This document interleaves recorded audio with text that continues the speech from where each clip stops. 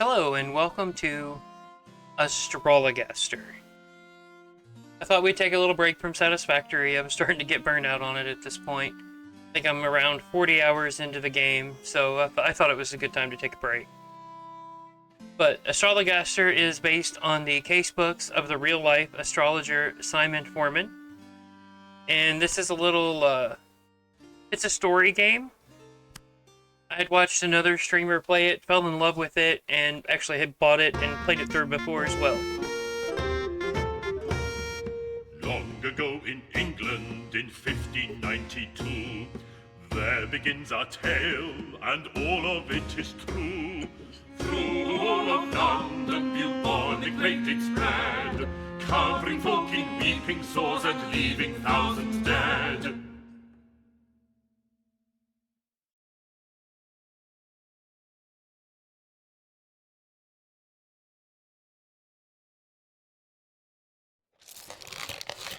From towns and cities, doctors they did flee, leaving their patients to die in misery. But one brave doctor stayed when all the cowards fled, might have to be because he was too sick to leave his bed. Alas, 'tis my final hour. I will surely die. I am too far gone to recover, and for the plague there is no cure. Unless a cure might be found in the stars.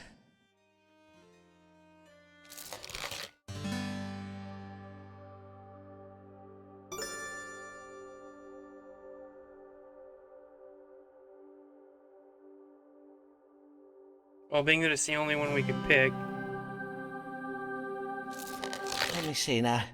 According to the stars, the way to cure the plague is to treat the fever it provokes. Oh, can it be true? Might a disease so monstrous as the plague be cured by treating it as if it were an exceeding bad fever? Then I must use powerful herbs to bring the fever to crisis and break it. Let me see now. Angelica and dandelion for heat, borage to provoke sweating, infuse them in wine, strain and distill the mixture to produce a most powerful strong water.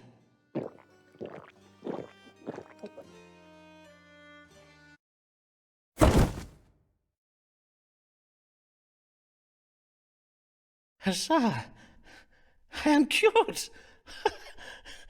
I shall now go forth with my miraculous strong water to cure all London of the plague.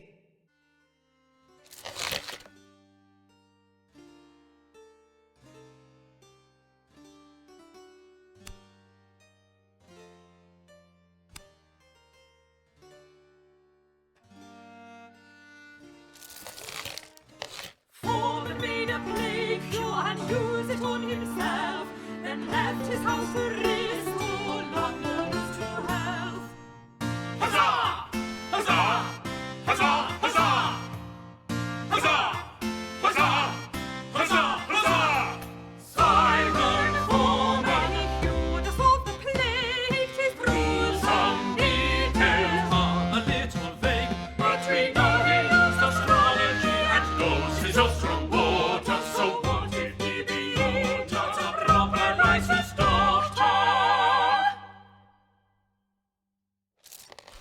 Here comes a lady queer and a little warily. Her name is Avis Allen, what can her trouble be? God give you good day, madam. How may I? Are you Mr. Foreman? Mr. Simon Foreman, the doctor? Aye, madam, I am indeed Dr. Simon Foreman. I bid you welcome to my consulting chambers. Mistress... Allen, Mistress Avis Allen of Lambeth. Pray tell me your age, if you please, madam.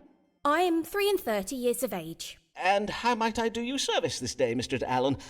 Pray describe your troubles to me. Well, the pain started full late last eve upon retiring to bed. Oh, not that I am in the habit of retiring so late, but my husband did desire a special supper of cold meats to celebrate and give thanks for In any case, it started in the night and it continued until dawning. That being the pain in my head and the chundering. A moment whilst I make note of this. Headache and involuntary purging. Is that all? Aye, that is all. And thinking on it, my complaint does seem most trifling. And you are doubtless busy with important cases. Oh, like the plague! Yea, verily, mayhap I should not have come after all. Good day, Dr. Foreman. I beseech you pardon me, for I have wasted your time. Prithee, do not go, for I assure you, madam, your case verily is important to me. And 'tis important to you, is it not, Mistress Allen? Else you would not have come this day. Well, aye. Let us consult the stars now then, shall we?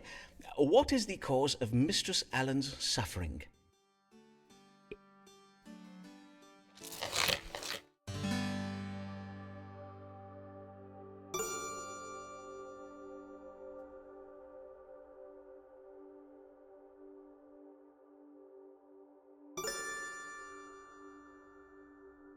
So our choices are evil digestion, or she is provoked by anxious passions associated with her being with child.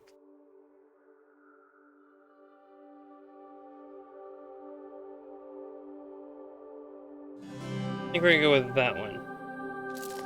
You are with child, Mistress Allen.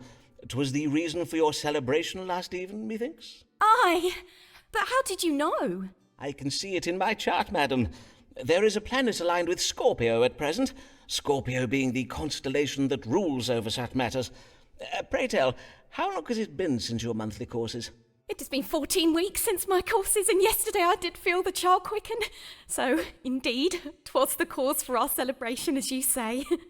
For I have been with child before, you see, but 'tis never. And Mr. Allen and I do pray this one will be born alive. There, dear lady.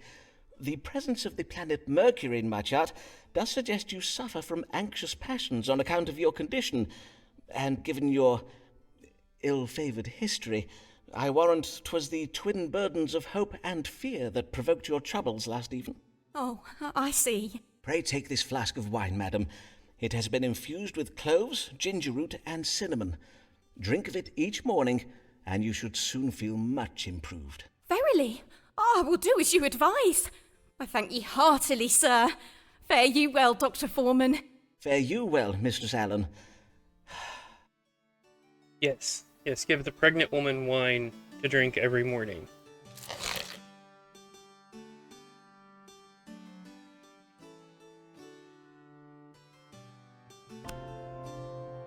And they will return for another consultation.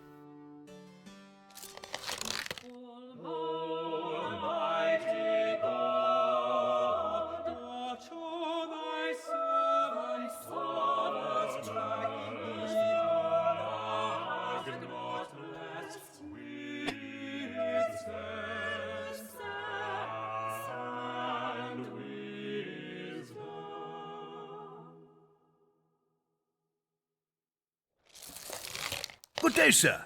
You are Simon Foreman, the physician, are you not? These are your rooms. Indeed, I am he, and well met, sir.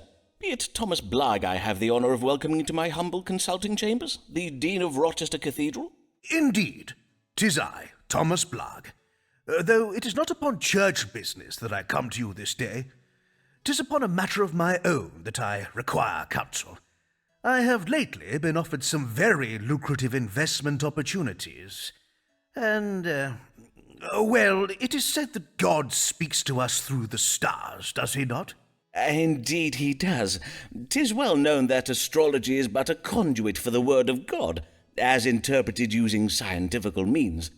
And now, these investments of which you speak, pray tell of them, if you please. 2 merchant ships will shortly set sail on very lucrative trading expeditions. I do not possess the coin to invest in both. Hence, I must choose between them. And I must choose very wisely indeed.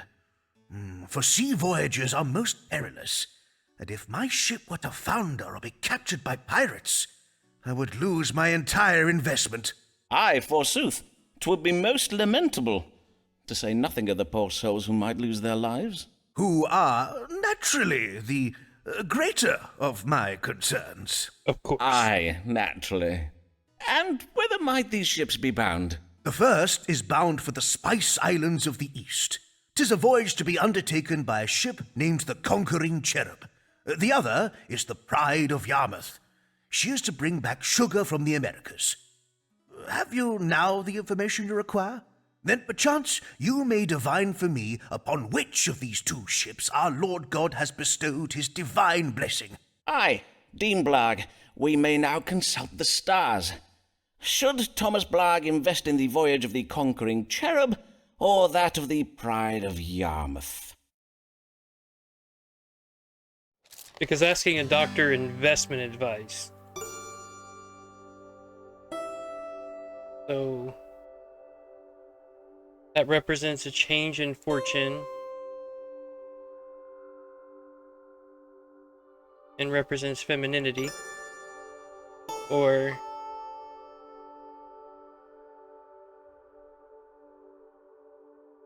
well, it says the ship's name should evoke a child who is victorious in battle, and this is House of Children. It says this represents victory.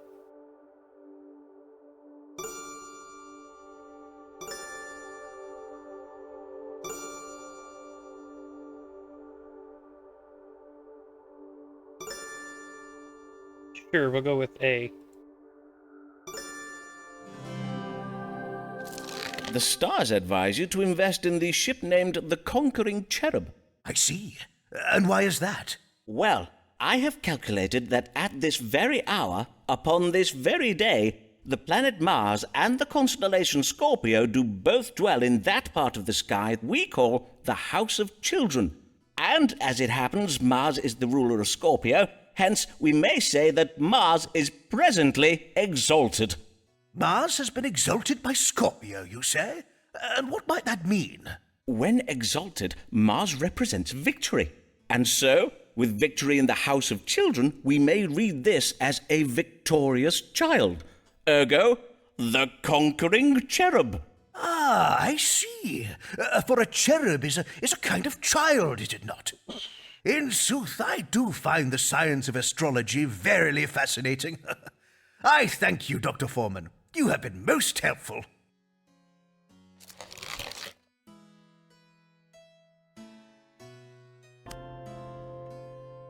And they're going to return for another consultation.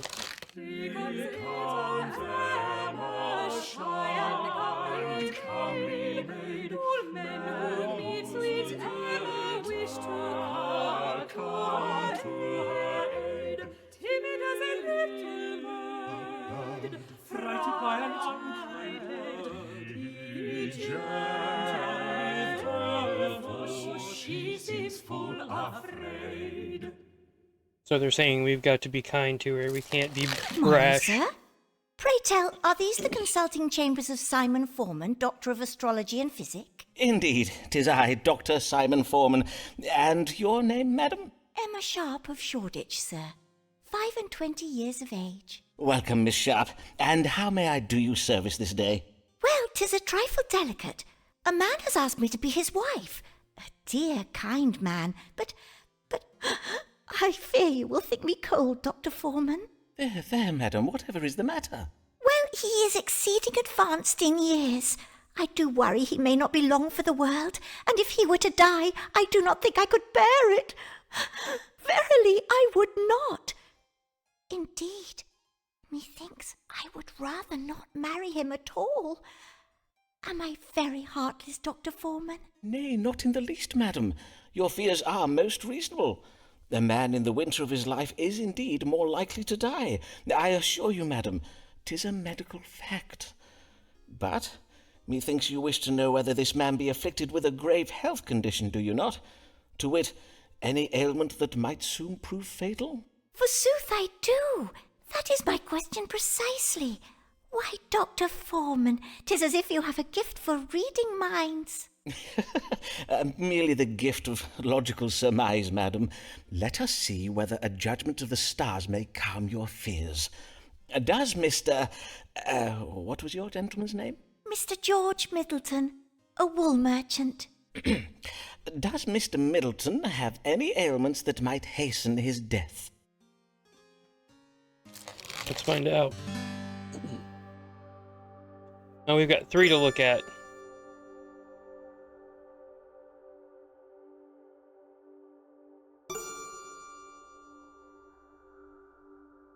He suffers from dropping down of the piss. And if he gets too high, or gets too high up, I guess.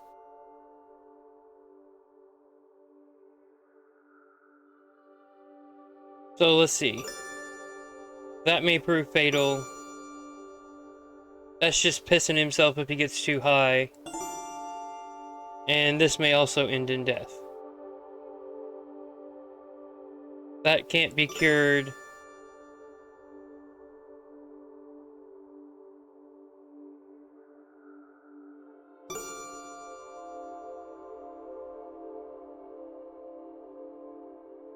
And that just suggests fear of heights, and he pees himself.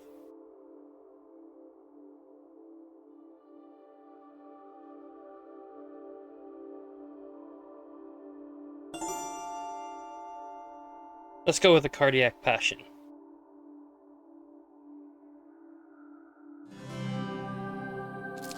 I am She already full said she didn't sorry, want to marry madam, him.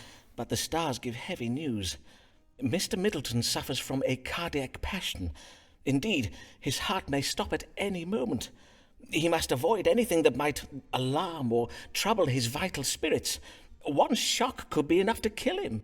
Oh, woe, alas, poor Mr. Middleton. Oh, she likes I that. thank you for your kind understanding, Dr. Foreman, and for your discretion in this matter. I will at once to my family go and beseech them not to make me accept Mr. Middleton's proposal. God give you good day, Dr. Foreman. I'm sure that's what she's gonna do. Oh, we didn't... Oh, yeah, she's gonna return for another consultation. Okay. Beware, is the man treating you, a qualified, licensed doctor. London has lately been importuned by low-born charlatans, claiming the title of doctor. These men have never attended university, and therefore cannot be trusted. Any man found to be practicing medicine without a medical license shall be prosecuted to the fullest extent of the law. Dr. Richard Smith, President, College of Physicians. Murdering would those doctors come. Murdering those doctors come. Murdering one fine day. Those doctors will they slave Those for doctors me? will Oh, they will they slave for me? Slave for me. Oh, will they send him to jail? They send him to jail. What is the meaning of this warning being put about by the College of Physicians? Do they mean to do me harm? It is true that I do not have a medical license. What am I to do? Mayhap the stars will advise me.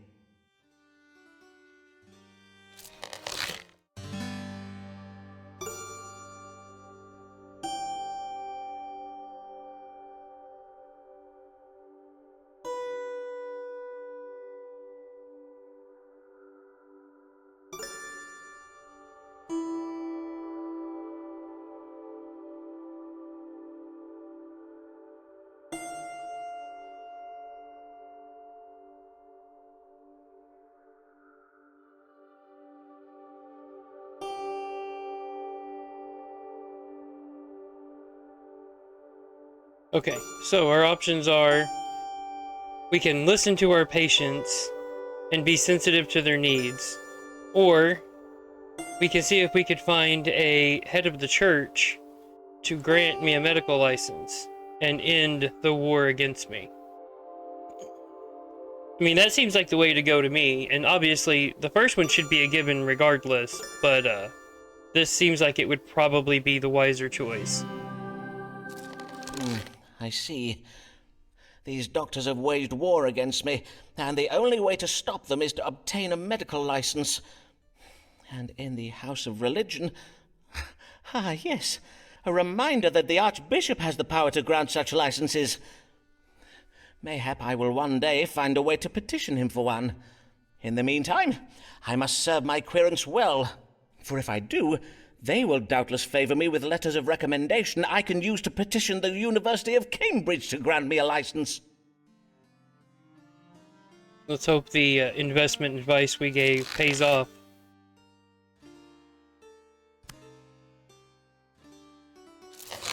Who's this man at the door who we've not seen before? Who's this man at the door who we've not seen before? Who is come to inquire dressed in such strange attire? Tis Signor Ferraro.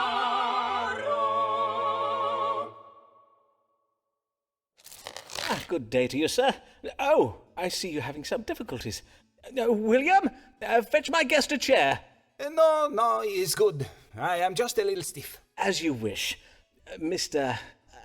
Signor Riccardo Ferraro. I am a gentleman of Venezia, come to make a trade in London. Venice? 'Tis a fine city, I hear. And how may I do you service this day, Signor Ferraro? I am come with una problema medicale, and you are most great dottore who does cure all London, huh? You cure Ferraro too, see? Forsooth, I will seek to do so, Signor. Pray, describe your complaints, if you please. Is burning when I make the water. Pain during urination? See, and is pain down here. Molto pain. And pain in the lower back. Now, let us see what the stars can tell us. What ails Signor Riccardo Ferraro?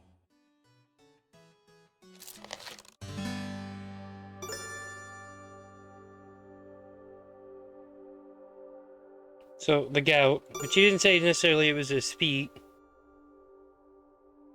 Kidney stones. Kidney stones would make sense. Or dysentery. But that says faintness and oily stools, which it is not. So, we're going to go with kidney stones. 'Tis a case of stones in the kidney, I regret to say. But worry not, Signor. I will give you an ounce of my strong water to dislodge them. Drink this entire flask when you rise at dawn tomorrow. You may then expect to evacuate the stones by way of your privy member within just a few hours. Ah, your famous strong water. This water 'tis said to cure the plague, huh? I thank you, Signor Foreman. And now Riccardo Ferraro bids you good day.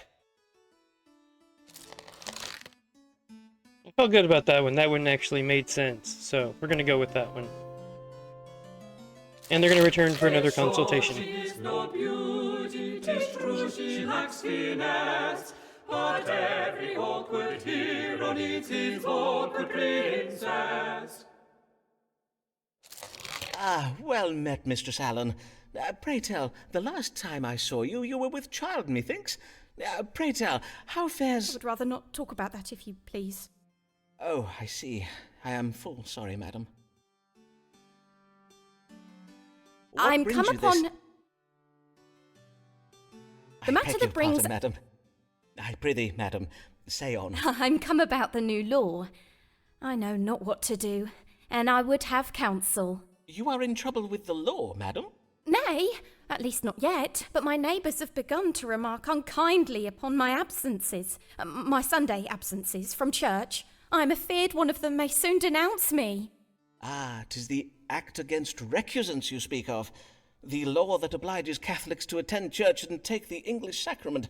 You are of the Catholic faith, then, I take it? I, a Catholic, but as well a law-abiding woman and a full loyal subject of the Queen.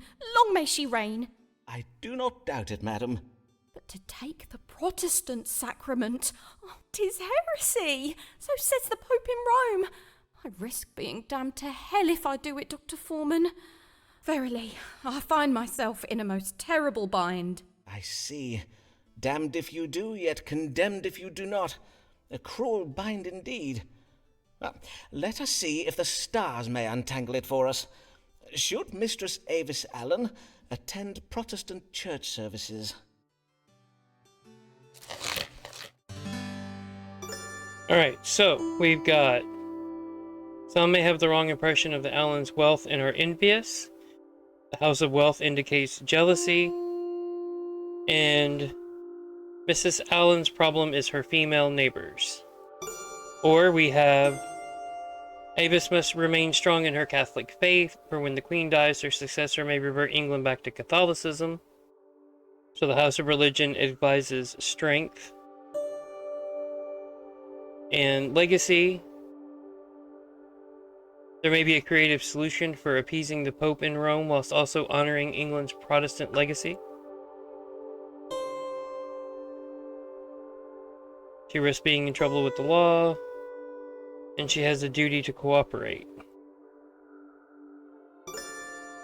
So this one is blame it on the neighbors, or this one is find a legal loophole, or a religious loophole. We'll go with that one. I fear the stars confirm your fears. You must attend church every Sunday, lest you risk being prosecuted for being a recusant. Oh, but then what of my soul, Dr. Foreman? Methinks I have a solution for that, madam. If you were to cross your fingers behind your back during the service, any Protestant oath you swear would not count. Of course. Of course, you must be sure to stand at the back of the church while doing so that only God may see, and no one else. Forsooth, what an ingenious notion! Oh, Dr. Foreman, you have saved me. You are so wise, sir. 'Tis so. Verily, 'tis most admirable. But, dear lady, 'tis you who is to be admired. The strength of resolve, your devotion to your faith, and your... Madam, would you care to see my collection of Venetian glassware? I think What? I would. Indeed, Uh-oh. I would like that very well. Oh my.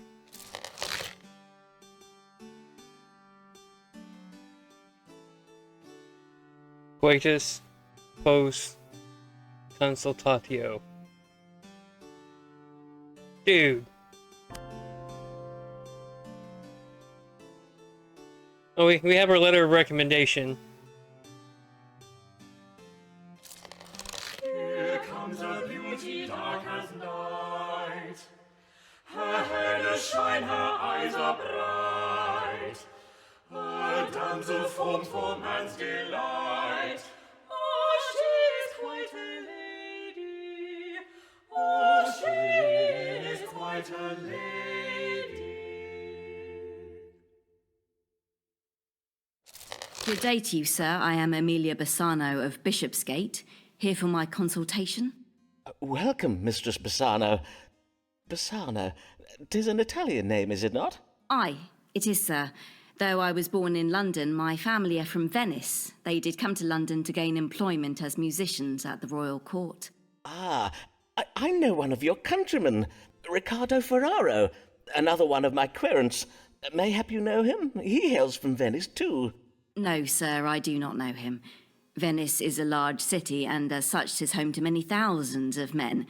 And as I did mention, I was born in London. Aye, of course. Mayhap we turn our thoughts to what brings you hither this day. Have you a question for me? Aye, sir, I wish to know what afflicts me, for my belly does begin to swell, and lately I oft find myself chundering after meals. Swollen abdomen and involuntary upward purging. Well, now, let us consult the stars to judge the cause of these troubles. What is ailing Mistress Amelia Bassano?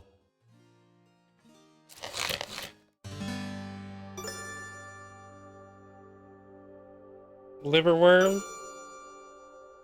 She's with child. Or she's got a crick in the knees. So we can call her fat. We can say she's caught a liverworm. Or we can tell her she's pregnant.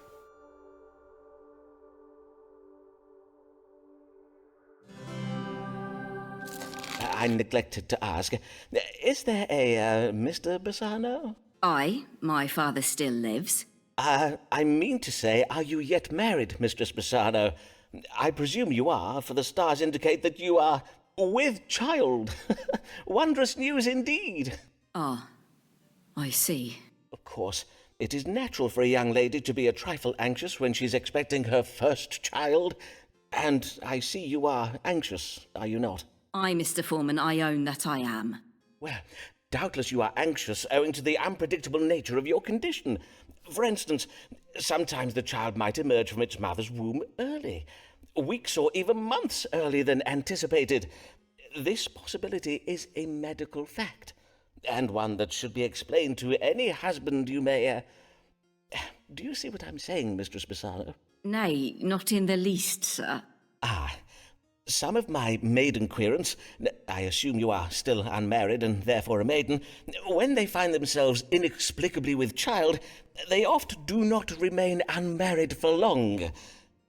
I advise you to discuss this with your family without delay, Mistress Bassano. Doubtless they will be keen to make the arrangements for you. I see. Yes, of course. I must lose no time in finding a husband. I thank ye, Dr. Foreman. Good day. Well, it was positive. She didn't sound excited, but... yeah, she said she'll come back.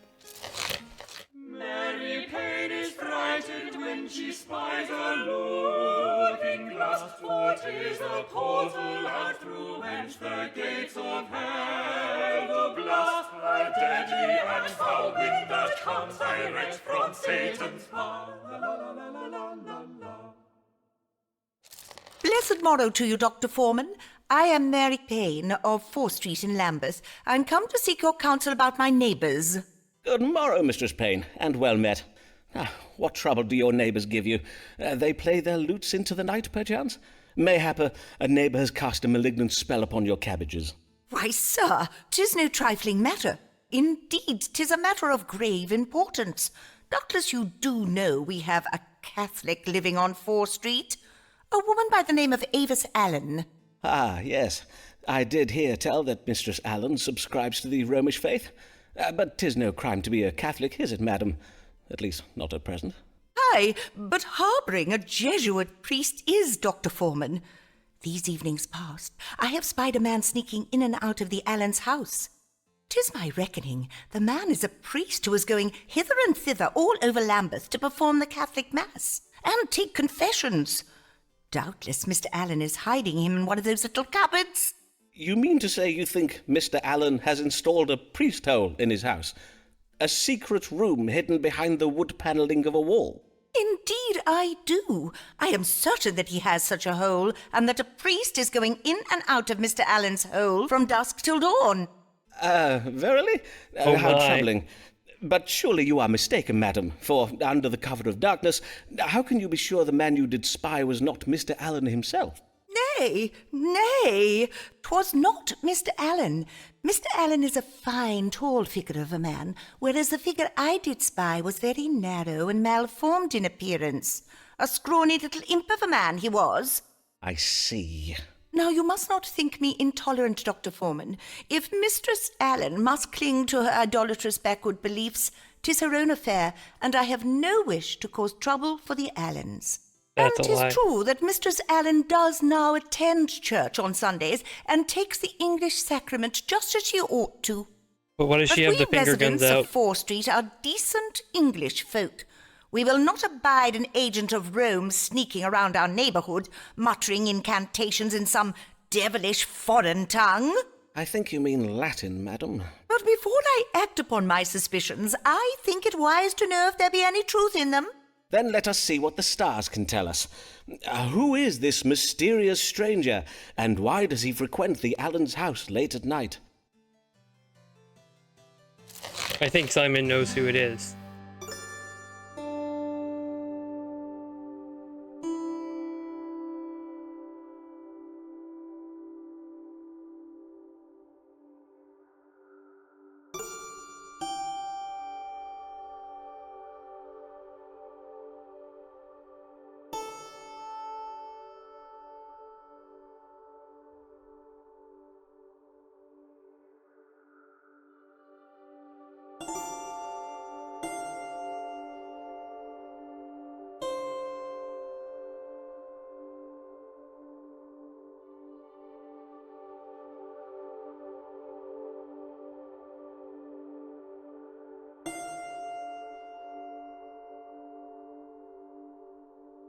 So, see, we say, yeah, it is a priest. B, it's somebody slipping in to help Mrs. Allen get pregnant. Or it's someone trying to break into their house.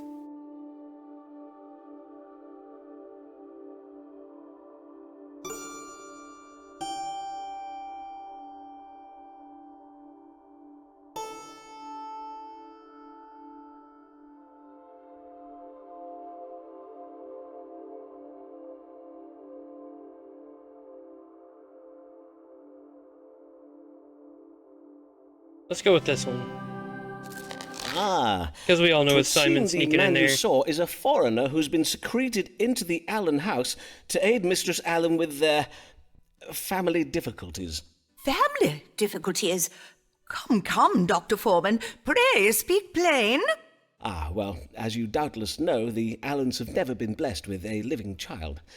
Mayhap 'tis the belief of Mistress Allen that the seed of a foreigner would prove more powerful than the, demonstrably less successful seed of Mr. Allen. Then 'tis naught but adultery, fornication with a foreigner. Mistress Allen will pay dearly for such sinning. Her soul will be damned to an afterlife beset by the exquisite tortures of hell's capricious demons. Aye, well, according to Scripture, that is technically true. But to harbour a Jesuit priest is a far greater evil. We must be glad that Mistress Allen commits naught but the sin of adultery, conducted late at night, with a man who gives forth strong foreign seed. You have given me much to think on, Dr. Foreman. Oh! Blessed day! I am glad to have been of service, Mistress Payne.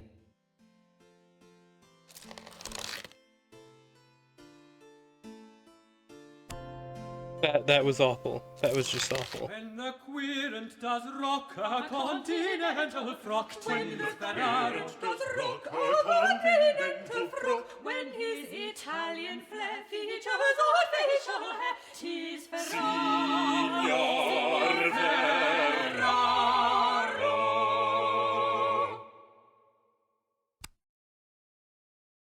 Oh, it shows the letters of recommendation. And then this is... okay. That's the pause menu. God give you good day, Signor. And how may I assist you?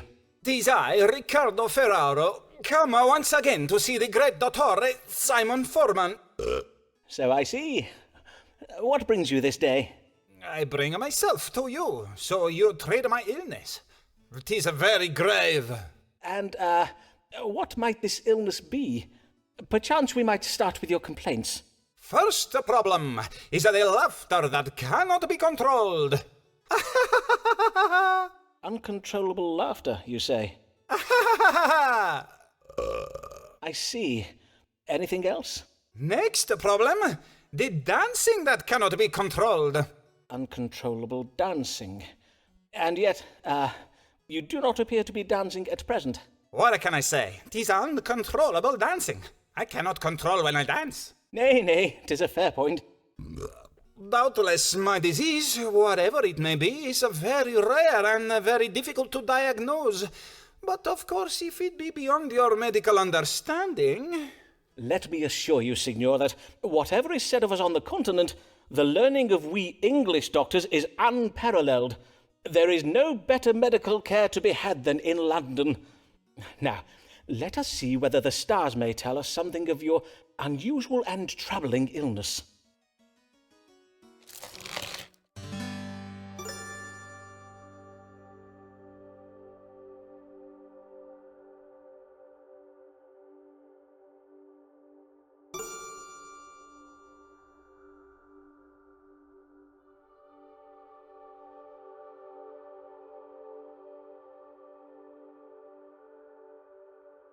He was belching an awful lot. Like, that was pretty obvious. Oh yeah, it's selected, so you can't change anything Sounds to anyway. me like you're experiencing pain in your stomach. But how did you know this? Indeed, methinks you are stricken with a bout of colic. Most doctors do advise upward purging, but I have found the dog cure more efficacious in cases of colic. The dog cure? Aye. First you must find a dog lying idle on the ground. On any street in London you will find such a creature. Then you must kick the dog away, lower your breeches, and then make water upon the spot where the dog did lie. If you say so, Signor Foreman. If we were not on English soil, of course, I would have said you were bitten by a tarantula. But there be no such spiders in England. Our weather is much too cold for them.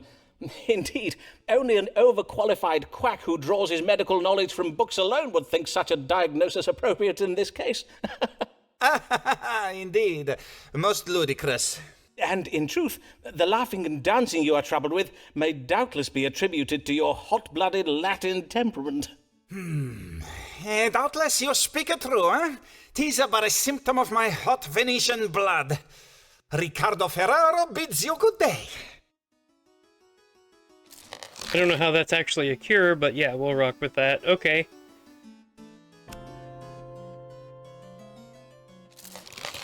Why does this lady feel confined?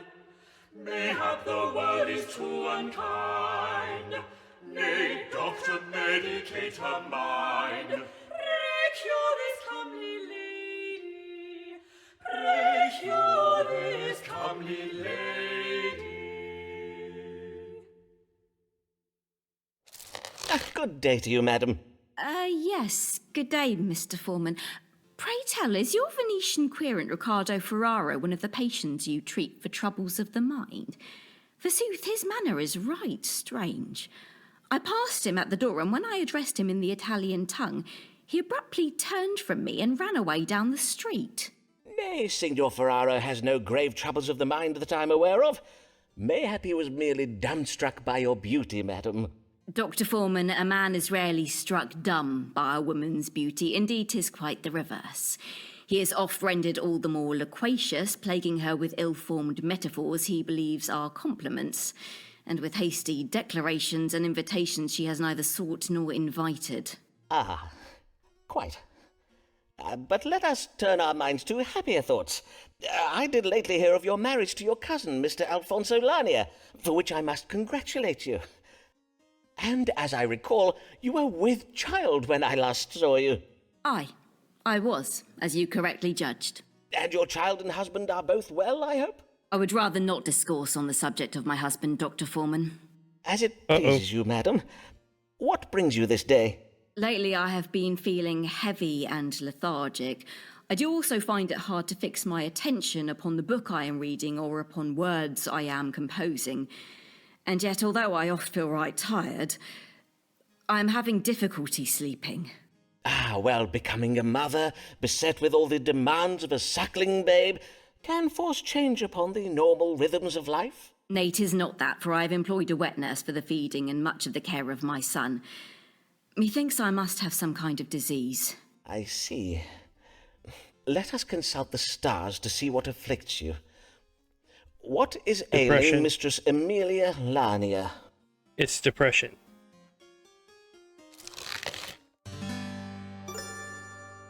Melancholy. Phlegmatism.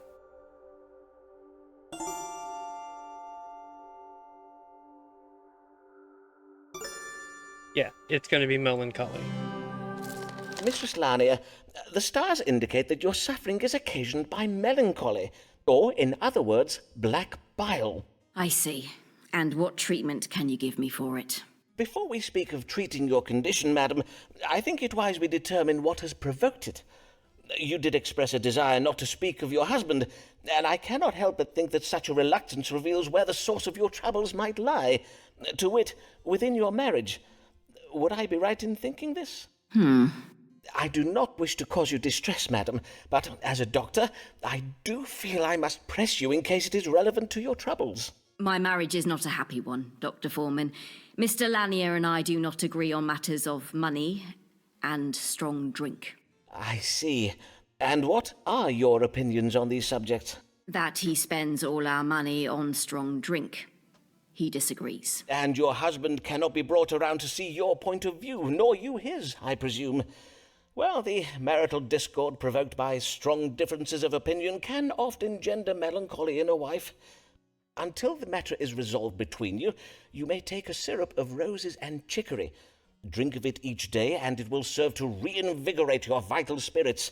I will also have my manservant William bleed you of some of that excess bile. I thank you, Dr. Foreman. William, come hither and bleed Mistress Lanier. Oop, there we go.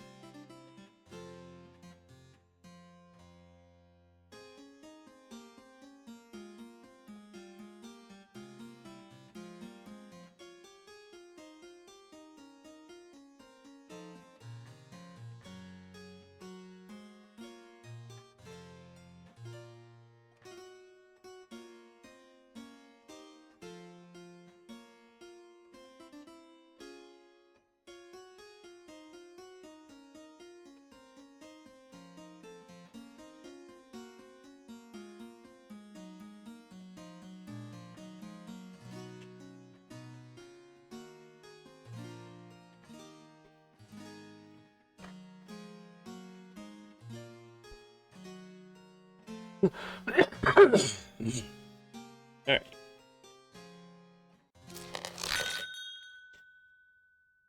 Sir, I thank you for your recent inquiry with regards to obtaining a license to practice medicine. I note from our records that you terminated your enrollment at our institution some years ago on the grounds of insufficient funds. Whilst we do not ordinarily issue medical licenses to men who have not first completed a medical degree, proof of equivalent professional experience in the form of letters of recommendation may be taken into consideration. A minimum of 8 such letters of recommendation is customarily required. I advise you write to us once again you have obtained the requisite number of letters. John Cowell, Vice Chancellor, University of Cambridge. What is their relation? We are no longer sure. Seems Foreman's now a patient, and Avis is the cure. So basically, he's thirsty for some Avis out. Ah, my dear Avis, what a pleasure it is to see you. I have oft thought of our last... I cannot tarry long. My husband will be expecting me home. Of course. But, dear lady, is something the matter? Of course. Do not all your querents come with a matter they wish an answer to? Well, yes. I wish to ask of the stars whether a man I am close with, a man who is not my husband, whether that man be also close with another woman. A man you are... I see.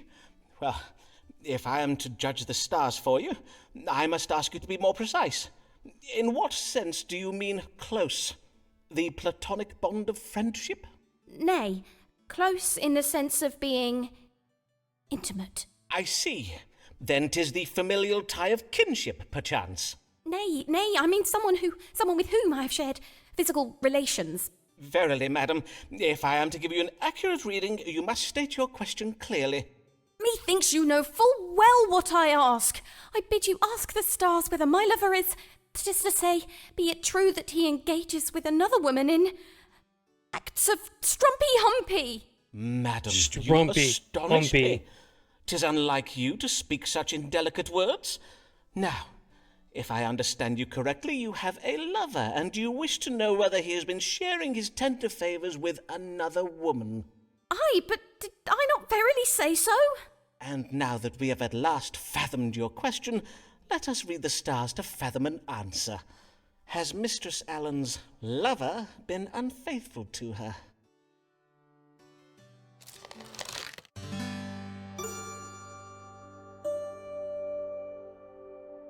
Agreeableness.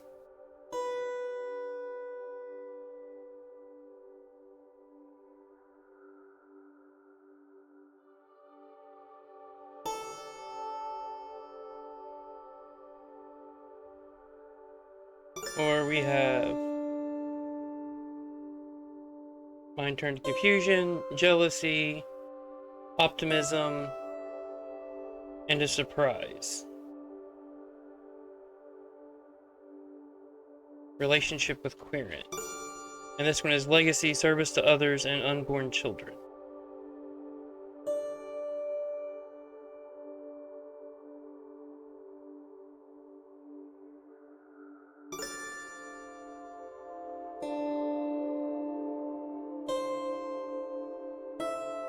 Yeah, this is the one we want. The stars are most clear, madam. Your lover has not been coupling with another woman. He has not. Forsooth, the stars say that your mind has been turned by jealousy and confusion. Now, if there is nothing further, madam... Oh, how relieved I am to hear you say this. Oh, Simon, what a fool I have been not to trust you. But you... this lover... 'twas me all along? You were not speaking of some other man?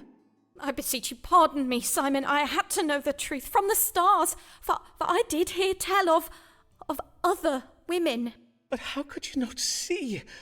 No other woman is to me so dear and verily Is it not clear to you that I... Do you verily, Simon? Oh, my dear, sweet Avis. Uh-oh, he's banging a married woman. That's not gonna go well. But we got our letter of recommendation. Really had to put some work in for that one, though.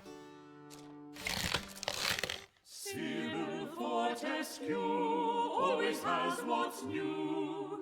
Far ahead of friends of her friends. She oft gets her hands on goods from foreign lands. That Captain Fortescue sends. Good morrow, madam. I humbly welcome you to my consulting chambers, and thank you for choosing my practice. Mistress... Fortescue. Mistress Sybil Fortescue. Well then, Mistress Fortescue, what may I assist you with this day? I come upon a most troubling matter, sir. I know not whether it is a medical matter or something else. I see.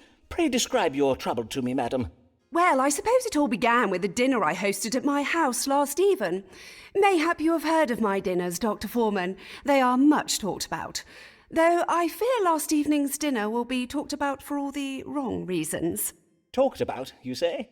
Yes, indeed, invitations to my dinners are much sought after, for I host the most desirable of guests, lords, bishops, poets, explorers, painters, and the like. Why, last eve I hosted the famous Robert Lord Devereux, the playwright William Shakespeare, and the Bishop of London and his wife. As well as fascinating conversation, at my table I serve the very latest and most original dishes. Last even, I served an exotic green vegetable called a potato. So crisp and refreshing. My dear husband sent them home to me from the New World. Doubtless you have heard of my husband, Captain Fortescue. He is a great friend of Sir Walter Raleigh. I see. Your dinners do sound most excellent, Mistress Fortescue. But what occurred at last eve's dinner that has you so distressed? Well, in truth, 'twas after dinner. We all felt a strong desire to take some air, and so we left the table to take a turn in some pleasure gardens nearby.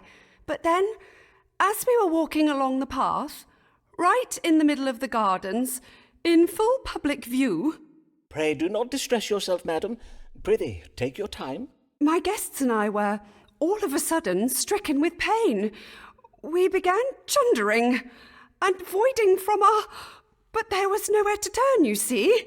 There were no bushes close by to shield our modesty. 'Twas unspeakable. A moment, madam, as I note this down. Abdominal pain and simultaneous upward and downward purging of a most sudden and violent nature. Now, let us see how these stars explain this most distressing and unsavoury event. What troubled Mistress Sybil Fortescue and her guests last eve? They ate green potatoes. Evil digestion. Chilly cold. Wandering hands. Yeah, no, it's evil digestion. You ate green potatoes. Madam, I think you said the New World vegetables you dined upon were green in colour, did you not? And you described them as crisp and refreshing, I think. I take it then that you served them to your guests green and raw? Yes, indeed. Most of the potatoes my husband sent me were full dull and unhealthsome in appearance. Hence I served only the green ones. I had my cook cut them in such a way as to resemble roses. 'Tis the way I oft serve my apples. Ah, then your trouble was a severe case of evil digestion. I have read that these vegetables can be noxious if they turn green. Oh, my days!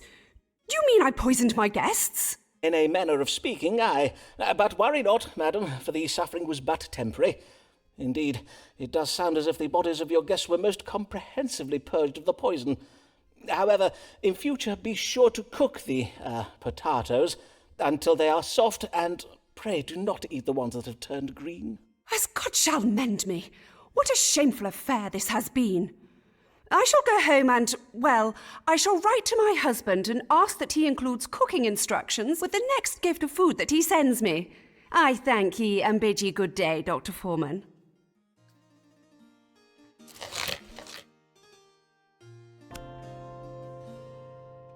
Quite a good recommendation on that one. Here comes a literary mind, one such as we do rarely find. Just needs a man to be behind, for she's but a lady. Good evening, Miss Lanier. What brings you? I am come about my future, Dr. Foreman. I wish to know whether I will find success as a writer of poems and plays. You can predict futures, can you not? You, madam? A writer of poems and of plays? Forsooth, how verily remarkable. Well, 'tis true most of us Bassanos and Laniers are musicians, but I have chosen a different path. I've lately begun a collaboration with a poet and playwright. Let us call him Mr. S. He is presently writing a play that takes place in northern Italy, and as I am of Italian heritage, he has asked me to help him write it. How interesting. And does this collaboration betwixt you go well? Right well, or so methinks. Indeed, Mr. S. did suggest that I am full talented as a writer. Be not afraid of greatness, he told me. For once our play opens upon the London stage, our success will follow, as night follows day. I see. Then what would you have me ask the stars, madam? Well, I've noted that Mr. S., although a brilliant man, is oft prone to exaggerated melodrama and implausible plot resolutions. I wish to know whether this story of his, of our future success, is true. Very wise of you, madam. Then let us see whether your success or failure is writ in the stars. Will Mistress Amelia Lanier find fame and fortune as a writer?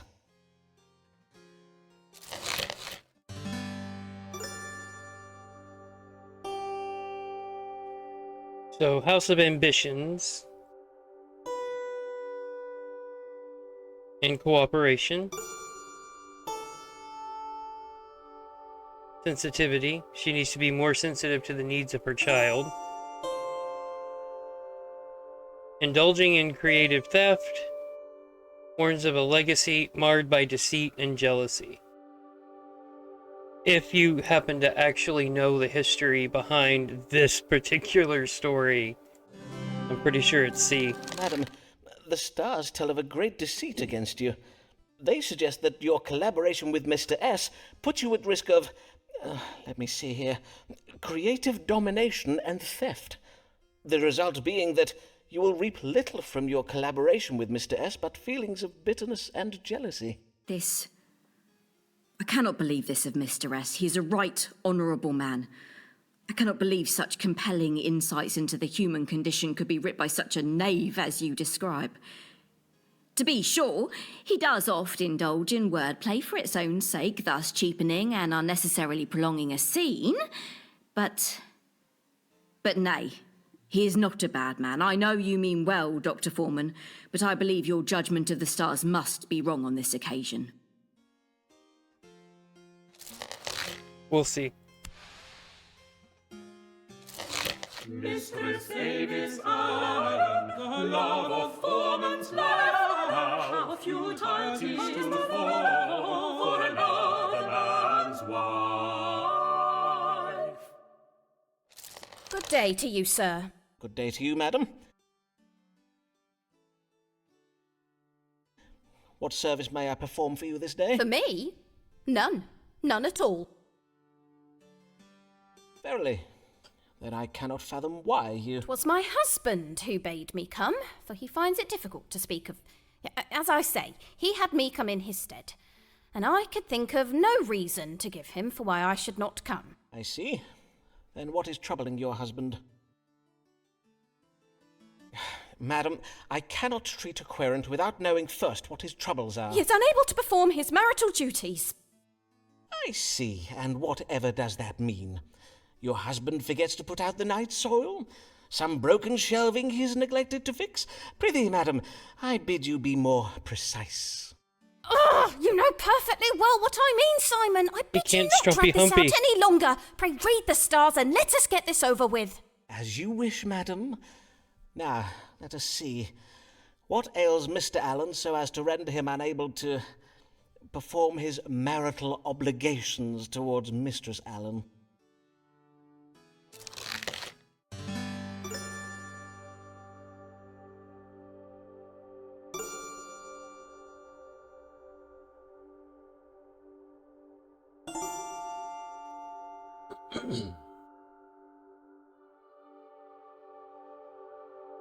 So, is it his hips? Is he cold in the heart? He no longer loves his wife?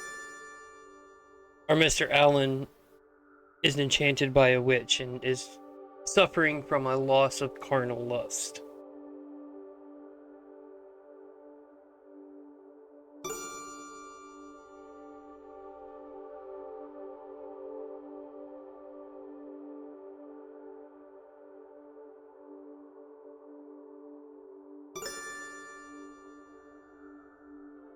Let's go with this one, since he can't bear her a child. Mr. Allen is afflicted with a cold in the heart, caused by an imbalance of black bile. The treatment for this is quite simple. You have merely to add boiled snake to your husband's diet. Oh, that is... 'Tis your full judgment on the matter, then? Yes, he is to eat boiled snake flesh. Be sure to gut the snake first, however. Then I will pass these instructions on to my cook. Well, I'd best be going now. Nay, prithee, bide a moment, if you will. The snake flesh cure, 'tis often effective, in truth. 'Tis also my judgment, as a physician, that for a wife to be so neglected, 'tis most unhealthsome. And so... Oh, Simon. Oh, Avis. A little strumpy humpy. While he eats on some snake flesh. Yeah, coitus post consultatio. Coitus post consultatio. Actually kind of hard to say. What doctors against him do make war? Doctors against him do make war. He makes love without a care. 'Tis true, Avis is not his by law. But in love and war is fair. But in love and war is fair. Last even, 'twas like a dream. Never in my life have I felt so. Oh, my sweet Avis, 'tis true you are married, but surely a love as great as ours can transcend such earthly impediments. Dare I hope for... Nay, 'tis most unlikely. Or is it? Forsooth, there be no harm in asking the stars. Might Avis Allen one day be mine?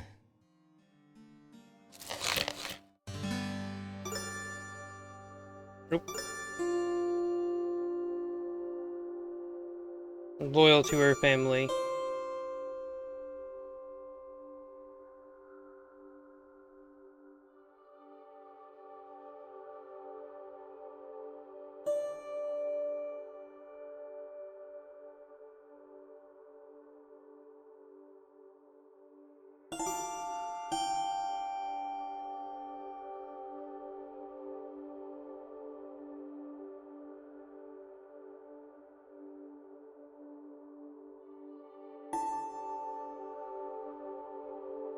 So C makes him paranoid. B is legacy and marriage.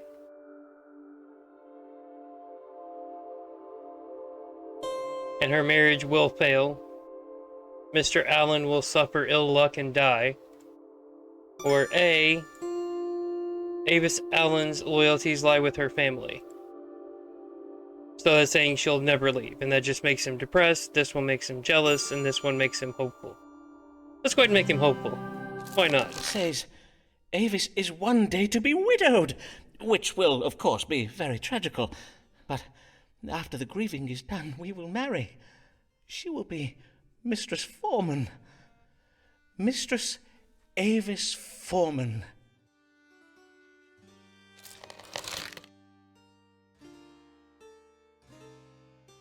Alright, I'm gonna go ahead and leave this episode here. We're rolling up on an hour, so I think this is a good place to leave it. So hopefully you will come back and we will finish up Astrologaster tomorrow. But I'll see you in the next one. Alright, we're back right where we left off in the last episode, and let's go ahead and see if we can finish the game. I'm going to return to myself for another consultation, by the way. Oh, Thomas Blake is back.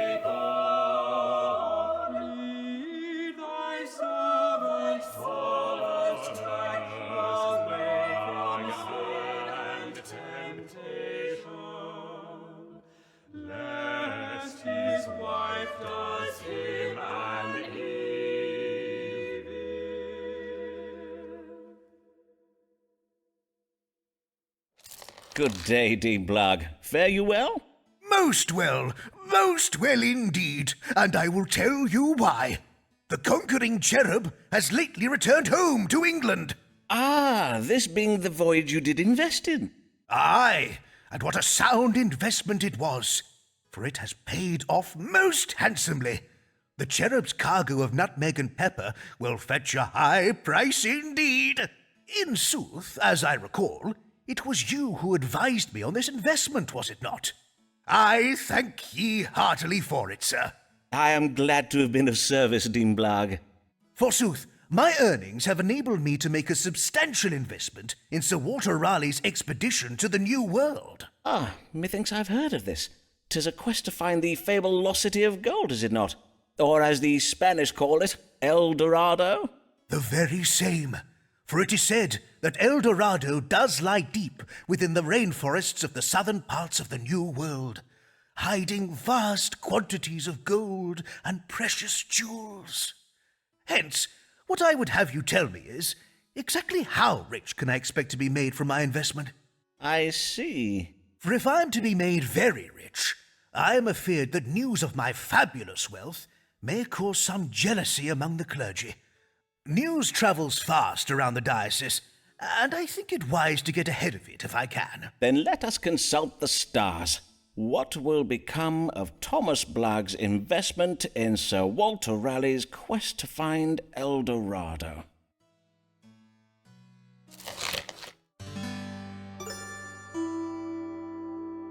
House of Finances represents unhappiness, confidence, instinct, and stubbornness, and violence.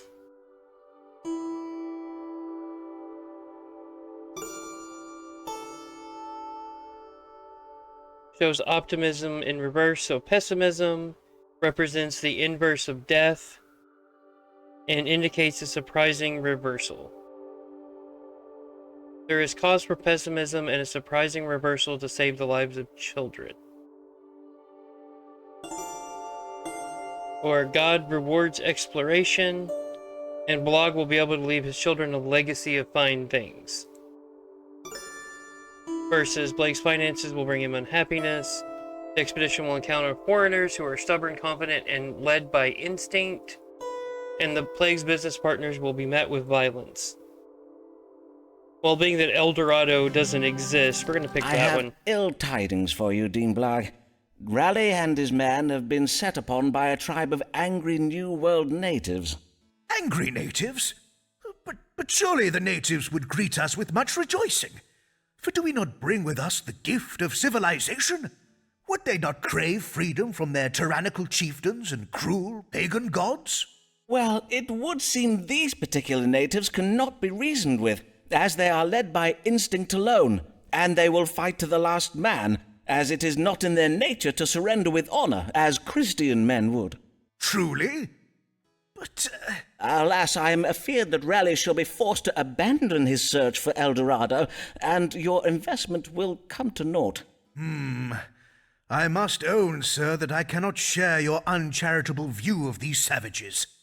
They may be heathens, but are they not still God's children? I will now take my leave, that you may engage in quiet reflection upon the spiritual dimensions of this question. Yeah, we get a negative for that one. Yep. And tulip bulbs. There was a guy that invested in tulip bulb futures and had the potential to make a lot of money, and I'm pretty sure it all went absolutely sideways on him. But I'm guessing that's probably a Easter egg to that. When the symptoms are and the questions are queer, melodies are strange and ease are tis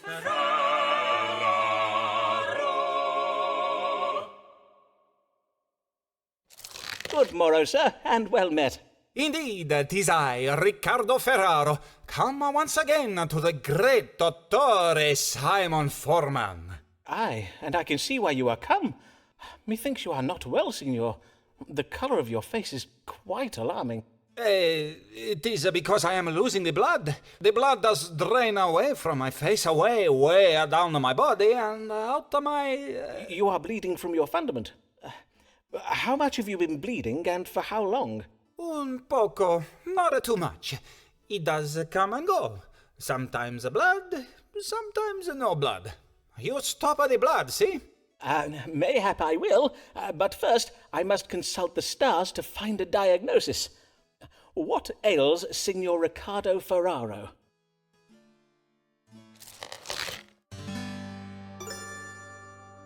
Hemorrhoids, which are swelling in the anus and rectum.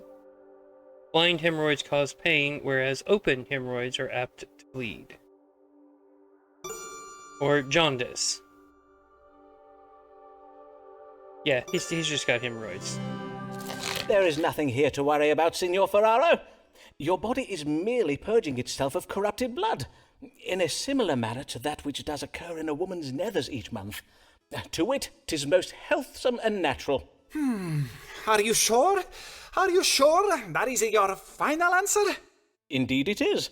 I do assure you, Signor, 'tis the very latest medical thinking on the subject of hemorrhoids. You are welcome to procure a second opinion, but I warrant you will find that most doctors in London will tell you the same. Then Riccardo Ferraro bids you good day, Signor Foreman.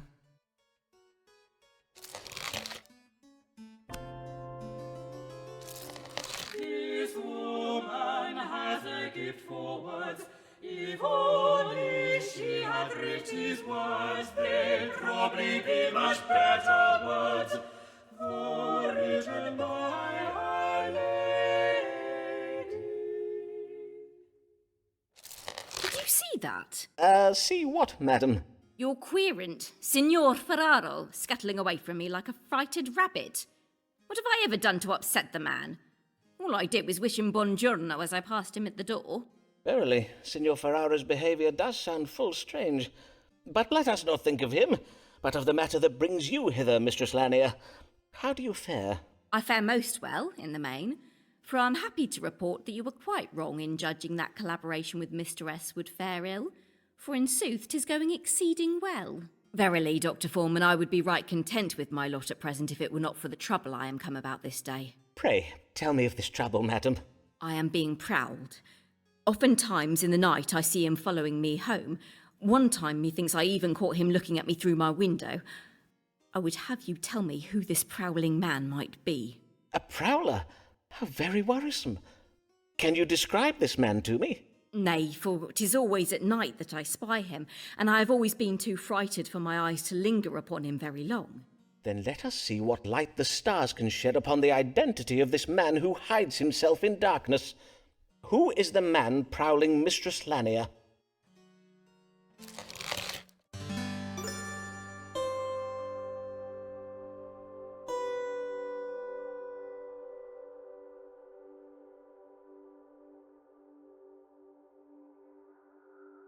So A, we say it's her husband.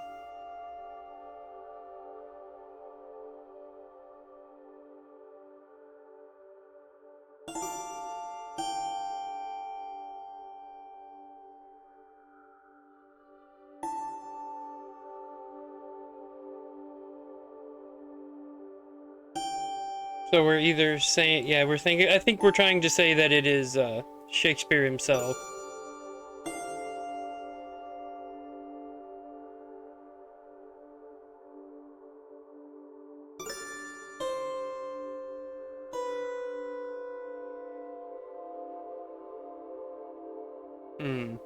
Yeah, let's just blame it on her husband. Madam, how have relations betwixt you and Mr. Lanier been of late? Does he exhibit any signs of a cruel or controlling nature? Is he prone to violence? Aye, indeed, Dr. Foreman. My husband uses uncouth words, throws my books about, and even breaks chairs when he is in a temper. All the more so after he overindulges in strong drink. I am full sorry to hear it, madam, but it does solve our mystery, for the stars suggest that it is none other than your husband who has been prowling you. Verily, in truth, it does not surprise me. I will to home go and tell my husband to... Prithee, madam, for the sake of your safety, act not in haste. If confronted, your husband may do you harm. There is truth in what you say. Forsooth, if Alfonso would spend his evenings following me about, mayhap I leave him to it.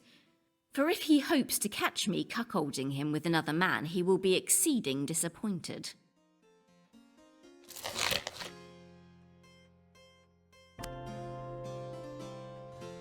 Hear ye, hear ye! Sir Walter Raleigh fails to find legendary Treasure City. Rumours say next Raleigh voyage is to Pot of Gold at End of Rainbow. Hear ye! So it didn't go well. Here comes Emma, so kindly she, To the frail and aged she offers sympathy. What is she for others have? Especially when they're born of wealth. Here comes Emma, so kind-hearted is she. So she's not a gold Mr. digger. Sharp. Good day, Dr. Foreman. But I am Mistress Delamere now. Mistress Delamere? But as I recall from my case notes... let me see now. 'Twas 3 years past. Aye, were you not hoping to marry a man named George Middleton? Oh, yes. I did marry Mr. Middleton. For though I did tell my family what you said about his condition of the heart, they quite insisted that I marry him. And truly, they were full wrong to do so, for just as you predicted, Mr. Middleton did verily die of his cardiac passion, mere months after we were wed. So soon. She liked that, dude. How She very liked that. tragical. I blame the Scotsman who took to playing his bagpipes below our bedroom window at odd hours of the day and night. Such a bothersome man. Betwixt him and the vipers Mr. Middleton discovered one morning nesting in his undergarments, I fear 'twas all too much for his poor, weak heart. She put snakes in his underwear drawer, dude. There, What there, the my hell? dear lady. How distressing your late husband's death must have been for you. Aye, indeed, Dr. Foreman, so much so that my friends urged me to marry again, lest I die of grief. But now that I am once more a wife, I would not wish to be widowed anew, and John Delamere, my present husband, is also an older man. Imagine that. Dr. Foreman, you must tell me whether there be any illness he has, whether there be anything I might do to save my dear sweet husband from an early death. So you let us can see then do what the stars opposite. have Got to it. say. Is Mr. John Delamere troubled with any condition that may cause him to die? Alright, so let's help her kill her husband. It's just a little murder. So, a cardiac passion as well. He's been bewitched. Or he has a sore throat. Yeah, sure, if you start putting vipers in his underwear drawer and have someone randomly play bagpipes, it's probably going to give him a heart attack. Madam, so there you go. I am afeard your new husband suffers from a cardiac passion. Oh, not Mr. Delamere as well? Aye, 'tis a common condition among men of a certain age. You must keep him away from anything that may cause him alarm or shock. To wit, changes in temperature, sudden noises and surprises, and bagpipes and snakes. Oh, I will, sir, I will indeed. I thank ye for this wise counsel. Good day, Dr. Foreman. I don't know why the audio just glitched and doubled, but okay. I'm wearing headphones, so it's not even speakers.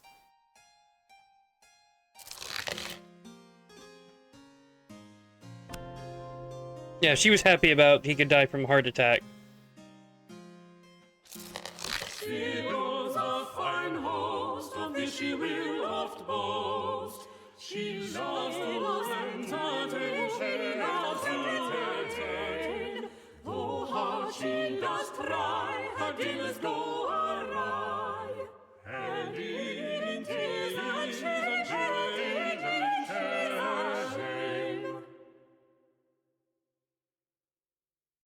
So what did she get a hold of this time? Good morrow, Mistress Fortescue. How may I help you this day?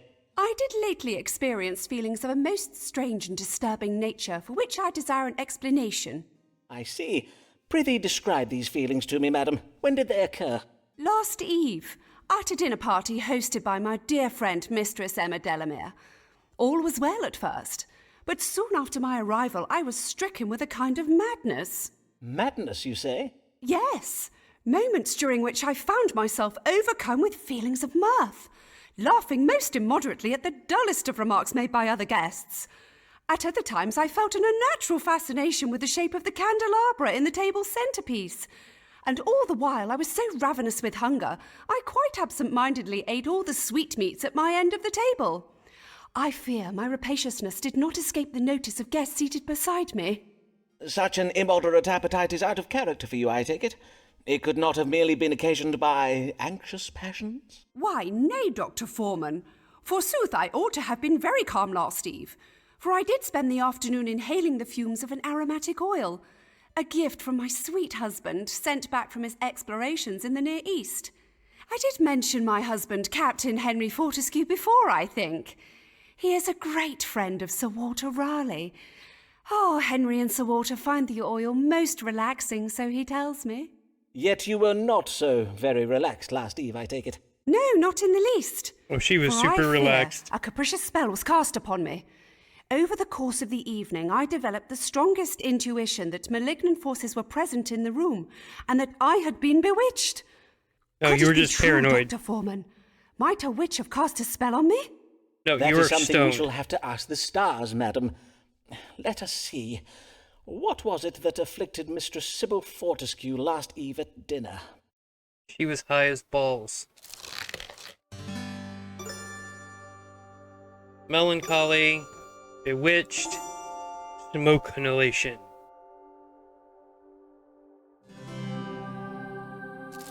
You were Now, high. madam, the oil your husband sent you. This was the first time you did inhale its fumes, methinks. Yes, the shipment of gifts from my husband did only lately arrive. Ah, then I think we have your answer. I have read some interesting tales of such oils and herbs of the Near East.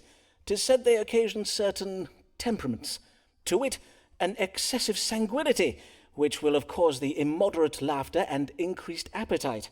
They can also provoke a narrowing of the mind, which would explain your temporary fascination with the candelabra, and I believe the fumes of this oil may also have been responsible for the notion that you have been bewitched. And the men of the Near East gain pleasure from this oil? They would render themselves foolish on purpose? Aye, indeed. Foreigners have many strange customs and desires that we cannot hope to understand. How fascinating! I thank you for this explanation, sir. Indeed, 'twill make for a most diverting tale with which to regale guests at my next dinner. God give you good morrow, Dr. Foreman. Yeah, dude, just pass it around. Everybody will eat and be laughing. It'll be great.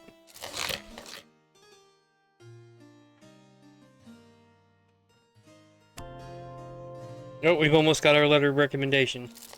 Another consultation. Will this one end in bed? Or will Mistress Allen slap him round the head? Ah, good day, Mistress Allen. What brings you this day?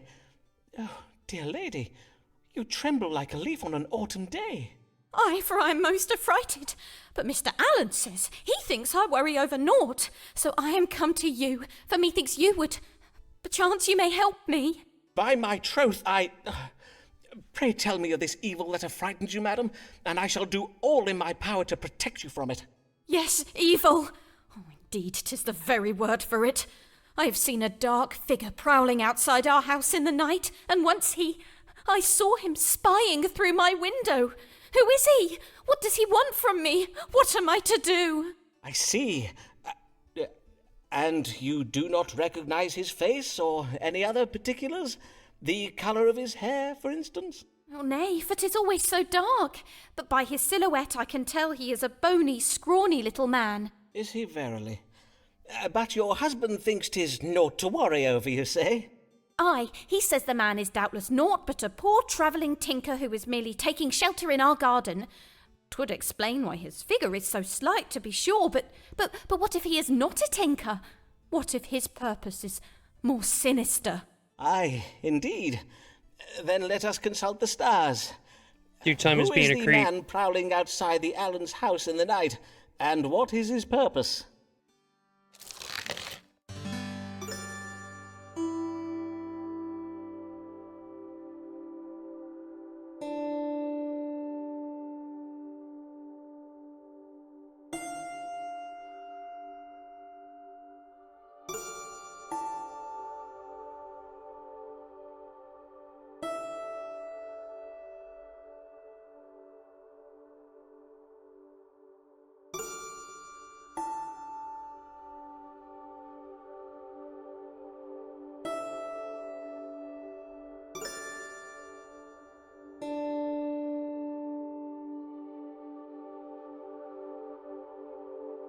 Let's go with B. The stars suggest the prowler is a secret foe of your husband. Does Mr. Allen have any gambling debts, perchance? Hold. Methinks I see it now. Ah, 'tis you! The prowler, 'tis you! Me? How now, madam? What an outlandish notion. So you would deny it? That you have prowled and spied upon me these last months? Prithee, Avis, you've got it all. I will not have it. I am not a thing to be owned. I'm not one of your prized possessions. I prithee, madam, put that down. Put it... Ah! Fie, madam! That was a priceless Venetian vase.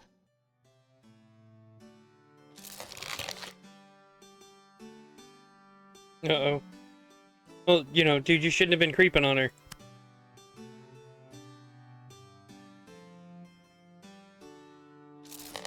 Who is this man who has on such a claim? Lately returned from his conquests in Spain. The streets of London resound with his fame.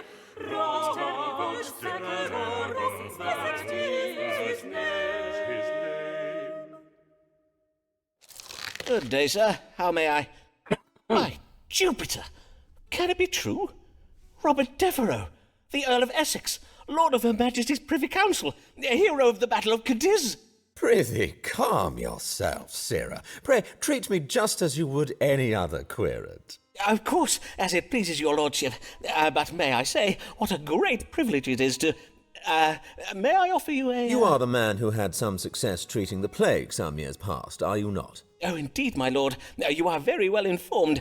My strong water did save many a Londoner from a most lamentable death. Then perchance you might have some cunning cure for me as well, for since I am returned to England upon having resolved that small matter in Spain, I find myself afflicted with the most vexing ailment. Oh, but your most glorious capture of the Spanish city of Cadiz was no small matter, my lord. All England talks of nothing else. Why, pamphlets recounting your heroic exploits are sold on every street corner in London. Mayhap they are. I know nothing of them. My single-handed victory against the King of Spain was but a trifling affair, and the least I could do for my queen and a grateful nation. But I fear vast riches and the hearts of many a Spanish beauty were not the only things I did capture while I was there. What else did you capture in Spain, my lord? I fear I do not grasp your meaning. If you would kindly show me where upon your body you are... As you see, this Spanish disease I caught has me oozing a most disagreeable substance. Methinks I have a fair idea of the nature of your affliction, but I must confirm the judgment with a reading of the stars. Let us see, what disease troubles Robert Lord Devereux, the Earl of Essex? Get the hammer.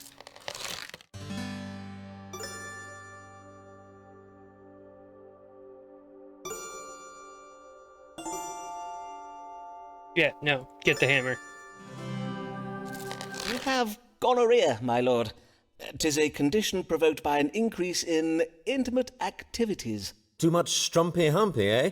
Well, 'tis true that since news of my victory got about, every wench from Southwark to Shoreditch wants a piece of my action, as it were. And how may this gonorrhea be cured? The most effective method is lead plate therapy. Usually this requires a man to lie in bed for many hours with a leaden plate positioned upon his privy parts, thus allowing the lead to impart its healing properties to the affected member. But, of course, men such as your lordship have no time to lie around in bed, which is why... Let me just fetch it from my cabinet. Which is why I invented this. And that is what? Some sort of wonder job, like the ones old men used to wear? Precisely so, my lord. 'Tis a codpiece that I had a blacksmith fashion out of lead. I invite your lordship to wear it under your breeches so that the lead may remain in contact with your privy member at all times. Indeed, until you are cured. How very droll this is. Verily, how old-fashioned. I will appear as hung as old King Henry Tudor. Mayhap I just wear it in my chambers. Good day, and please come again. If you need anything at all, I am at your service. So we sold him a lead codpiece. Oh, we got quite the ways to the letter of recommendation, so that's a good thing. Watch your lover, Avis, watch her night and day. If a woman has your heart, you cannot let her stray. Avis, I did not expect to see you this evening. Do you bring news? Aye, some very good news, at least if you confirm it for me. Methinks I am with child. How very wondrous. And, have you any idea of who might... Aye, verily, with child, but I dare not to. Forsooth, what if it be naught but false hope? Then let us ask the stars without delay. Is Mistress Avis Allen verily with child?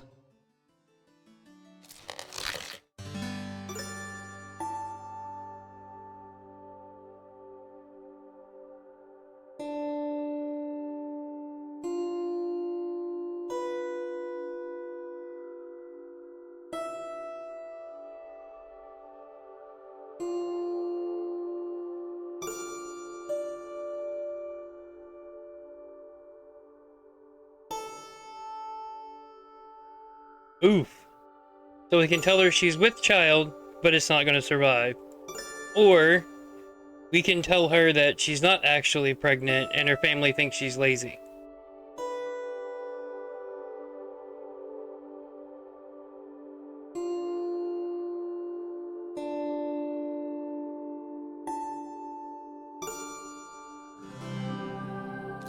Madam, the stars confirm that you are indeed with child, and that the father is... Oh, joy! Simon, is it not wondrous? You and I are to be blessed. Hold. I am not finished. The stars also reveal the identity of the father. There is no need to read the stars for that, for surely 'tis obvious that you... Prithee, admit it.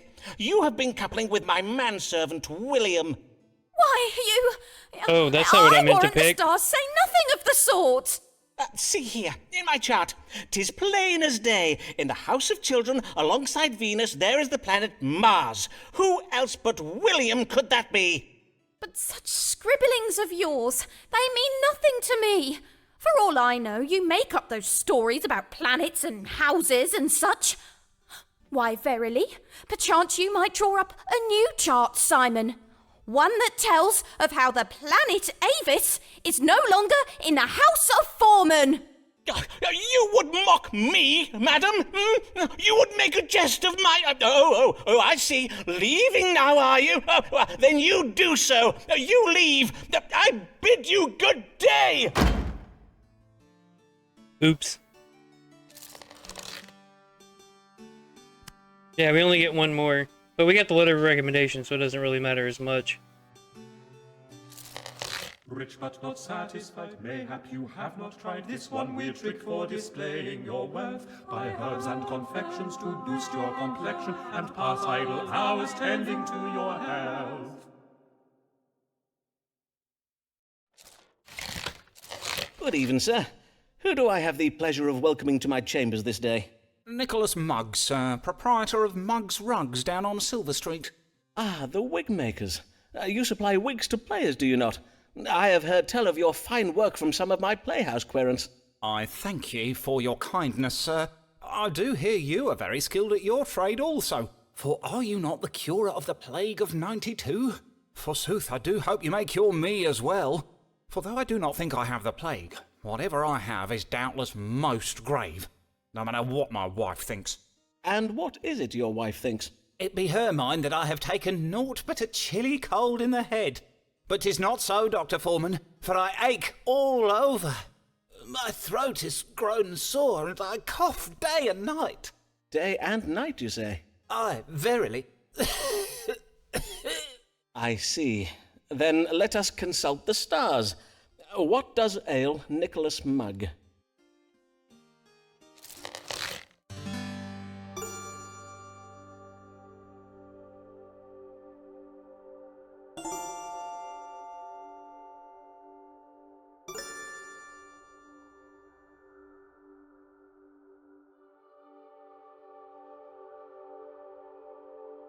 So should I tell him he's a hypochondriac? Or should I just tell him he has a cold? We'll just say he has a cold for now. I am pleased to say that your wife is correct, and you have little to worry over. You have what we doctors call frigidus ad hominem, or as it is more commonly known, a man cold. Frigid... a man cold, you say? Aye, 'tis a cold in the head, suffered uniquely by those of the male sex. And, although it be a minor affliction, the suffering can be very great. A minor affliction, you say? That cannot be right. I bid you check the stars again, sir. For see how ill I am, and my throat grows so hoarse I can hardly speak. I think the trouble in your throat may be occasioned by overuse. Perhaps you might try, discoursing less. Well, I think you ought to know that I will be seeking a second opinion. As you will, sir. Good day. Should have told him he was a hypochondriac. Robert Lord Devereux's a rising star, dashing and debonair, he will go far.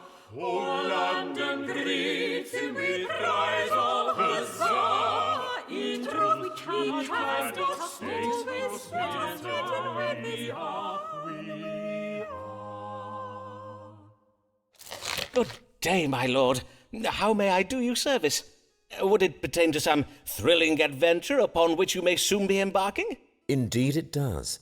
Sir Walter Raleigh and I did recently come across some intelligence concerning a fleet of Spanish ships that will soon be sailing home from the New World, bearing a goodly cargo of gold.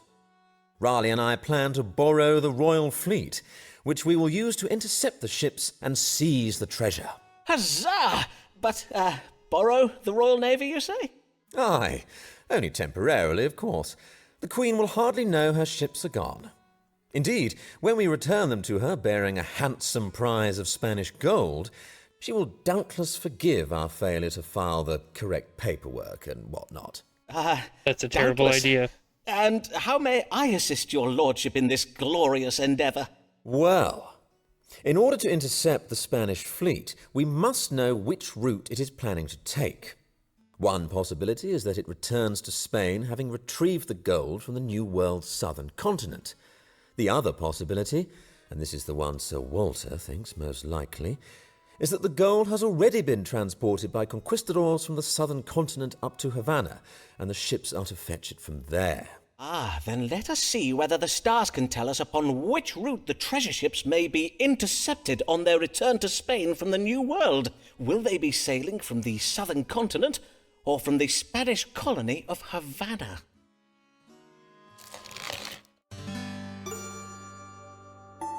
So we've got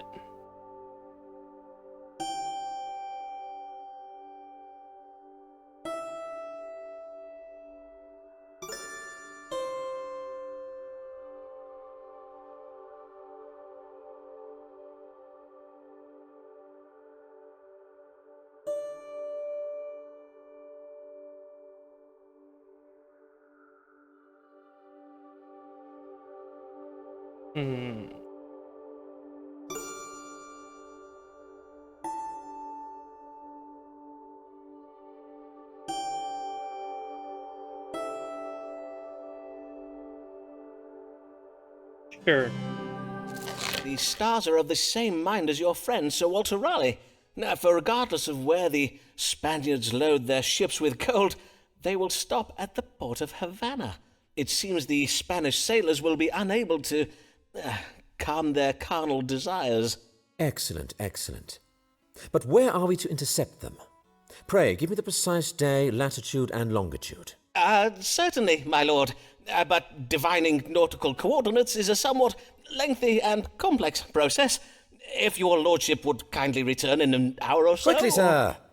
I have not the time to bide here all day. Well then, let me see now. Taking into account the position of Jupiter, divide by 3, carry the 1. Yes. The Spanish treasure ships may be intercepted upon the 15th day of October at a latitude of 9 and 40 degrees north and 5 and 20 degrees west, or thereabouts. That said, however, I cannot promise you that... Excellent. Raleigh and I shall sail to this very spot. Huzzah! Huzzah! Godspeed, my lord. Yeah, that's not gonna bite me.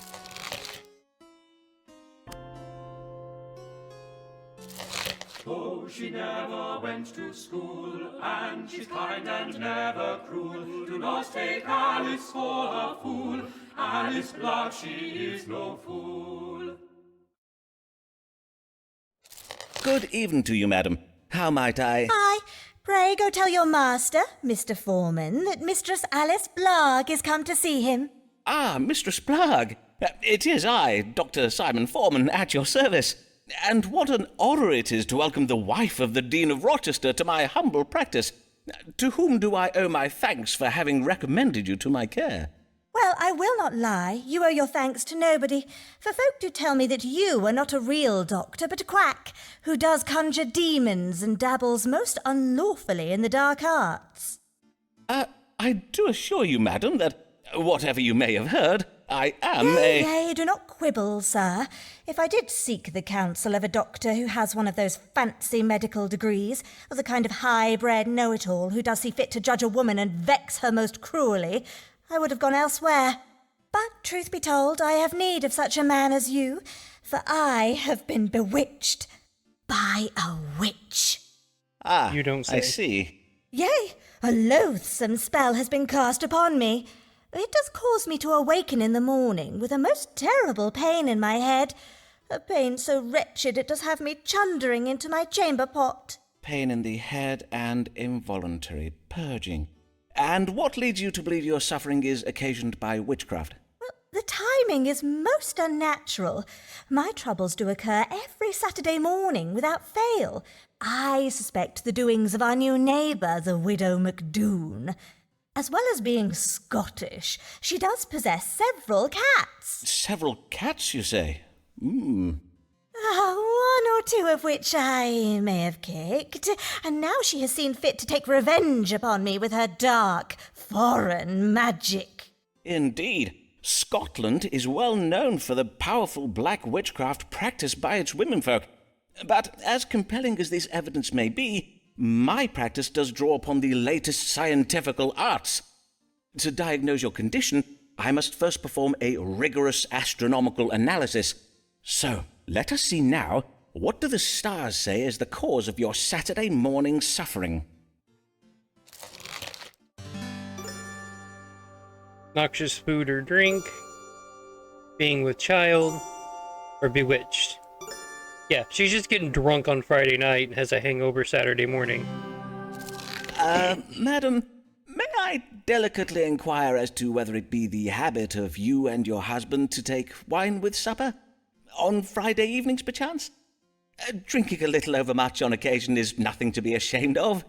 Many of my most respectable querents do find that a fine French claret can be deceptively... Oh, nay, more's the pity. My husband is a tiresome teetotaler who prefers to spend his evenings writing sermons and counting coin. He hardly ever accompanies me to the tavern on Fridays. Does he not? Well, in any case, I am much afraid that the ale you do consume upon these tavern visits may be to blame for your affliction. The consumption of strong drink can provoke an excess of black bile, which then does cause the body to purge itself the following day. I do advise you to consider... Then I am not bewitched. But if that be true, then to poor Molly McDoon I have been most rude and unneighbourly. For shame.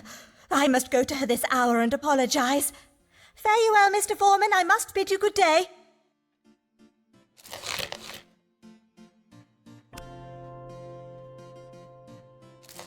Beware conspirations, plots and machinations, the schemes of big physic to sell you their wares. Their cures do us violence, but they call it science. They mock our beliefs and belittle our fears.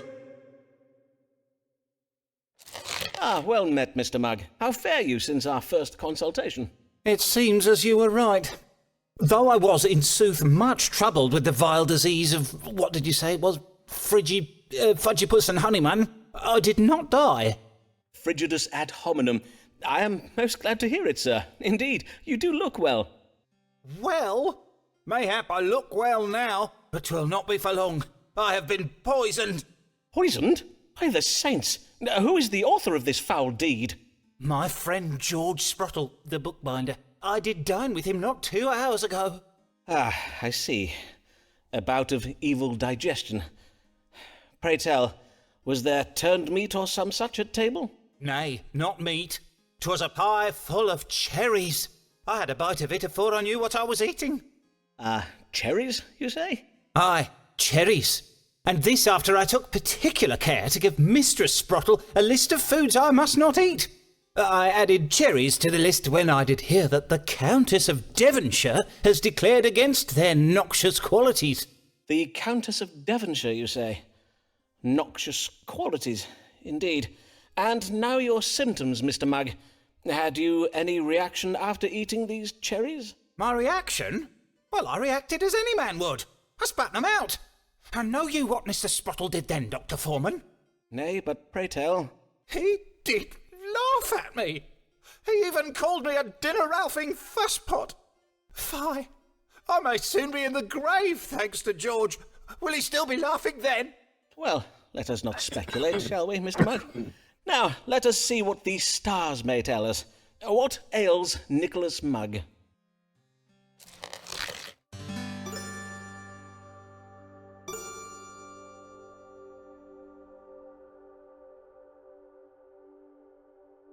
Sure, we'll try that one. Your condition has been provoked by the rancour you feel towards your host for having ignored your alimentary demands.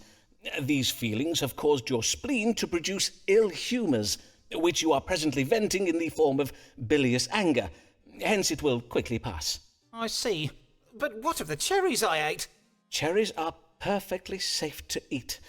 Truly, Mr. Mugg, you must abandon these absurd and superstitious notions about the evils of particular fruits and vegetables. Must I? Aye. With the exception of onions, of course. For onions do render a man susceptible to the plague. Onions, verily. I thank you for the warning, Dr. Foreman. I shall add onions to my list. Oh, what have we done? Well, he was happy with it, so yeah. We're 40% to another letter of recommendation. What? For many queerance thou hast known. If one went to forsake thee, find solace with another lady. So basically, the best way to get over somebody is to get under somebody else? Is that what they're saying? William! There you are. Did Mistress Allen call whilst I was out this day? Nay? You're quite sure about that, are you? I see. I cannot understand it. Why has Avis not come these past weeks? Does she no longer wish to see me? Dude, you creeped on her. No, she don't want to see you. You creeped on her, then her accused her of banging your assistant.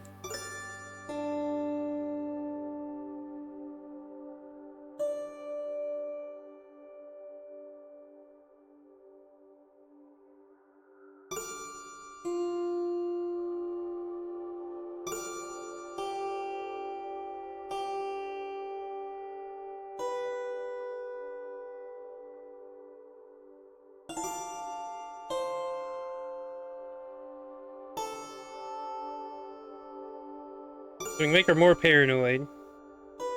Or make him more paranoid.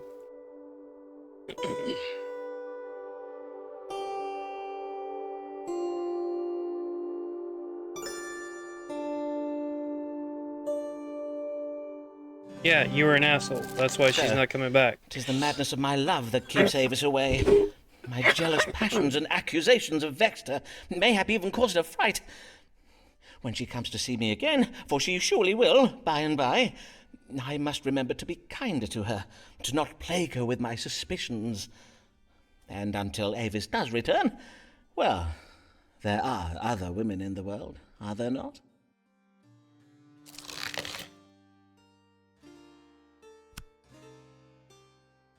I'm not going to recommend myself, apparently.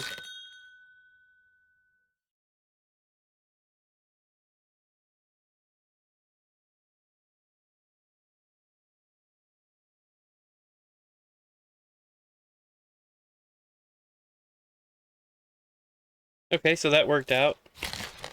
Eyes are nothing like the sun, if snowy white her breasts are done, and that is our description done, for she's not a lady, she's not a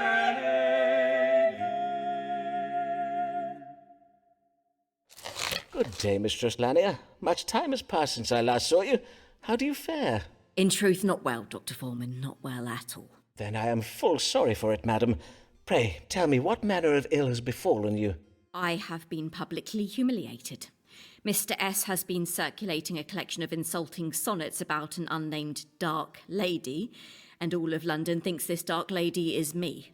Well, your complexion is rather, that is to I say... am described as having foul breath and black wires for hair. Though methinks the very worst line is the one that tells of a gross body rising at the utterance of my name. And I cannot abide illusions, Dr. Foreman. If Mr. S. wishes to reference bodily levitation and other such cheap stage magic, he would do well to leave my name out of it. My interest is in the dramatic arts, not fairground attractions. I am not sure that is quite his meaning. Dr. Foreman, you know of Mr. William Shakespeare, then? Do not tell me you have read the sonnets. Well, I own that I have. But as you did remark, madam, all of London has read them. Oh, well, I am undone. My professional reputation is now utterly spoiled, for now the whole world will look upon me as naught but Mr. Shakespeare's fancy wench. No longer will they judge me on my own merits. Let us hope it is not as grave as that, madam. Have you discoursed upon the matter with him? Nay, I dare not confront him about it. For we are almost at an end with our work on a play, and I dare not risk it not being staged. Then let us see what the stars advise. What may Mistress Lanier do to restore her professional reputation?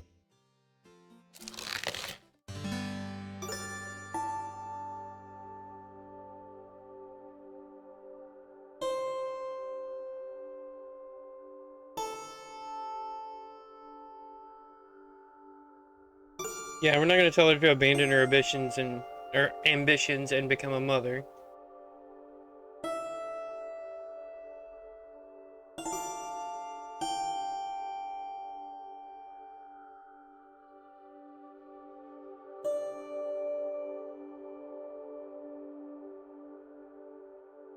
Yeah, we'll go with that one.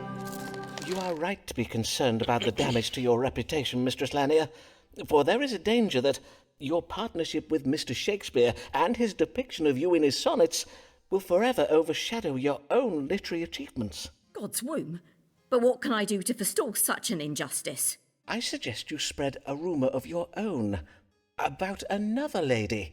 For instance, there is a brothel owner in Clerkenwell they call Black Luce. If you were to put it about that she is the subject of Shakespeare's sonnets, 'twould do her reputation no harm. Indeed, the effect will be quite the reverse, for doubtless there be many a man at present who would pay handsomely for a tumble with Shakespeare's dark lady. Well, indeed. I do feel 'tis most important to advance the interests of my fellow women, especially those seeking to make their way in business. Oh, do you see that, Dr. Foreman? 'Tis your mute Italian querent, Signor Ferraro. He is staring at us through the window. Is he?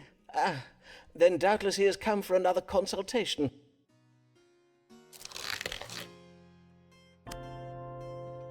Oh, so close. So close. When it feels like a play, an Italian cliché. When it feels like a play, an Italian cliché.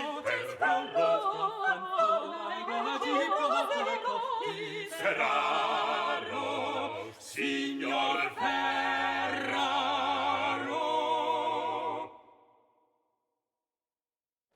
Good day, senor, and well met. Tis I, Riccardo Ferraro, come once again to see the great Dottore Simon Foreman. Indeed, I did recognize you, senor.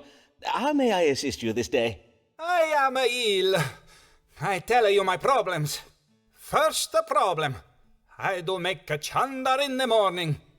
Next problems, my belly does swell and my chest 'tis most tender to the touch. And now, for the very most terrible of problems, I have the big feels. One moment I do weep, and the next I do curse and gnash my teeth. So, Dottore, you tell what ails me, huh? You wanna make a water into this cup? Un momento, I make the water. Nay, not in my... prithee, hold. If you please, senor. As with our previous consultations, I shall be judging your illness by reading the stars. So, you need not of my... Nay, senor, I have no need of it. Whilst 'tis true that most physicians do spy and sniff their patients' urine, I find this method of piss-pot diagnosis most imprecise.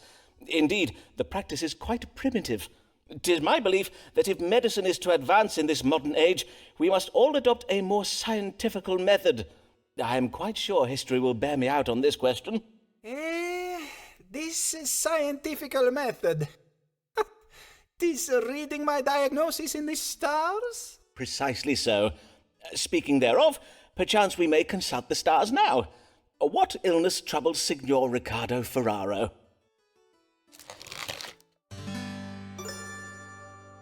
Apoplexy.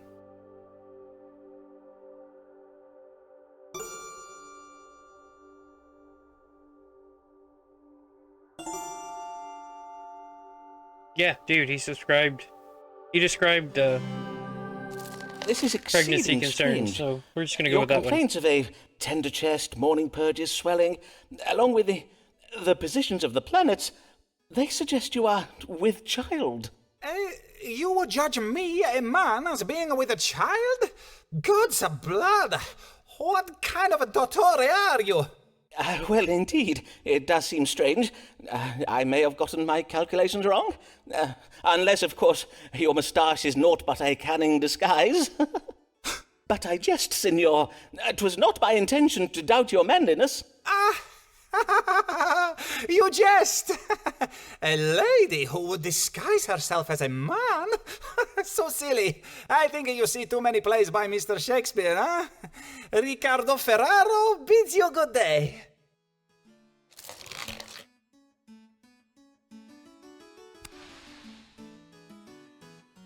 God's blood, that was a close shave. Arrows are which marks the food on your plate. Are you verily sure that your dinner is clear? At mystery of food causes your pain, but your friends and relations are very vain. Good day, Mr. Mugg. Pray tell, did the matter with the, cherries resolve itself in the end? Aye, indeed. I did tell my friend, Mr. Sprottle, what you said about how my shouting at him was owing to an upset of bile in my spleen. I also did speak to him on the evils of onions. I think he was most interested. And what may I assist you with this day, Mr. Mugg? I have the spotted fever. I must begin treatment now, or else I will... Hold, sir. The spotted fever is exceeding rare. Why would you think you have such a disease? Well, sir, not only am I covered all over in red spots, I have lately taken to chundering, such as are the very symptoms listed in the medical book I did read. I am already taking the treatment Mr. Cogan prescribes, but now I require... You mean to say you have read Thomas Cogan's Haven of Health? Why, that is a most technical book, writ for doctors and medical students. How did you come to be reading it? My friend George Sprottle did bind a printing of it in his shop. He kindly let me spy some pages afore 'twas sent up to Cambridge. Oh, but Dr. Foreman, I forget myself. You have no medical degree, so you doubtless have not read it. Mayhap if I ask George nicely... Sir, let us consult the stars and see if they may tell us what ails you.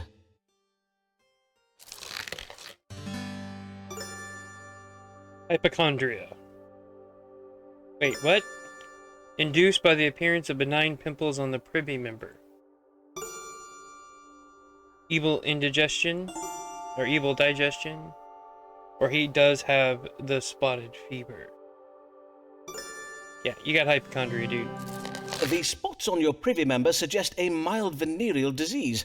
Such pustules can appear so foul in appearance as to induce involuntary upward purging, as is the case here. It's also indicated that you suffer from hypochondria. Dr. Foreman, did you not hear me? I said nothing of spots being on my yardle. On my word, I know not why folk even bother with doctors. Not now we have books to consult. One thing more, if you please, Dr. Foreman, for I feel I must give ye warning. A great storm is coming. I feel it in my bones, and my bones do always speak true. You would do well to bide indoors at the first sign of wind and rain. God keep you well, Dr. Foreman. Sure. Yeah, we're probably not going to get that recommendation. But I think on that sour note, we're about an hour into it again, so I think we're going to go ahead and leave this here, and we'll wrap it up on the next episode. Thank you guys for watching, and hopefully I'll see you tomorrow. Alright, we're back right where we left off in the last episode, continuing our journey as Dr. Simon Foreman, Astrologist Doctor. Almighty God, guide servant Thomas Black, reach forth thy gracious hand, and slap sense into him. Good morrow, Dean Blagg. How fare you this day? Well, Dr. Foreman, I must own that I do not fare well, for my recent investments have left me in a rather vexing financial position. Verily, that is ill to hear. Aye, Sir Walter Raleigh's quest for El Dorado failed most woefully, just as you predicted. His ships did return loaded with naught but a few sacks of worthless root vegetables. I cannot fathom it. We are Englishmen. We do not eat vegetables. Aye, a disappointing outcome indeed. Oh, but that is all by the by, for you will be pleased to know that I put my remaining fortune into a new venture so assured of success that I will make all my money back and more. Assured, you say? How very reassuring. I have invested in an expedition to intercept a fleet of Spanish ships carrying gold back from the New World. For this expedition, Sir Walter Raleigh will be joined by that famous military genius, Robert Devereux, the Earl of Essex, so success is virtually guaranteed. There is but one small worry, however. Ah, only one? Aye. 'Tis that Raleigh and Essex set sail full 2 months past, but there is yet no tidings of them. Such silence is a trifle vexing. Have they yet captured the Spanish treasure ships? Surely no ill has befallen them. A most vexing mystery indeed. Let us see whether the stars can tell us what has become of this expedition.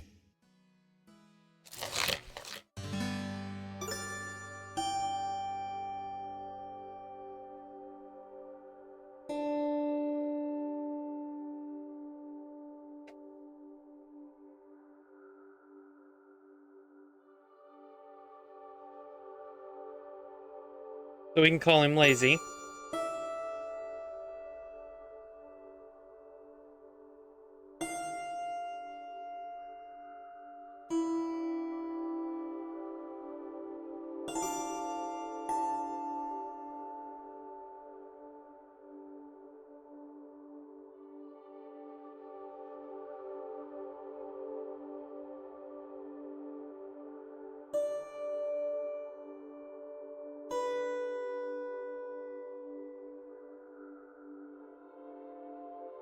So do we tell them it's going to go badly because we give them bad information?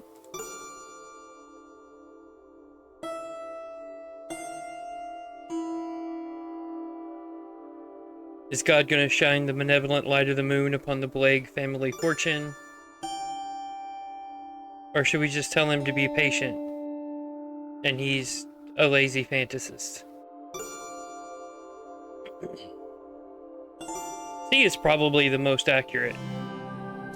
Bad tidings for your family's fortune, I fear.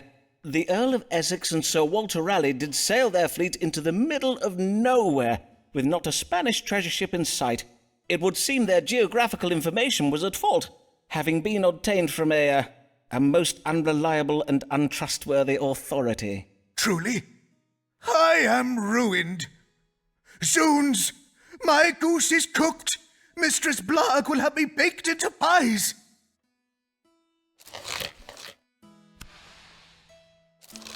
Why must this wench act so distressed?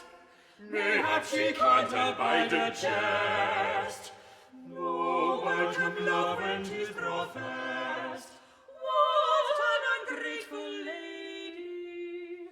What an ungrateful lady!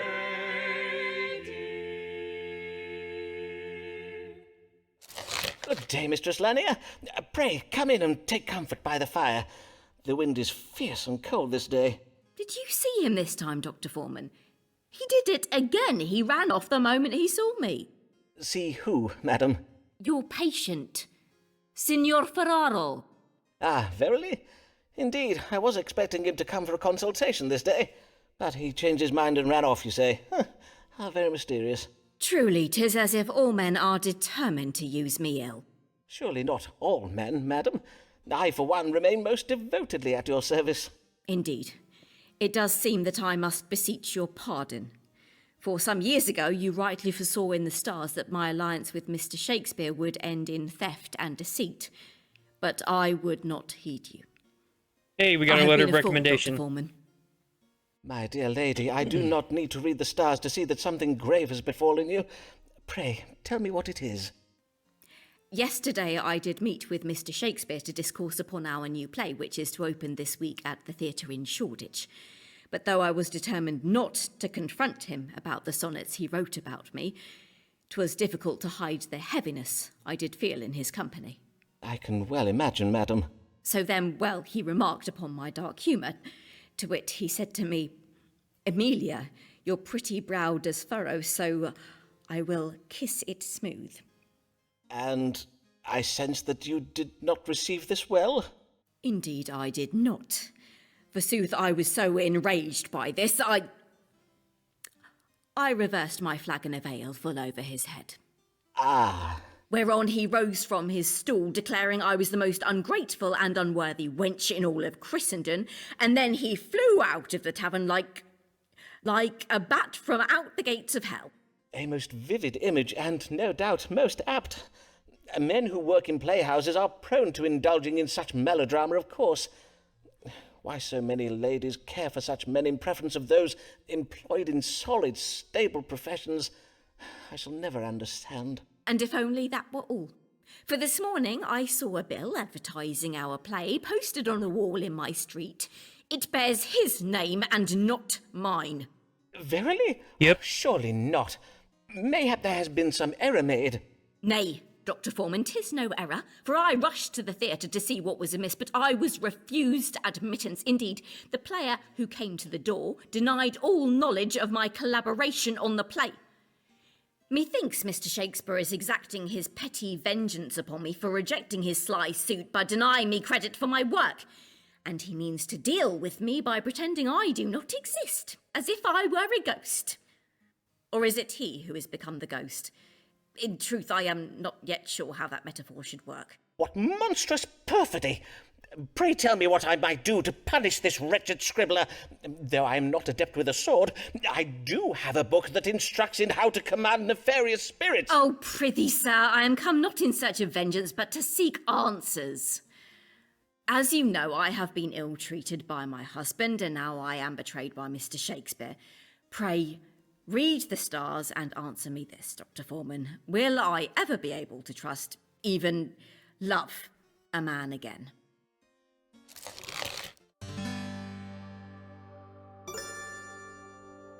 Well, we only have one choice.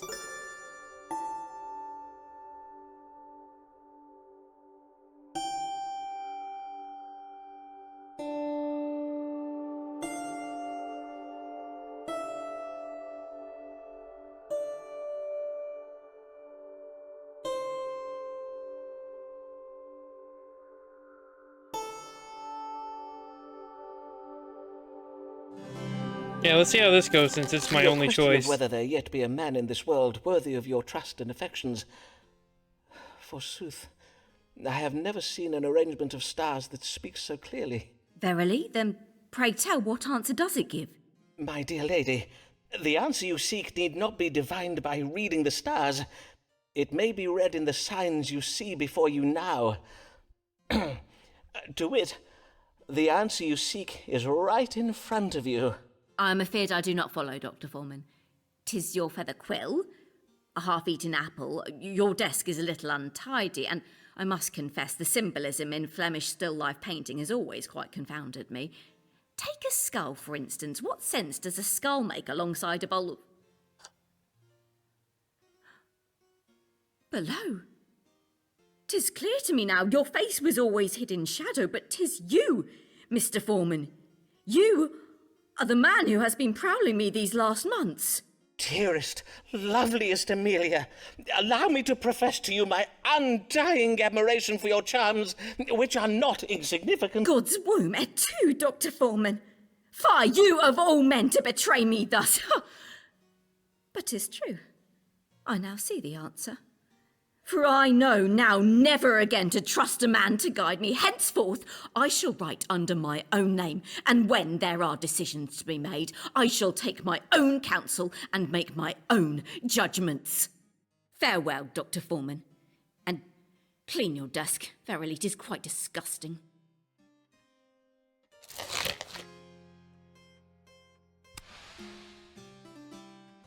Does that mean we don't get it now?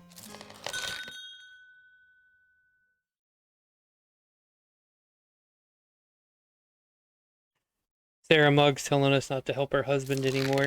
Lancelot Moore is of a great house.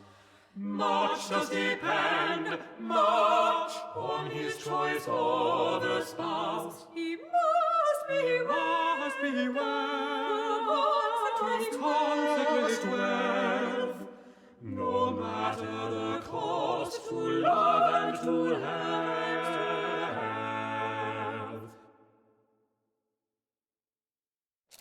Good day to you, young sir, and well met. You are Lancelot Moore of Middlesex, are you not? What an honour it is to welcome a son of the great house of Moore to my humble consulting chambers. 'Tis indeed I, Lancelot Moore. I will own it. But hear this. My family is ignorant of my designs in coming here, and I wish them to remain so. Which is why I come to you, Mr. Foreman, for methinks you are not such a man who would ever find himself in the company of a family such as ours. Ah. Ouch. Well, you may count upon my discretion, Mr. Moore. And what is the matter that brings you this day?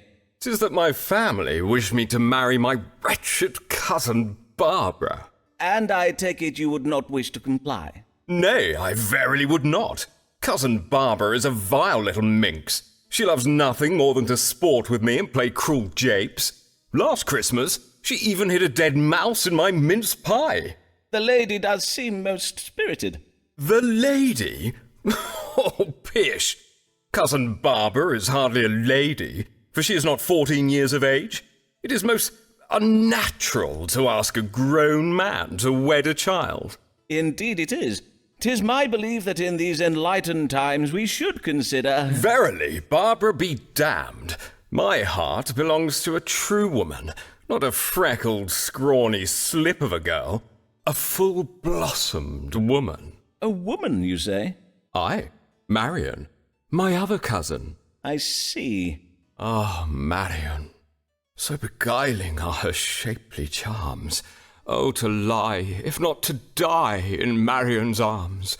So soft her lips, so sweet her face. Oh, how I yearn for her embrace. In me she hath such passion stirred, a fever rises in my... Yeah, okay. But nay, I pray for death, and would be martyred if from her I be thus parted. And so you see, you must help me forestall this wretched marriage, so that I might wed my sweet cousin Marion. Mr. Foreman? Mr. Foreman? Yes, indeed. Let us see what the stars advise. How might Mr. Moore avoid this marriage to his cousin Barbara? There we go.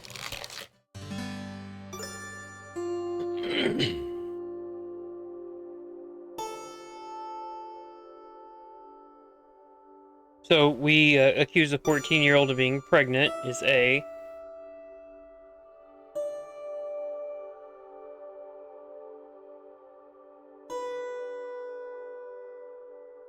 We send him to war.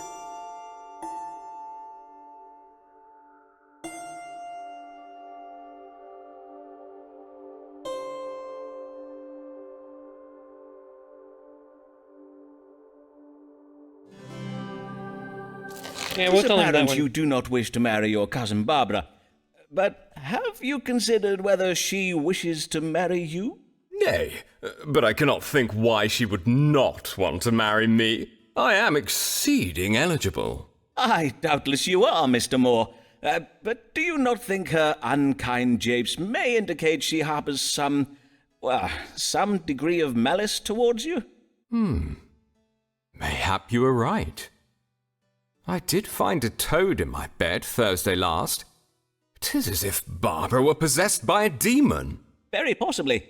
And thus possessed, she may be distracted and not wholly aware of your, fine qualities. I advise you to simply bide your time, for the stars suggest she is a cunning maid who plans to thwart the marriage using a method of her own devising. Verily? Then I will leave it all to Barbara, as you advise. But it shall be on your head if I'm forced to marry her, Mr. Foreman.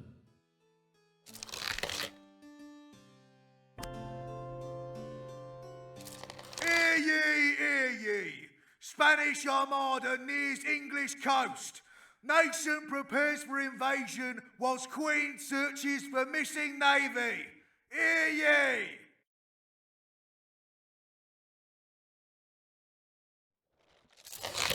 Wench, be sure to marry, lest ye be branded a witch. If Mary sees you keeping cats against you, she will snitch. Beware of Mistress Mary Payne, she is a nosy fa.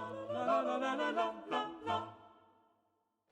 Blessed even, Dr. Foreman. Mistress Payne, She's got the what finger brings guns you in out such again. weather? 'Tis most dangerous to be about in it. Oh, it takes more than a little wind and rain to forestall me from doing the Lord's work. Besides, foul weather is naught but God's righteous vengeance upon London for the sinful debauchery of its inhabitants. Verily? Then I dread to think what northerners get up to of an evening. Pray heed me carefully, Dr. Foreman, for 'tis on a most pressing matter that I am come. Doubtless you have heard the news. The Spanish Armada does sail once again towards England's shores. It seems this latest Armada was most unexpected. Well, as 'tis oft said, no one expects the Spanish Armada. 'Tis very grave this time, for I have heard tell that our own warships are far away at sea, and with our coasts undefended, a Catholic horde may soon be sailing up the Thames to slay us all. Aye, our situation is most grave indeed. But what would you have me tell you, Mistress Payne? I wish to know whether the English fleet will arrive home in time to defend our shores, or might we ordinary folk be compelled to take up arms to defend ourselves? Dr. Foreman, are you ready to beat off the Catholics, come what may? Am I ready to beat off the... Prithee, madam, let us pray the need never arises. Perchance the stars will offer us some reassurance. Will the Royal Naval Fleet return home in time to defend England from the Spanish Armada? Alright, let's see what we got.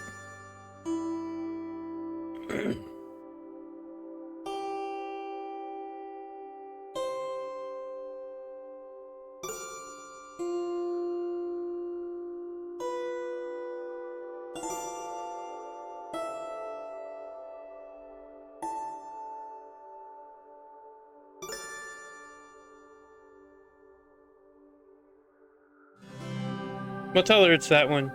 They captured the Spanish ships and are sailing them Madam, home. know you of Robert Devereux, the Earl of Essex? Or of Sir Walter Raleigh, perchance? Oh, young Lord Devereux, such a talented young man. My niece is especially taken with him. Well, it would seem the pair did take the royal fleet on an expedition to intercept and seize gold being transported back to Spain from the New World. But their plan went awry, and now they are lost at sea. I am afeard that, short of a miracle, a Spanish invasion is indeed imminent. Her Majesty would risk her realm and the lives of her subjects for the sake of gold. Then now present danger does not surprise me. England's downfall will be God's punishment for our Queen's greed and avarice. Well, to be fair to Her Majesty, I do not imagine she gave Devereux and Raleigh permission to... Oh, my days! With a Spanish invasion nigh, I know not how to calm my anxious passions. Methinks I shall take to bed with Paul and Matthew this even. Oh, yes, I see. The book of Paul and the book of Matthew. Aye, verily. Holy Scripture does give great comfort to a distressed mind. God keep ye well, Mistress Payne. Yeah, it was the book. That's what she's doing. She's reading the Bible tonight.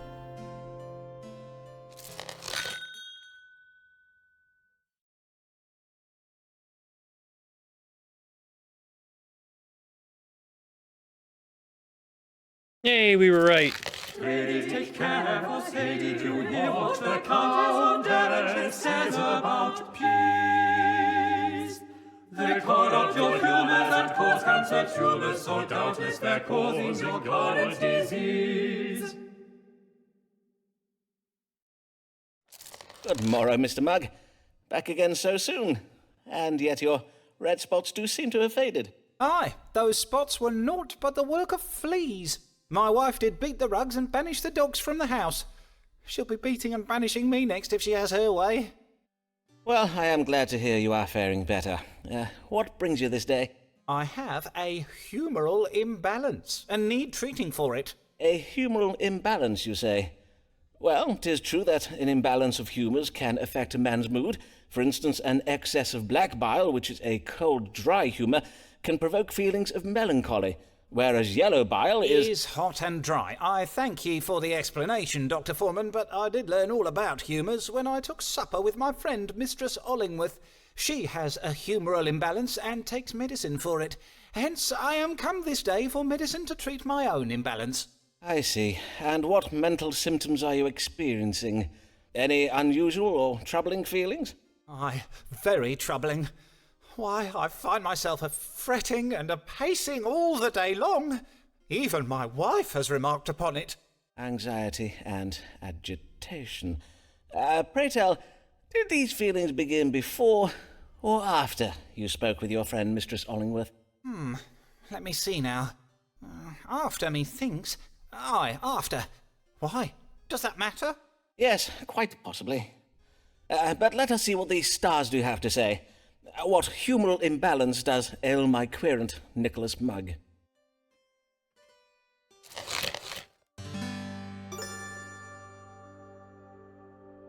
He has colic. He has constipation. Or choleric.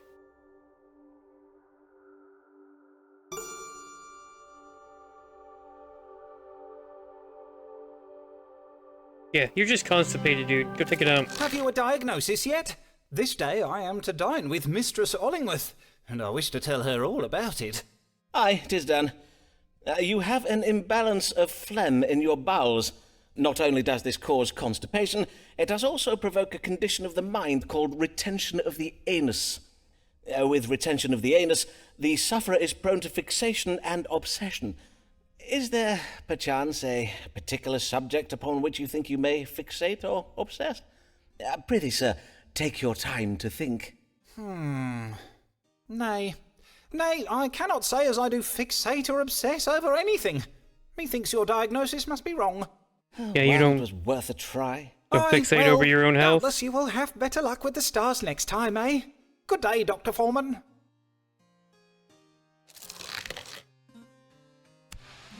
Yeah, there's no way we're getting the letter of recommendation. Hear ye! Spanish Armada sunk by English storm! Hear ye!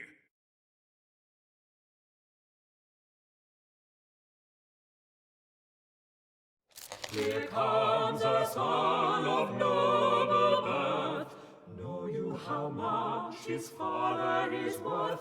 For such a boy advantage is bought, entitled to much, deserving of naught. Oh, sirrah, I have dire need of your counsel. Pray calm yourself, sir, and tell me of this urgent affair. Oh, verily, 'tis most urgent. A fair maiden has my heart, a maid with hair of shining gold and eyes so blue the finest sapphires grow pale with envy. But she is a most pious and demure in nature, and has many other suitors. How might I win her favour? Golden hair? But in our last consultation... let me see here in my notes. Yes, you told me your heart belonged to a maid with hair of onyx black that doth make the finest ebony go grey with envy. You mean my cousin Marion? Pish! That was naught but a childish fancy. I bid you, Foreman, pray focus on the matter at hand, for if you do not help me win my true love's favour, my bursting heart will tear asunder, my soul will wither unto... Aye, as you will. Let us see what guidance can be had from the stars. How may Lancelot Moore win the heart of this golden-haired maiden? So let's see, we've got a sudden religious conversion. But he must be self-disciplined and patient. We know we can't do that.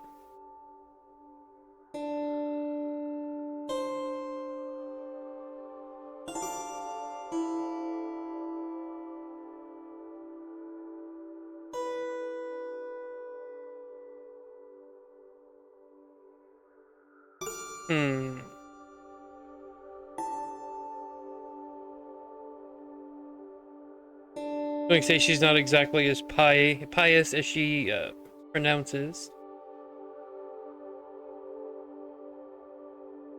And potentially Lancelot Moore has a brutish nature. But jewelry and fine things, that'll take care of it.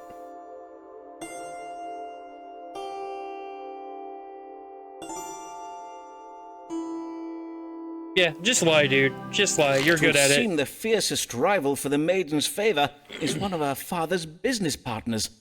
He is a deceitful knave who tells the father lies. You must best him by telling even greater lies. Tell her father you are much wealthier than you verily are, and he will surely favour your advances. A father's business partner, you say? But is he not? Oh, God's teeth! The man is her uncle. If he seeks to wed his niece, I do not think it right. Fie, 'twould be very wrong. I will go to her father and tell him it is better he favour me than bestow his daughter's hand on his own brother. I bid you good day, Foreman, for it is most urgent that I deliver the poor girl from such an unnatural fate. Sure, buddy. Good luck. Alice Black, she likes a drink. She does care not what you think. Her head may end up down the sink, but Alice cares not what you think. Good day, Mistress Black. What brings you? Oh, Dr. Foreman, I have worked myself into such a state that I have urgent need of you. Oh, you have you? Well then, let me just, Yea, I have urgent need of your counsel. I am certain that my husband Blarg is hiding a shameful secret from me. Yeah, As he's you broke. doubtless did note from my flushedness of face and heaving of bosom, I burn with the fever of suspicion and curiosity. Indeed, I did remark a fever upon your person, and wish fervently that I may bring it to a speedy resolution. Let us see. What is this secret that your husband Thomas Blarg hides from you?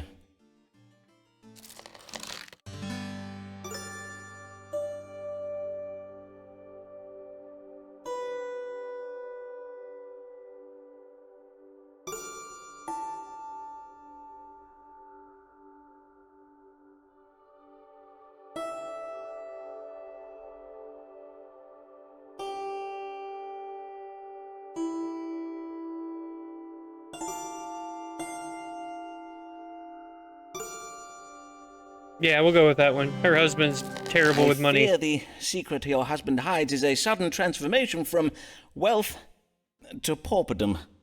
For he has been careless with your family's finances by making a series of bad business investments. Lawks a mercy! That boil-brained chump has ruined us! Upon my virtue, I can hardly bear to think on it. Nay, I cannot even! Say, is that medicinal wine I spy on the shelf behind you, good sir? Prithee, pour your patient a dose of it. Simon makes a fine figure when he reads the stars wisely. Mayhap I stay a while and take wine and a little else with him. Oh. Yeah, Codas post consultatio. So he banged another dude's wife. Starting to really not like Simon. Alas, for little Emma, such sorrows she has borne, since she was made alive. She has much to mourn. 'Tis vexing, 'tis trying.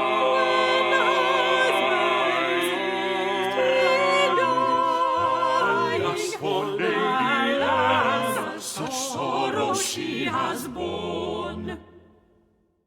Yeah, and I'm sure she had nothing to do with any of it. Mistress Delamere. Good day, Dr. Foreman. 'Tis Lady Dyer now. I remarried after poor Mr. Delamere passed. You don't say. Oh, I am full sorry to hear of your husband's demise, my lady. 'Twas his weak heart, as you did warn me.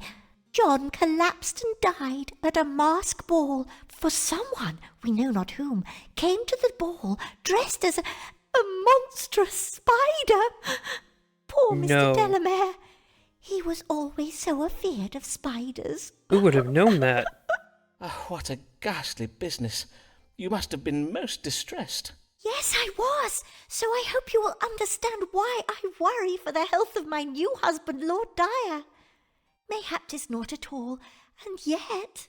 And yet you would wish to know so that you may rest easier. Why, of course, my lady. Totally Pray, not going to murder him. describe Lord Dyer's troubles to me, no matter how trifling they may seem to you. Well, I have noted that my husband awakens many times in the night to make water. Mayhap 'tis the reason why he tires so easily during the day. And he does oft complain of thirst and hunger, even after meals. Frequent urination, tiredness, dog-like appetite, and thirst. Be there anything else? There is also a small wound on his hand. It does not appear grave, yet it has not healed, even though it be some weeks since he cut himself. A wound that will not heal. Diabetes. Then let us see what the stars have to say. Be there any grave illness troubling Mr. John Delamere? Methinks you mean Lord Henry Dyer, Dr. Foreman. I beseech your pardon, my lady. What illness troubles Lord Henry Dyer? He's got diabetes. With the diabete, ruler of the kidneys. Bewitched. Gangrene in the hand. Yeah, no, he's got the diabetes. You totally shouldn't feed him a lot of sugar. Diabetes. 'Tis a grave case of it, I am afeard. God mend me. Then how am I to keep my husband from dying of it? Well, the consumption of lettuce seeds and barley water can help, and you must not allow him to take honey or sweetmeats. In truth, I am a little concerned about the wound on his lordship's hand, though it be minor. 'Tis the diabetes that prevents it from healing. Oh, then what should be done about it? Take Lord Dyer to a barber surgeon, where he may have leeches applied to his wound. This will draw out the corrupt blood to hasten the healing. But prithee, be sure that your husband never cuts himself again, for the corruption of blood such cuts occasion in a sufferer of the diabetes, well, they oftentimes prove fatal. Oh, then I shall do precisely as you advised, Dr. Foreman. I thank ye heartily, sir. Good day. Yep, look forward to seeing you with your fourth husband. Good luck with it. I mean, come on. We're 3 husbands in and she can't give me a letter of recommendation. Here comes Davy's island. She must have fallen still. Why else would she have come here? Mayhap she's gravely ill. Good day, Mistress Allen. I hear a child was lately born to you. I trust he is well? Yes, indeed. God has favoured us with a healthy boy. He is Does he have red hair? a blessing to Mr. Allen and me. And we pray he remains so. That is, that this child remains in good health. And as I do ail of something, normally I would not have come, but methinks 'tis best I am treated, for the sake of Marmaduke, lest he take ill from me. I see. Then pray describe your troubles to me, Mistress Allen. Well, in truth, 'tis but a cough, but indeed at first I thought 'twas naught but a chilly cold, but 'tis many weeks now, and it lingers still. Forsooth, I am afeard it does grow worse. Many weeks, you say? Aye, that is most concerning. Let us see what the stars have to say. What ails Mistress Avis Allen, and how may she be cured?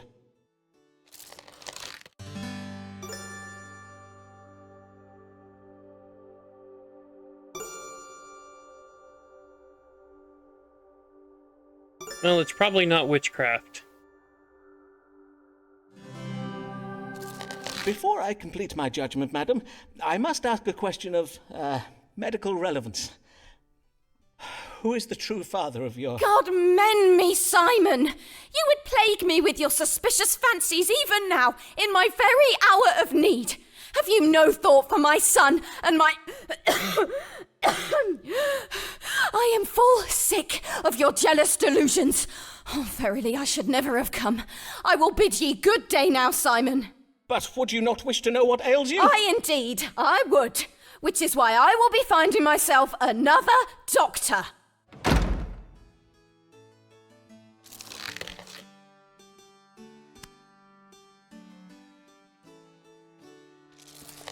When the story seems bold, crucial facts left untold. When the story seems bold, crucial facts left untold. When foreman protesties is pushed to the testes. Ferraro, Signor Ferraro.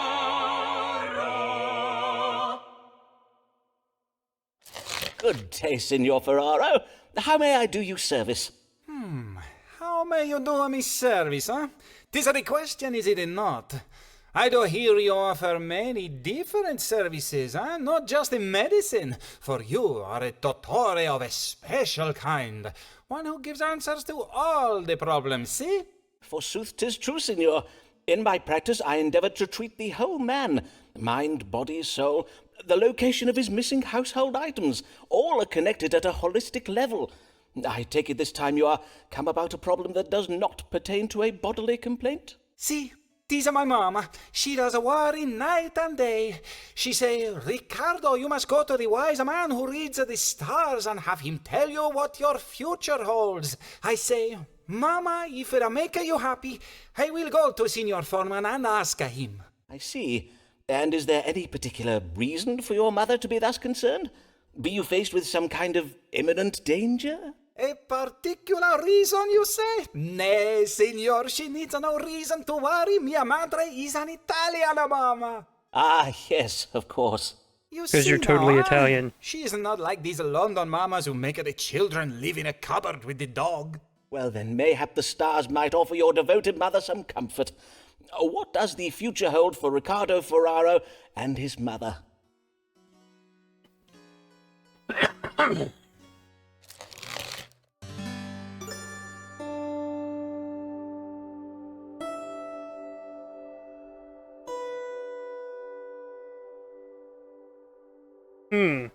That seems suspicious.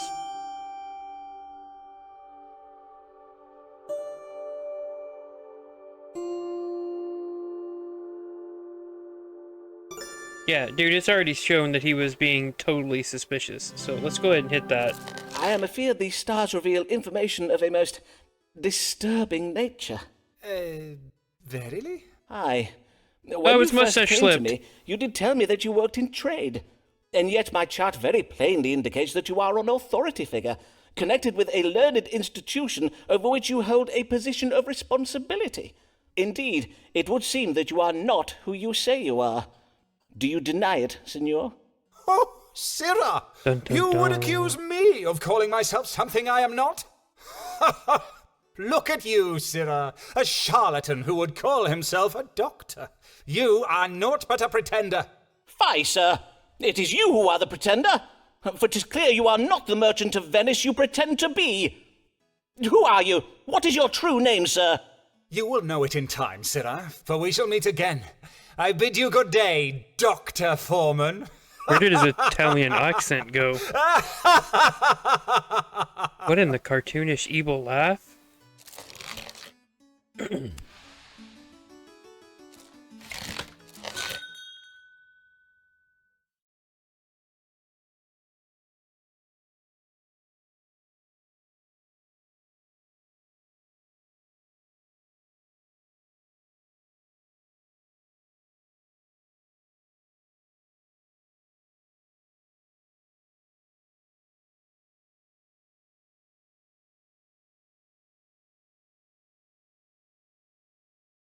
Ouch. Just ouch. Weep not for wipe away thy tears, for you and Davy shed good years. Waste no hours on us and shame. 'Tis time to find someone to blame.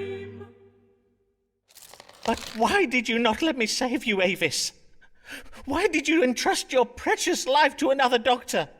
An ignorant impostor who knows not how to read the stars to judge an illness. Oh, my beloved Avis. Why did you die before I had the chance to?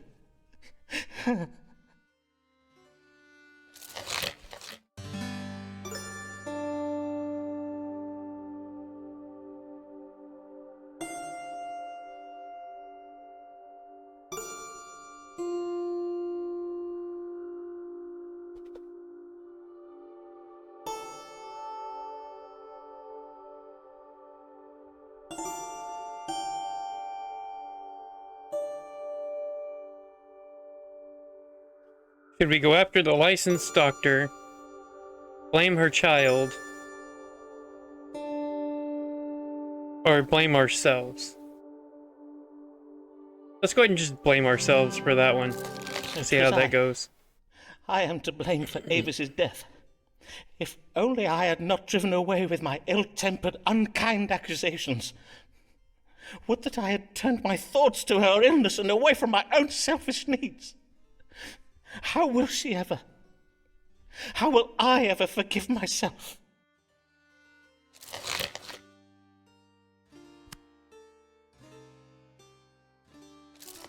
When you are shook by something in a book where it says that you might have some rare malady, see Dr. Foreman, be sure to inform him you have it on very good authority. Good day, Mr. Mugg. What brings you? I am exceeding ill, Dr. Foreman. Verily I am. And you know my wife. She is refusing to hear anything about it. 'Tis but another of your delusions, Nicholas, she says. She will not even look at it. Look at what? Oh, I see. You may pull up your breeches now. Pray let me examine you more closely. Raise your chin, if you please. Now, loosen your garter and remove your stocking. I am afeard this verily is grave. Most grave indeed. 'Tis? Verily? I believe so. But we must have it confirmed by the stars. Let us consult them now. What explains these swellings that have arisen on various parts of Nicholas Mugg's body?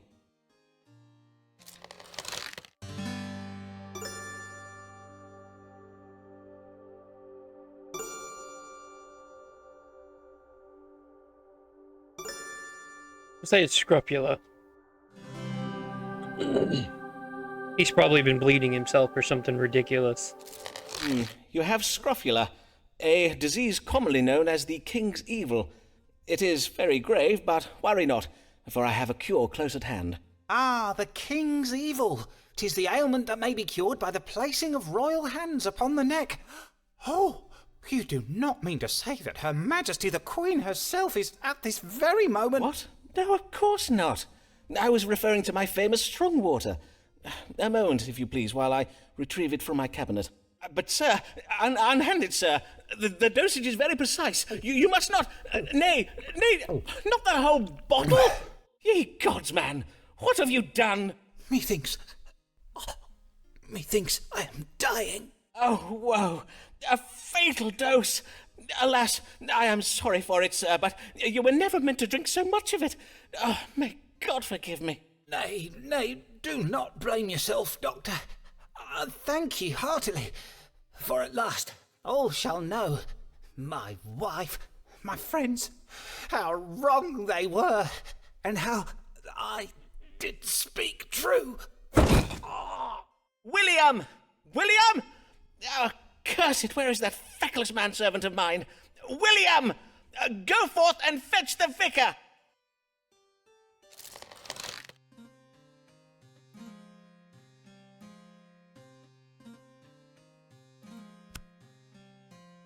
That's not going to be good. Mr. Foreman, you Oh, look have at been that. called before this assembly of the College of Physicians to answer the charge of practicing medicine without a medical license. What have you to say in your defense? Would you deny practicing medicine, sir? Why, no, I would not deny it. My practice is well known. Indeed, since I helped cure the plague of '92 with my strong water... Then you admit you have committed this most grievous offence. Ah, well, 'tis true I'm not technically licensed, but I fail to see how... You fail to see? Then permit me to enlighten you, sir. A medical license assures the residents of London that a physician has the necessary education and skill to treat them. By practicing without qualification, you have not only broken the law, you have endangered the lives of your patients.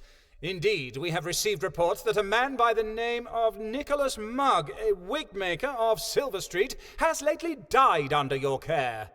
Aye, well, that was most lamentable, but not my fault, sir. Mr. Mugg took a far greater dose of my strong water than I advised him to. He chose the dosage himself. In truth, one might say that the cause of death in this instance was, well, Nicholas Mugg practicing without a medical license.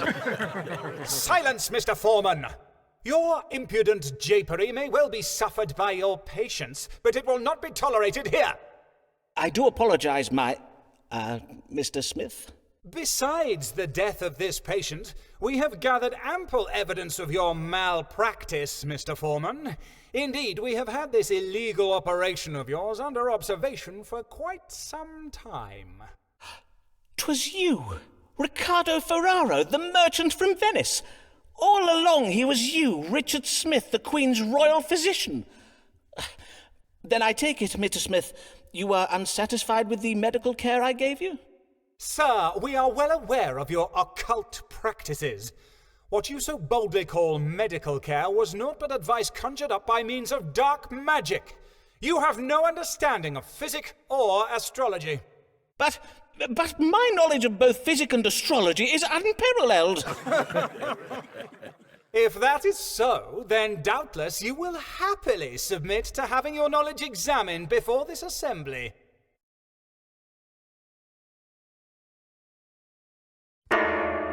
Uh-oh.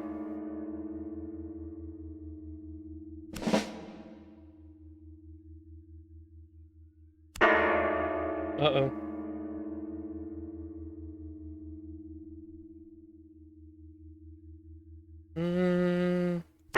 Nope. Silence! Simon Foreman, you have failed. Constable, shackle this man and take him from hence to jail. But, sir, this is most unjust. Pray afford me the chance to... unhand me, you rogue.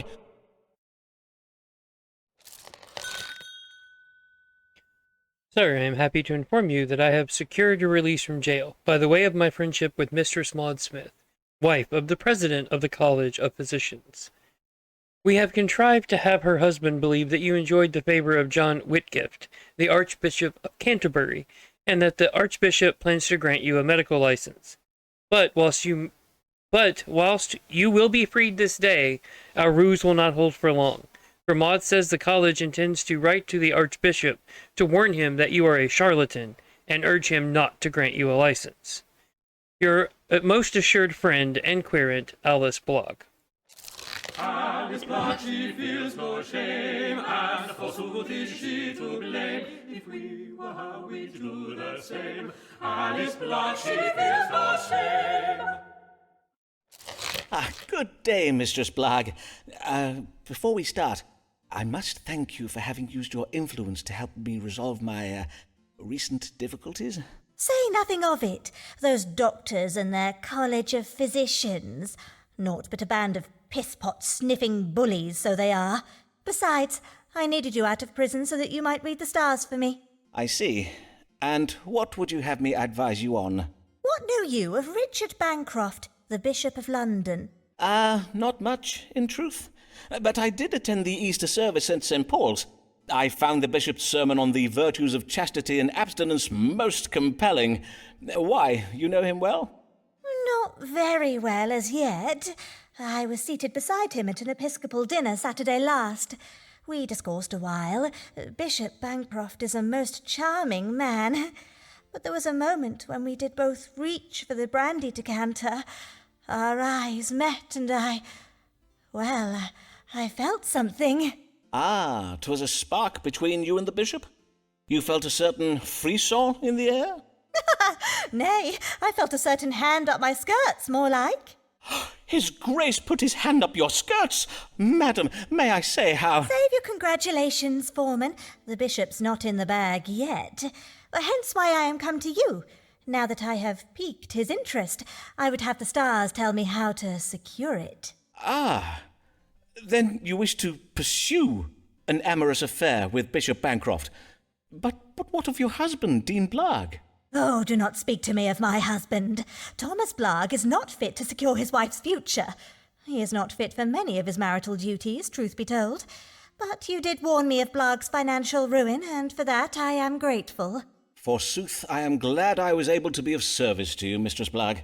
Speaking of such, let us press on with this day's readings, if you please. Of course, let us consult the stars. How may Mistress Blagg secure the lasting affections of Richard Bancroft, the Bishop of London?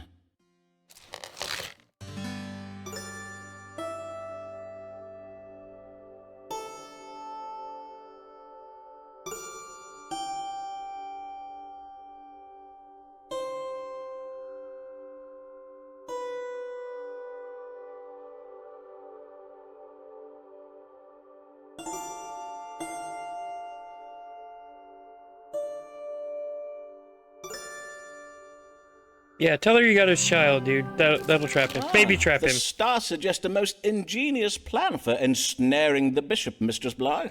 Oh, verily? A baby trap. 'Tis most cunning. First, you must offer him your tender favours, and then, several weeks following this encounter, you must go to him and tell him you are with child.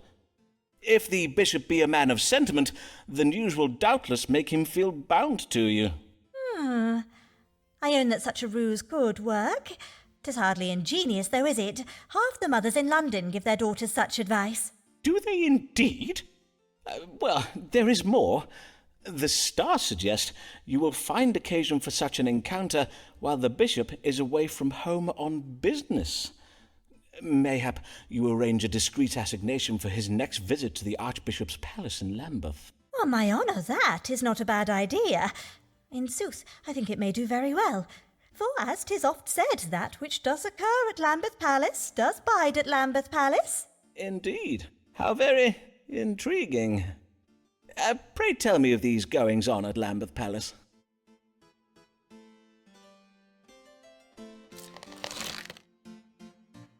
Oh, and we got it again. There we go. Yep.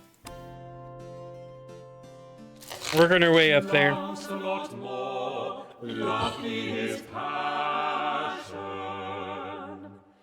lacking in mind, fulsome in fashion. The unwise truth calls him chance, he yet persists in chasing the scat. Good day, sir, and well met. Oh, pray tell, did you secure the hand of the golden-haired maiden? Yea, verily I did, though 'tis no thanks to you, Foreman. For when I told the maid's father of her uncle's designs upon her person, it set the household all a-rage. The mother even called me a fat-brained shade-lobber. It was only when I told them not to speak so ill to a man whose income is £1,000 a year that the family was silenced. The father then declared that a coin is still a coin, no matter it be in the purse of a beef-witted sock-nozzler, and promised me his daughter's hand in marriage. I was made the happiest of men. Then I must congratulate you on your forthcoming nuptials. Will wait. you be having a summer wedding, or...? Congratulate me? Do not congratulate me, Foreman, for I am the unhappiest of men. It was but a day after our engagement was announced that my love became afflicted with the smallpox. Naturally, I was all a terror. Would she perish? So wretched was I with fear, I almost died of fright. But it was worse. Smallpox is a most terrible disease. I intend to write a small treatise on the subject. But then, alas! Fate struck the cruelest of blows upon my soul. Oh, verily. Poor girl. May she rest in peace. Or re-squeeze in pace, as we Latin scholars say. What? Nay, death would have been a mercy. For once cured, the maid arose from her sickbed bearing hideous scars, her once fair cheeks thus so cratered, to make the very moon wane with envy. I see. And now you wish to extract yourself from your engagement, I presume. Naturally. But her brother and father are fearsome men with a taste for rough sport, and her mother's tongue is as sharp as a barber's blade. I worry that my breach of promise may be taken ill. Then let me see if I may fathom the family's reaction from the stars. What will become of breaking your engagement to this once fair, now pox-scarred maid?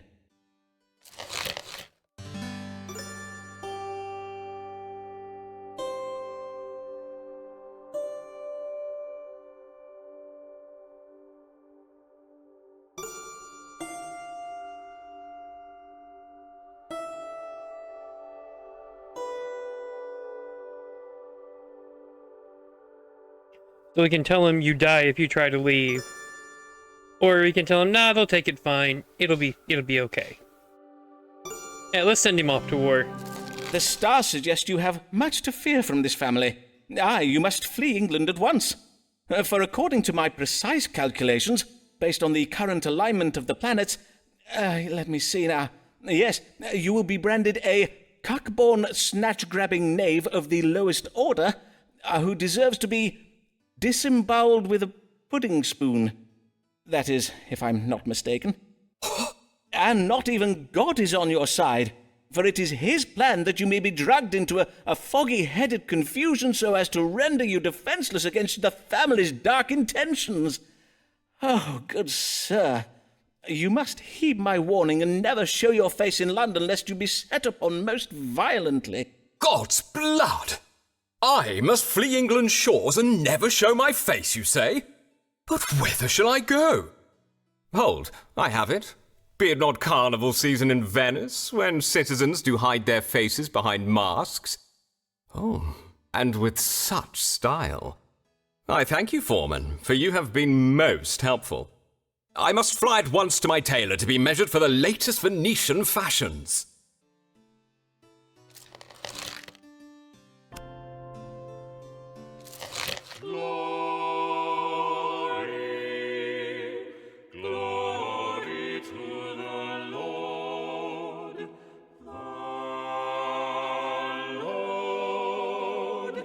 Archbishop Whitgift, glory to the Lord in the highest position in the church, except for the Queen. Glory to the Lord, Archbishop Whitgift. Ho! Ho there! Be there anyone at home? Is it? By the saints, 'tis none other than Archbishop John Whitgift. Your Grace, I am most honoured by this most unexpected visit. Truly, 'tis most unexpected, as I just so happened to be passing by. Indeed, I was riding by in my carriage when I found myself struck ill. My chaplain did suggest I take rest at the nearest residence, which did so happen to be this small dwelling. Forsooth, these rooms have the look of a physician's consulting chambers. Mayhap you are a doctor? If that be true, then praise be to God for this happy coincidence. A most fortunate coincidence indeed. I am Simon Foreman, a doctor of astrology and physic. At your service, Your Grace. Well then, Dr. Dr. Foreman, was it? Perchance you will tell me what ails me. I feel a kind of pain and heaviness in my side, and I know not if this be related, but my skin has of late become most unattractive in appearance. Pain in the right side of the body and sallowness of the skin? Her Majesty did remark upon it most wittily the other day at a meeting of the Privy Council. Your face does serve as a warning to us all, Archbishop. Her Majesty the Queen, verily. A moment, if I may, Your Grace, while I consult the stars. What does cause the suffering of His Grace, the Most Reverend John Whitgift, the Archbishop of Canterbury. We have two options: cardiac passion or the jaundice.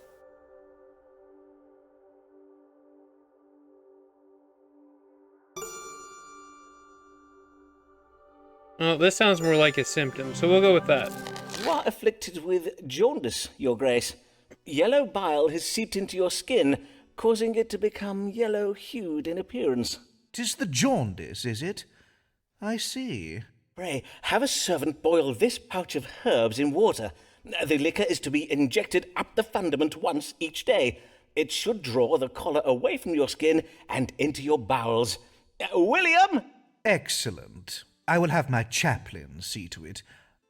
My, who do we have here? Before you take your leave, Your Grace, I would have my manservant William let blood from your right arm. Indeed. Very well, then. Before you depart, Your Grace, perchance I might trouble you with a request of my own? Good day, sir. My chaplain will settle payment with you anon.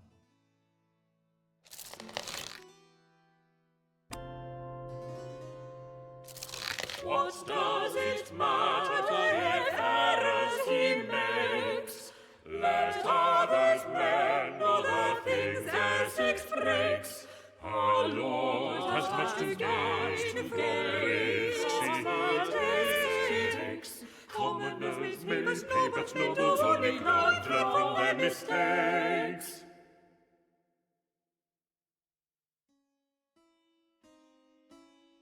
Good day, my lord, and well met. Indeed, methinks I have not seen your lordship since last year, afore you set off with Sir Walter Raleigh to capture those Spanish treasure ships. Ah, yes. Doubtless you heard what became of that expedition.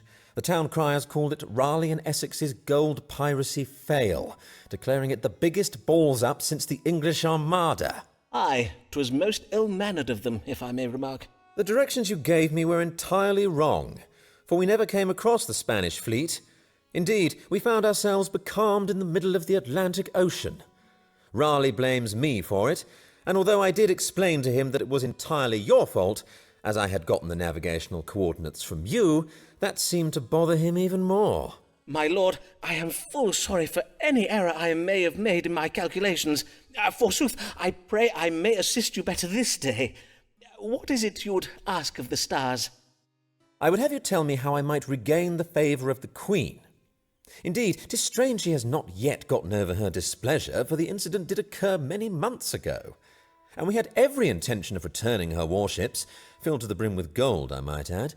Besides, how in the devil's name were we supposed to know the King of Spain would choose that very same month to invade England? I have not the power to predict the future. Well, nay, but I have, my lord, if you had asked me to. Verily, 'tis not to be borne.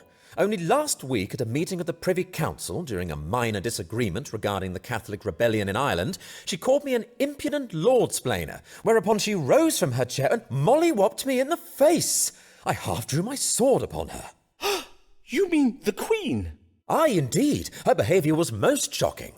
I even asked the royal physician whether she may have lost her mind. She is, after all, most elderly. But Mr. Smith assures me she is in very fine health and is in full control of her faculties. Her Majesty's behaviour is a mystery indeed, although mayhap it should not surprise us. A man's reason is oft insufficient to fathom the workings of the feminine mind, and, in such cases, he may have little choice but to call upon divine wisdom. To wit, let us see what the stars can tell us. What must Lord Devereux do to regain the Queen's favour?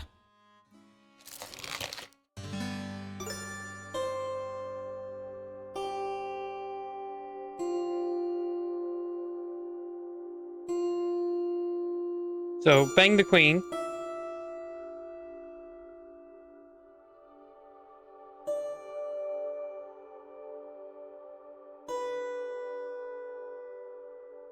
Or be a good loyal soldier.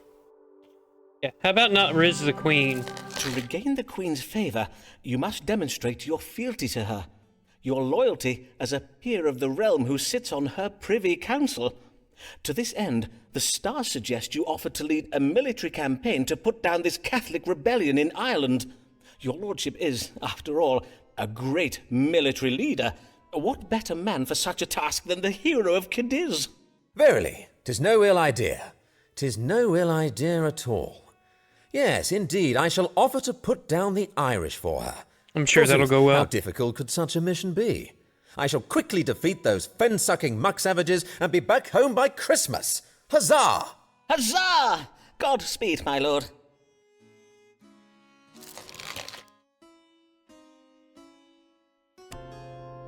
We got 2 more readings. I don't know if we're going to make it.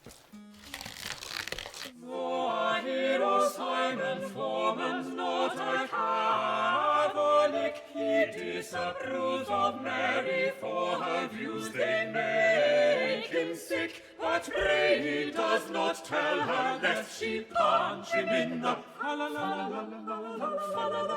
punch him in the Good day, Mistress Payne. How may I help you this day? Blessed day, Dr. Foreman. I am just come from taking my niece to visit Rochester Cathedral. Thomas Blogg is the cathedral's dean, I believe. Know you of Dean Blogg? Aye, I know something of him. Verily, that man is a model to us all. You don't Under say. his stewardship, the cathedral's decadent furnishings have been stripped away. I wonder he why. has even replaced the silver candlesticks with pewter. Such pious modesty in the sight of God. I'm sure that's why. Indeed. How very interesting. And, godly, yes. But what is it that brings you this day? Before I begin upon my business, Dr. Foreman, I must insist you acknowledge your failings. You were most wrong to frighten me with these notions of England being invaded by the Spanish. Ah, yes, that. Though, to be fair, I do not think anybody could have predicted the storm that sunk the Spanish ships. It was most unexpected. And we must give thanks to God for the divine vengeance he wrought upon the heretics. I did hear that by morning our beaches were verily littered with the corpses of Spanish sailors. Praise be to the Lord, his glory to behold. Yes, praise be. But all the same, you seem anxious this day, Mistress Payne. What is troubling you? Indeed, I am troubled, Dr. Foreman. I fear for the Queen's health. Everyone is saying that as she is exceeding old, she is soon to die. Ah, yes, I quite understand your feelings, madam. How we love our good Queen Bessie. Long may she reign. But will she? That is the question, is it not? For she cannot live forever, and when at last she does expire, we shall be stricken with such lamentation and grief. Mayhap you, but not I. Elizabeth Tudor is naught but a sceptred whore, but still a whore who presides over the Church of England and keeps Rome at bay. And without an heir, who knows what manner of foreigner may succeed her when she dies? For all we know, he may flood the land with foul popery. Foul popery? I take it you do not care for dried floral arrangements. But, madam, surely fresh flowers are more customary at royal funerals. Did you not heed me, Mr. Foreman? I wish to know whether the English throne is safe from a Catholic successor. Ah, yes, of course. Then let us consult the stars. Is our Queen's long reign in danger of ending soon? And if so, do we risk a Catholic succeeding her to the throne?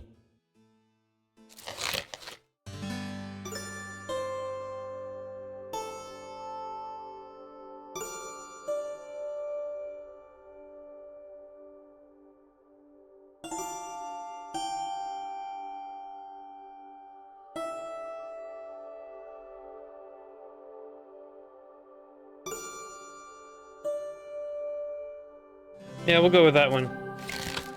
The Queen's prognosis is good, madam.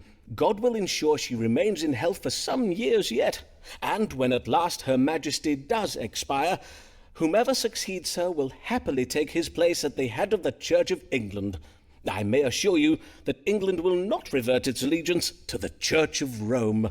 Ah, praise be!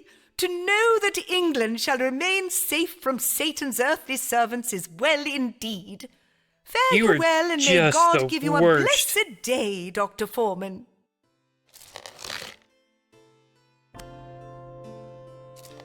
Rejoice, rejoice in the He's just here for the manservant. served by his bishop. To his guests for dinner at his palace in love. Rejoice, rejoice in the Lamb and beef and the fruit and the swan pie. Good day and well met, Lord Archbishop. What a pleasure it is to welcome your grace once more to my humble consulting chambers. Do you ail of something, sir? Nay, I am in good health. I am come for information. That is, I am come for an astrological reading concerning one of my deans, Thomas Blagg, the Dean of Rochester Cathedral. I hear you are acquainted with him, are you not? Yes, so please your grace.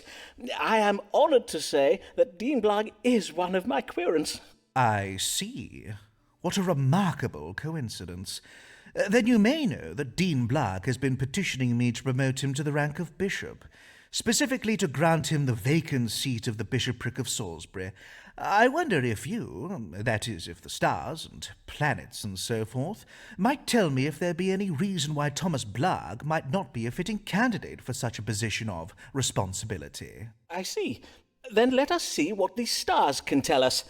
Should Thomas Blagg, Dean of Rochester, be made the Bishop of Salisbury?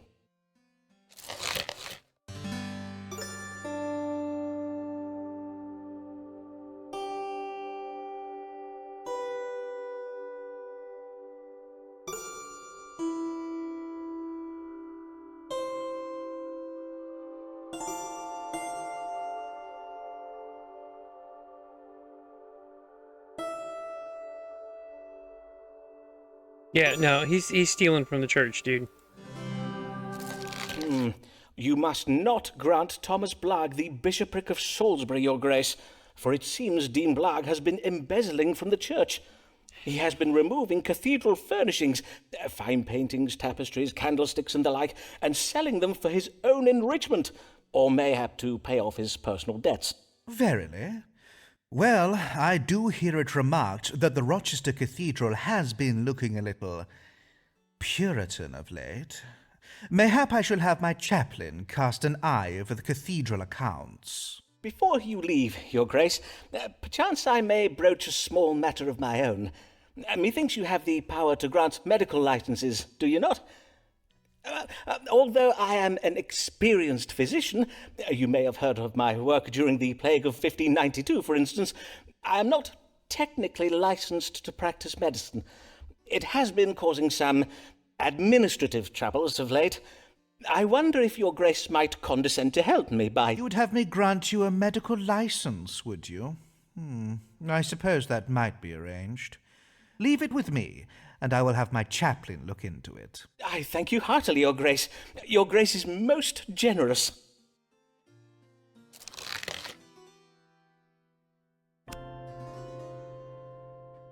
Not even the halfway mark. Alice Blagg is on the make, mayhap even on the take. Could it be for her family's sake? Seriously give her a break. God give you good day, Mistress Blagg. Pray tell, what brings you? I would know whether my lover, Owen Wood, is resolved to leave me something in his will. A small legacy, mayhap. A large one. I do hope he intends to leave me something. Owen Wood? He is the Dean of Armagh, is he not? But were you not pursuing, Richard Bancroft, the Bishop of London? Aye, and your notion to use Lambeth Palace for an assignation did work wondrous well. We had a small dalliance, the bishop and I. But 'tis all over now, for I did end it. Only a small dalliance. But I thought your plans for the bishop were larger in scope. In our last consultation, you had me believe you were looking for something more substantial. Aye, I was. But I will not lie, I was disappointed. I see. Now perchance we may proceed to this matter concerning Owen Wood.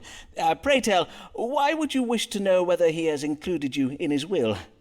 Is he gravely ill?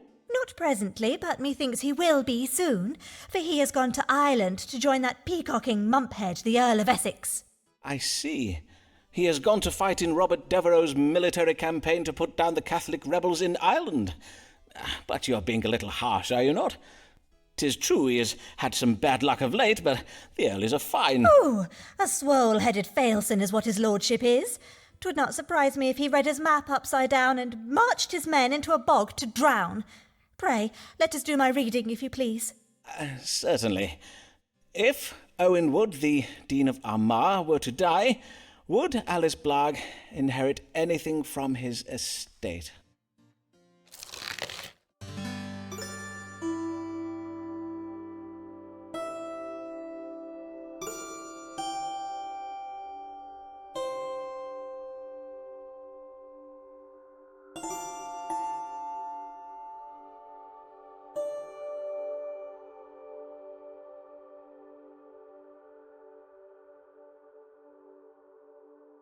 Yeah, let's just tell her what she wants to hear. You are indeed mentioned in Dean Wood's will.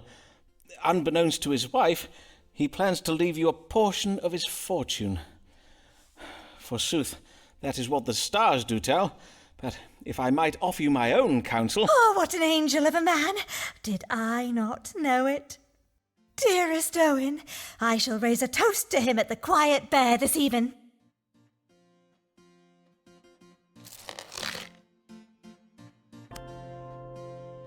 Almost. Almighty God, shelter thy servant Thomas Blagg. Take him in thy merciful arms, and shake sense into him. Good dawning, D. Blagg. How may I do you service this day? I must begin by thanking you for your previous service, Dr. Foreman. Yay! For though the previous reading you gave me was hard to hear, it was honest and true. Ah, yes. Raleigh and Essex's pursuit of the Spanish treasure ships did not end well, so I hear, though I am glad I was able to give you fair warning of it. As am I. A most lamentable affair that has cost me very dear. And I know not how, but my wife Alice has lately learned of our perilous financial situation. You don't say. Has she? Aye, and she has had me petition the Archbishop for a promotion. 'Tis her reckoning that if I were promoted to bishop, the increased living would enable me to settle our debts. That would seem wise under the circumstances. And was your petition successful? It was. At least at first. Indeed, His Grace did have me believe he is minded to make me Bishop of Salisbury. The Bishopric of Salisbury? But that is excellent well, is it not? It would be very well, forsooth. But many months have passed, and the Archbishop gives yet no sign of granting the vacant bishopric to anybody. I see. And he does not say when the matter may be decided? Nay, indeed he does not. Whenever I raise the question with His Grace, he says he needs time to consider the various episcopal and doctrinal matters concerning such an appointment. All the while, he has me performing additional duties that I dare not refuse, lest I lose his favour. And Mistress Blagg has sent him pies upon numerous occasions. And yet the Archbishop is not moved? Oh, you didn't win him over with a hard pie? man indeed, for your wife's pies are well renowned for their powers of persuasion. Now, let us see what the stars can tell us. Will Thomas Blagg, Dean of Rochester, be granted the bishopric of Salisbury?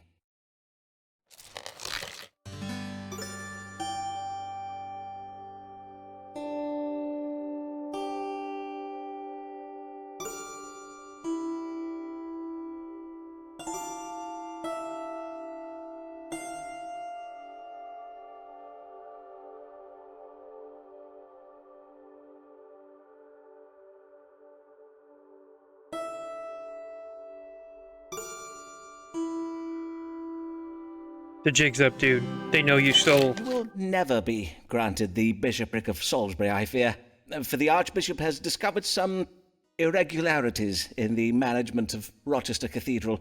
Some missing furnishings, I think? Well, I mean to say, if If indeed that be so, then 'tis most egregious. I will have some very stern words with my chaplain. Worry not, sir. The stars indicate that His Grace would wish to avoid any unpleasantness. As is customary with church scandal, he will doubtless remain quiet on the matter for the sake of reputation. Ah, well, of course I too would not want to bring shame upon the church. If there be such vile, false rumours circulating about me, it would be wrong not to consider the attention that my promotion to bishop would invite. I own that I am shocked and disappointed by this, but I must thank you for forewarning me. So why don't you go ahead and give me that letter of recommendation before you go to jail? That'd be great. There we go! Awesome.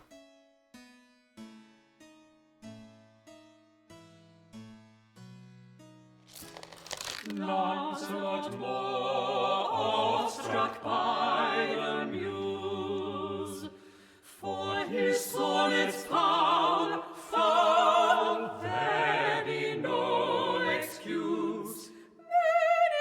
Many do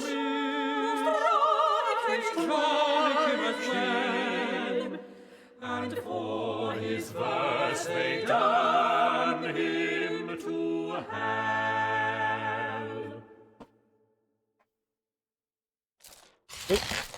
All the way. Borrow, Mr. Moore. You are returned from Italy, I see. Aye, and I had the most enlightening experience. You don't say. My tutors taught me all about those ancient Romans and whatnot. Indeed, 'tis a changed man you see before you now. A worldly man of culture and learning.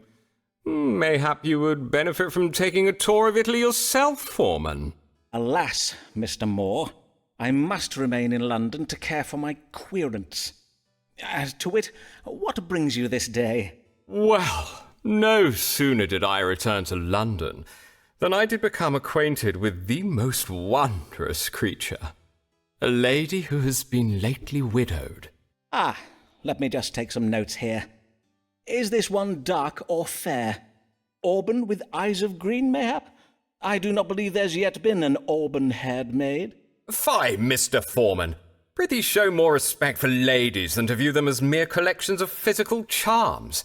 Beauty alone is of nothing to a man such as I. Well, then why don't you marry your My heart does belong to a worldly woman of culture and learning. Wife. What happened to that? Head almost as striking as the soft hair and radiant eyes that adorn it. Indeed, her gift of understanding is so strong she can listen to my sonnets for hours on end. She can she? Forsooth, the lady does show great strength of mind indeed. And how might I advise you? I would have you tell me whether I should marry her, for, as you know, I have offered my troth to ladies in the past, and it has not ended well for me. So, this time I did tell myself, Lancelot, you will proceed with caution. You will know the lady for at least a month before you think of wedding her, and then you'll go directly to Foreman for his counsel. Then let us consult the stars now. Should Lancelot Moore marry this wondrous and worldly widow?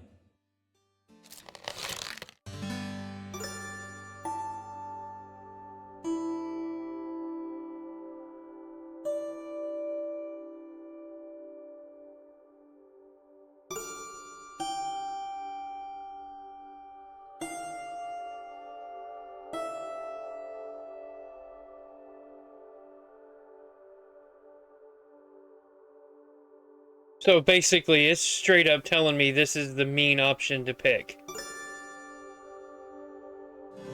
Sure. You must not marry this lady, sir. You are a wealthy man, and she has designs upon your fortune that may result in your untimely death. Ye gods! Verily? I am afeard so. You must take care not to let your emotions lead you astray. She seemed so. She told me she... Are you sure? You did not put a planet in the wrong house or whatnot? Aye, quite sure. Oh, well indeed, 'tis most lamentable. Oh, what a waste of such fine eyes. Mayhap Emma has a sister.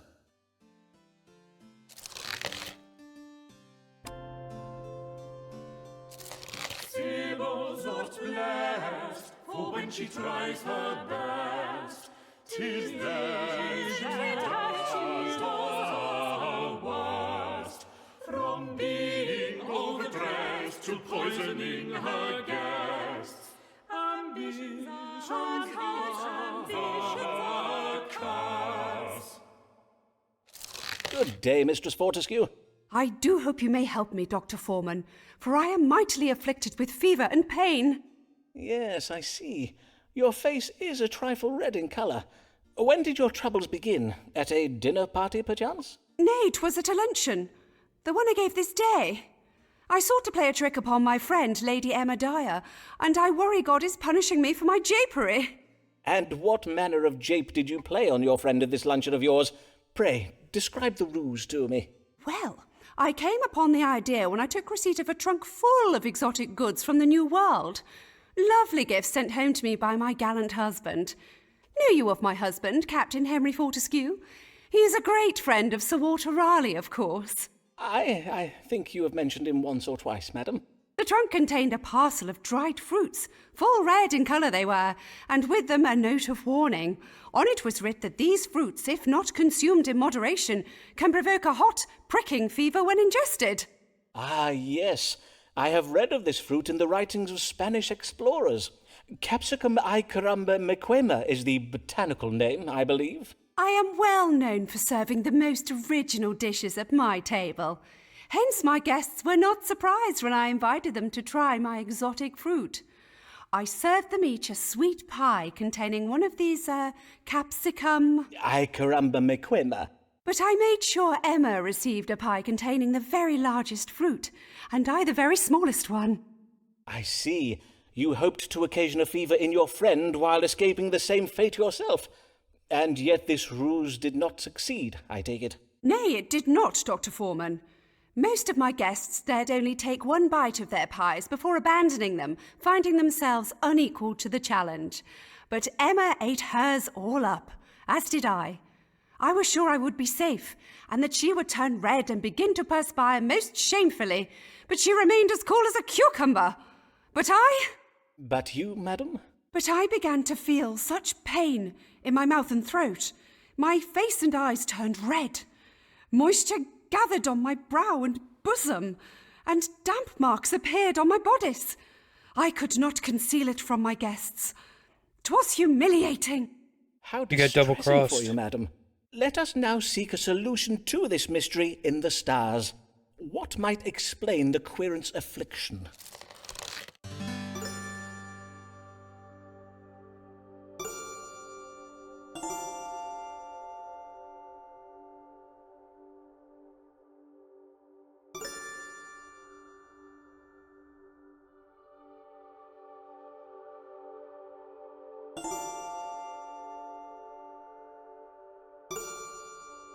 So it's not bewitched. Probably not lusty passion, so we'll go with Quincy. One moment, madam, while I consult that Spanish book I mentioned earlier. The one recounting travels in the New World. Ah, yes. That is interesting. What is interesting, Dr. Foreman? The stars say you have quinsy, and this book confirms my suspicions as to what provoked it. Madam, 'tis not the larger fruits that occasion pain when consumed. 'Tis the small ones, such as the one you had baked into the pie for yourself. You mean to say the smaller fruits are more dangerous than the larger ones? How strange! Verily, how topsy-turvy! The pain will be gone by the morrow, but in the meantime you may find relief by washing your mouth out with wine. Burgundy wine? Or will an ordinary claret suffice? Any wine will do, madam. God give ye good even, Mistress Fortescue. Hey, we got another letter of recommendation. Humphrey Bell, who is this coming youth? Mayhap a little shy, but pleasing to the eye. His eyes, his hair, his shape, his form, so smooth, has he a sweetheart? Pray tell us the truth. Good morrow, young sir. Methinks this is your first consultation, Mr. Humphrey Bell, sir. And how may I do you service this day, Mr. Bell? I want to get lean in that. You wish to become lean, you say? And why would you need to be any leaner than you are now? You do not appear at all overplump. Indeed, you appear to be a young man in the full vigour of health. Yay, but I do the lady parts though, innit? You do the lady parts. Oh, I see. You are a player who plays feminine roles upon the stage. Yes, I think I recognise you now. You play for Lord Chamberlain's men, do you not? The company of players led by Will Shakespeare, Richard Burbage and Will Kemp, among others. Aye, sir. I play for them as a hired man, and next month I'm to play a fairy queen in a play we're doing for Lord Hunston at his daughter's wedding. But bossman Burbage says I'm too plump for the role.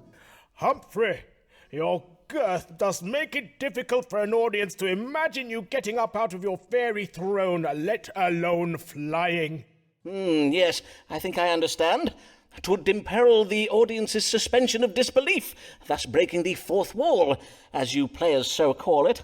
Ah, sir, indeed. Mr. Burbage worries much for them scenery walls, for he says my rear end is of such a size 'tis liable to smash right through 'em. Anyways, Mistress Burbage told me that to fit into her gowns she bids herself chunder after eating. Might you give me some herbs for that or something? And Mistress Burbage would be Richard Burbage's wife, I presume. Well, to judge what would be most effective in your case, I shall need to consult the stars. What should Mr. Humphrey Bell do to become leaner?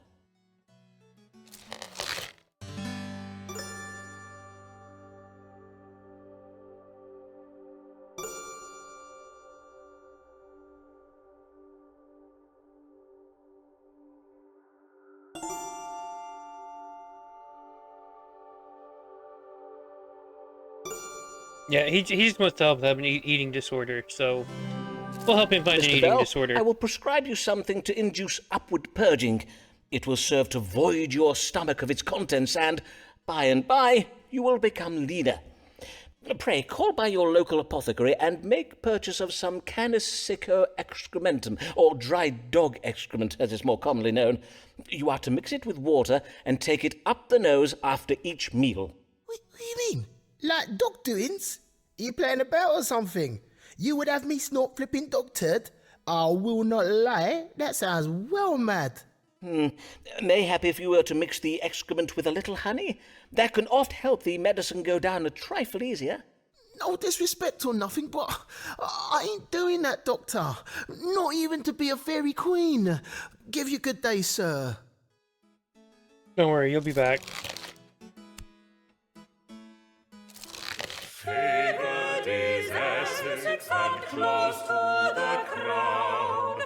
Nobles like him do fare up more than down. His family's too grand to jail, too rich to jail. But if Essex disobeys the Queen, she'll put him in the ground. Good day, my lord. I must own, your lordship's visit to my chambers does surprise me, for I'd believed, well, indeed all of England believes, that you are in Ireland at present. Did anyone see me? No? Good. Now, bid your manservant close the shutters. As your lordship pleases. William! William! Pray close the shutters. Yes, all of them. And fetch us some candles. I pray the counsel you give me this day be wise, sirrah, for I find myself in the most desperate of predicaments. And the last advice I gave you? That of offering to lead a military campaign to put down the Irish rebellion? I trust it worked to win back the Queen's favour. Indeed, the parade given to send you off was most impressive. I was there. Did you see me?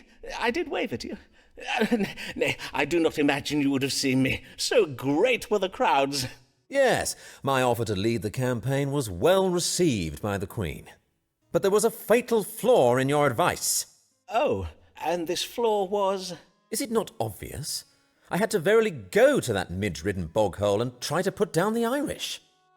God's breath! Have you seen the Irish? They are savages! That Irish chieftain O'Neill and his band of fen-born brutes are especially bad. Forsooth, they sound most fearsome. 'Tis a mercy you escaped with your life, and are now back home safe in England. Nay, I am not yet safe in England, I fear. For when the Queen finds out that I made a truce with O'Neill, heaven only knows how ill she will take it. Even my leaving Ireland without her permission will doubtless vex her. Then the Queen has not been informed of your return? Nay, she knows yet nothing of it. I am at present taking refuge with my sister, the Countess of Devonshire, at her country estate. But I cannot hide there forever. Hence I am come to you this day so that the stars may advise me on how I may extract myself from my current predicament and win back the favour of the Queen. Then let us see what the stars advise. How might Lord Devereux escape the displeasure of Her Majesty the Queen and regain her favour?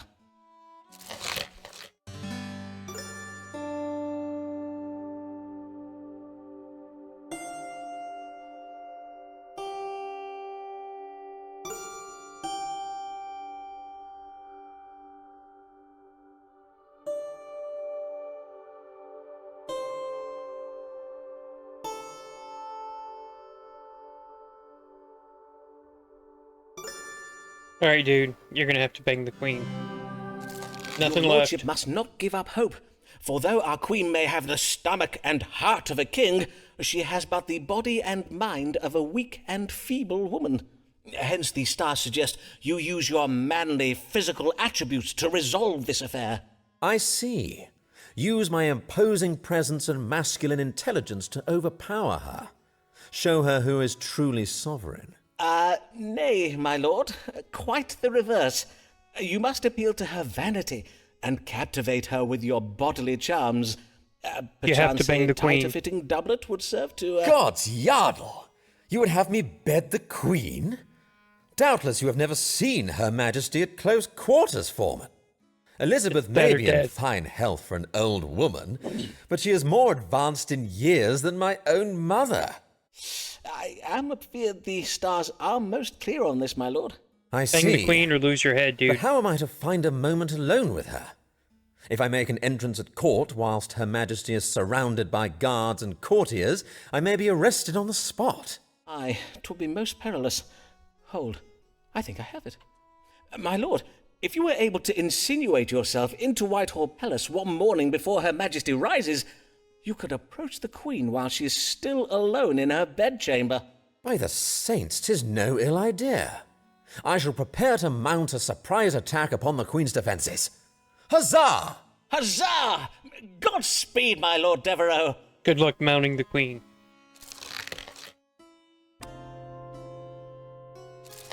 Praise him, praise be to the Lord.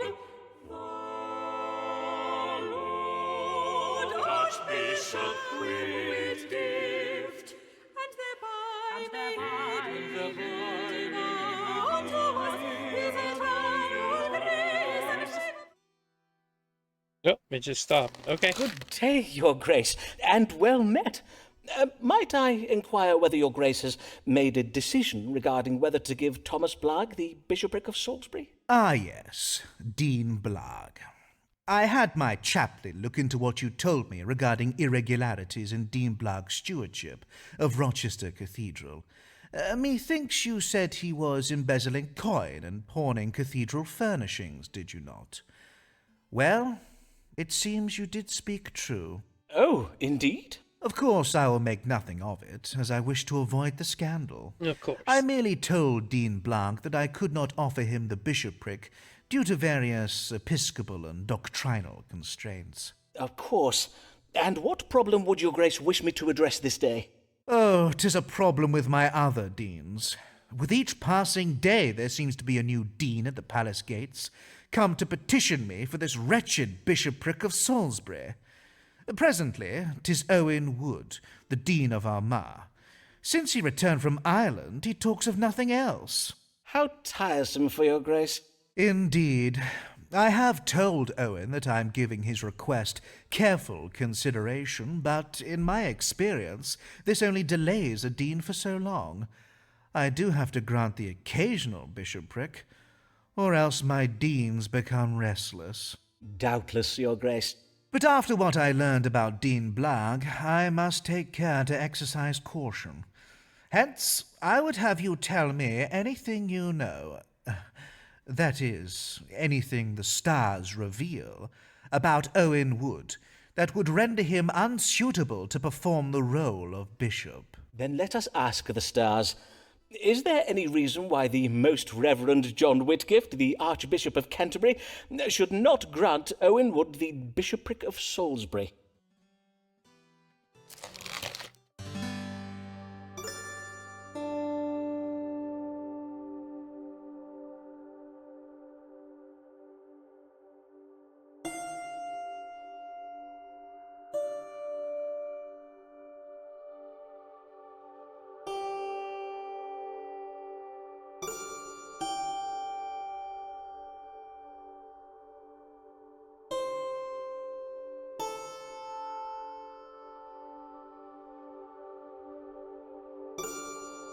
It'd be a shame. Oops, it's locked in now. I must advise against granting Owen Wood the bishopric, for the stars reveal that he has sinned most grievously. Like banging Blake's wife. Verily? Grievously, you say? I am afeard Dean Wood did commit the sin of adultery. Nothing else? 'Twas more than once, your grace. Doubtless, doubtless. While I appreciate your most excellent discernment of this information from the stars, I must own that Dean Wood's extra-clerical activities are already well known to me. Why, even my own wife has had a tumble with the man. Your grace, I am sorry. Hold, Sarah. In truth, 'tis of no consequence to me. What occurs in Lambeth Palace bides in Lambeth Palace, as we like to say. But you are right to remind me of Dean Wood's indiscretions, for mayhap it be not wise to elevate Owen to such a public position as bishop. I do have the reputation of the church to consider. Indeed, your grace. I will tell Owen that while I had every intention of granting him the bishopric, my hands are now tied due to various episcopal and doctrinal constraints. Very wise, your grace.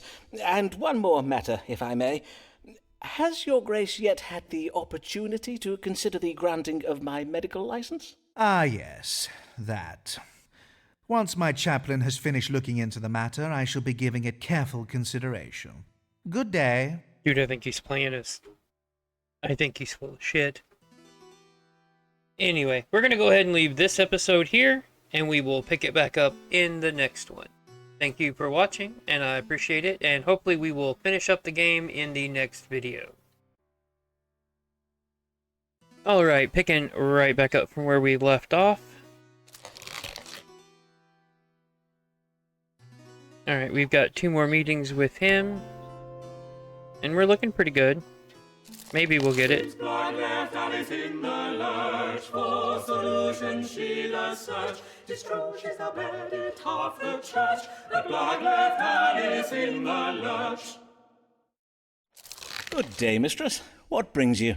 I am come about my lover who is lately returned from Ireland. Ah, yea, and your current lover is, as I recall...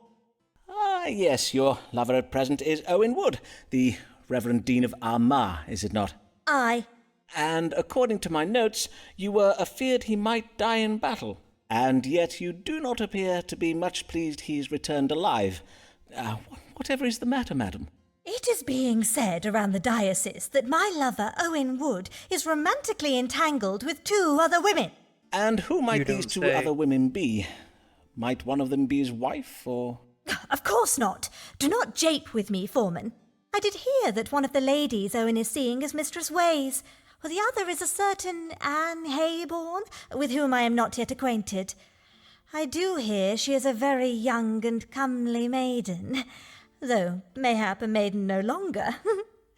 I prithee, scribble one of those doodles of yours and tell me if this be true.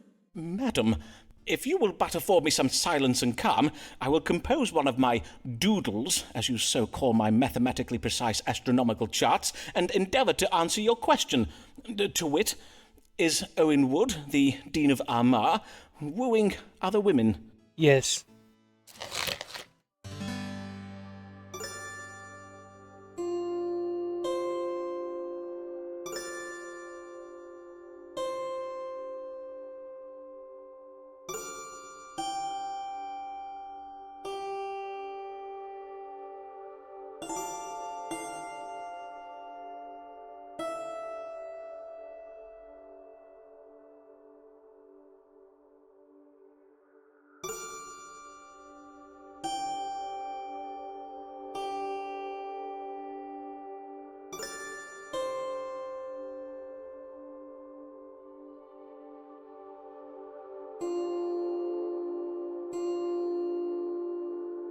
Yeah, sure.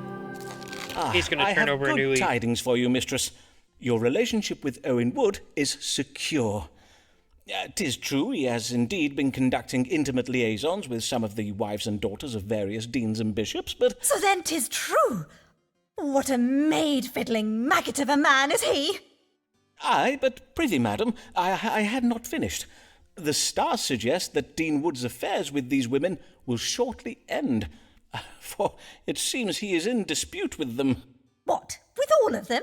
At the same time? It would seem so. That's generally what they all happens. have been apprised of the same rumour that brings you this day. Well, I am glad to hear these affairs are soon to be ended. But I will not lie, I am no less vexed with him. And indeed, if Owen has been larking about, 'tis only fair I do the same, to even things out between us. Ah, I think what you may be referring to is lex talionis. 'Tis the law of retaliation, as practised by the ancient Babylonians. Well, madam, indeed, if it would help square matters betwixt you and Dean Wood, you may consider me wholly at your service. We just post consultatio. Dude, Foreman's getting around even if he is a creep. Almost got the letter of recommendation.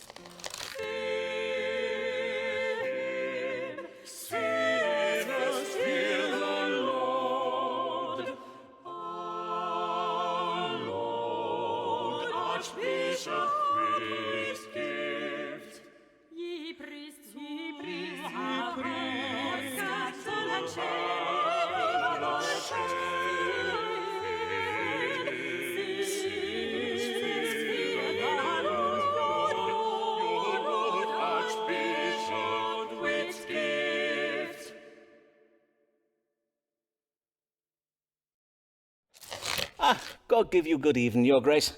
I trust you were pleased with the previous counsel I gave you? The advice I gave against granting Owen Wood the bishopric of Salisbury. Ah, yes. Your counsel did indeed prove sound. 85 out of Dean 100. Wood is now cods deep in scandal. The parish council has received numerous paternity suits, and 'tis said that scores of defiled wenches bethrong the gates of his deanery each morning, clutching suckling babes and demanding recourse. As for young Anne Hayborn, she has had her reputation ruined, and Dean Ways is barely speaking to his wife anymore. On my word, how disgraceful. Aye, indeed. If only Owen had the sense to exercise more discretion. Yes, indeed, your grace. The Bishop of London, for instance, manages his affairs very quietly. I might have been able to look the other way, but in this instance I could not let Owen's indiscretions pass. For a wretched local woman by the name of Mary Payne got wind of the scandal and stirred up a public fuss about it. Mary Payne again. Oh, the devil take the woman and her bacon-faced husband. If I might venture an opinion, your grace, mayhap if we were to pay no heed to Mary Payne and her ilk, they would eventually tire of their animus and leave us all be. But is it upon such problems you come this day, or upon some other matter? I am come about my health. I believe I do ail of something. Then pray, describe your complaints to me, your grace. Well, I am afflicted with pain in my back, and at times I find myself hard of breathing. Indeed, I feel I may have phlegm in my chest, and I do bear these odd-looking spots upon my body that will not mend. If you will permit me to loosen your robes to examine you. I see. Methinks I have a notion of what ails you. Let me confirm it with a reading of the stars. What troubles Archbishop Whitgift? Alright, let's see what we got. We have mattering in the breast. Chest pain occasioned by corrupt phlegm having gathered in the chest. Knobs on the yard, a disease oft associated with lechery and characteristics by wart-like growths on the privy member. That didn't seem to be relevant at all.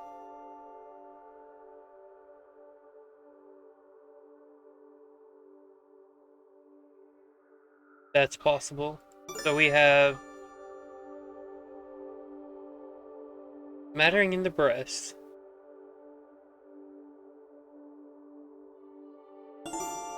Or he got the French pox.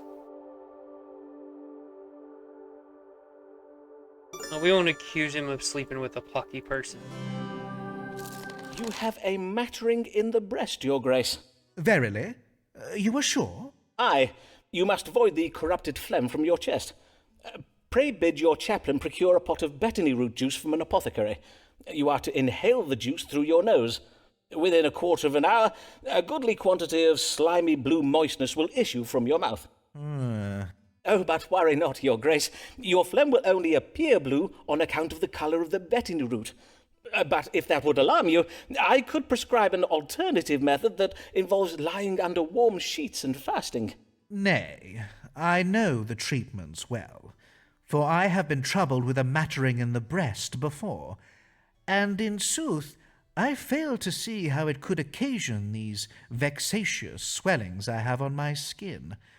Methinks I will consult with another physician and obtain a second opinion. Before you leave, your grace, might I inquire again as to the possibility of you granting me a medical license? Dude, Your grace did mention you would give it careful consideration. Ah, yes, indeed I did I not? Have no fear, Dr. Foreman. My chaplain is looking into it. Good day. Seems like a familiar line.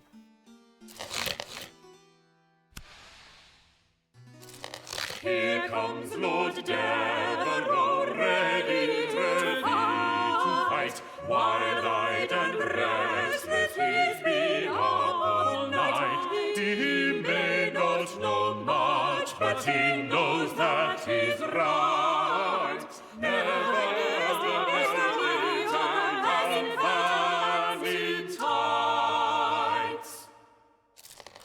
Give ye good morrow, my lord. I trust your lordship is well this day. Well? God's body! Am I likely to be well? I have been languishing under lock and key while all England goes to ruin. Ah, yes. I did hear something of your arrest. I take it your encounter with the Queen did not go as well as planned. Of course it did not. Her Majesty the Queen of England awakening to find a man hovering over her bed like a grinning fool, clutching a bunch of flowers in one hand and a box of sweetmeats in the other? God's death! What is in you? What did you think would come of me sneaking into the Queen's bedchamber? But you were imprisoned in your York House residence, were you not? The fact that you were placed under house arrest and not imprisoned in the Tower surely speaks to the Queen's fondness for you. I trust your time in confinement was not uncomfortable, at least. Well, yes, my time away from the world and its trifling concerns did, in truth, prove useful. It afforded me time to reflect on larger questions, to take stock of my life and put recent events in perspective. Ah, because I see. You tried to risk the Queen, and dude. What resolution did this quiet period of sober reflection bring you? A closer relationship with God? Or perchance you are resolved to spend more time with your family? What? Nay! I said my mind was turned to larger questions. To wit, am I destined for greater things? Am I chosen by God to rule a kingdom? For I must needs act. The realm is under threat from within. For why was I verily imprisoned? Was it merely to punish me for some trifling mistakes I made in Ireland? Nay, stealing 'twas the to entire separate me from the Queen. Navy. Well, I imagine after discovering you in Her Majesty's bedchamber... Do you not yet see? The Privy Council means to keep me away from Whitehall, lest I see how they have contrived to control and manipulate the Queen since I left for Ireland. My lord! Are you saying the Queen is weak and no longer in control of her reign? Aye, indeed. Something must be done about it. Well, man, do not just stand there. Yes, of course, my lord. Let us see whether the stars may give you your answer. Is Robert Lord Devereux, Earl of Essex, destined to, rule England?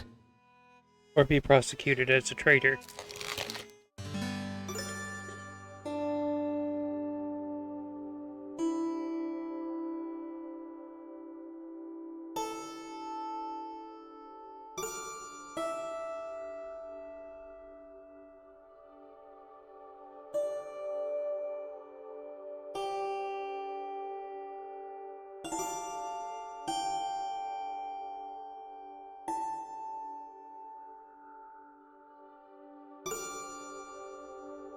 Yeah, how about we go with rein in the ambitions? My lord, I must urge you to temper your ambitions.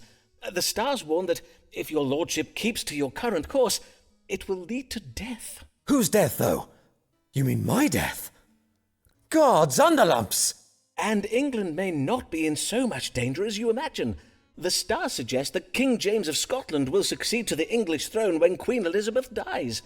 He is, after all, her nearest royal relative. James Stuart, eh?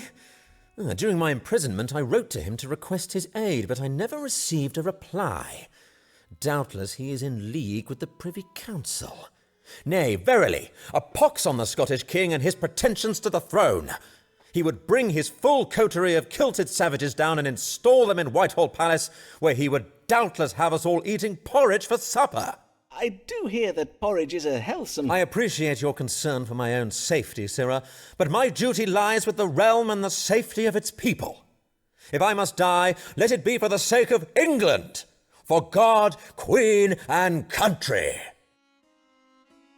Yeah, so I'm not getting that letter of recommendation then.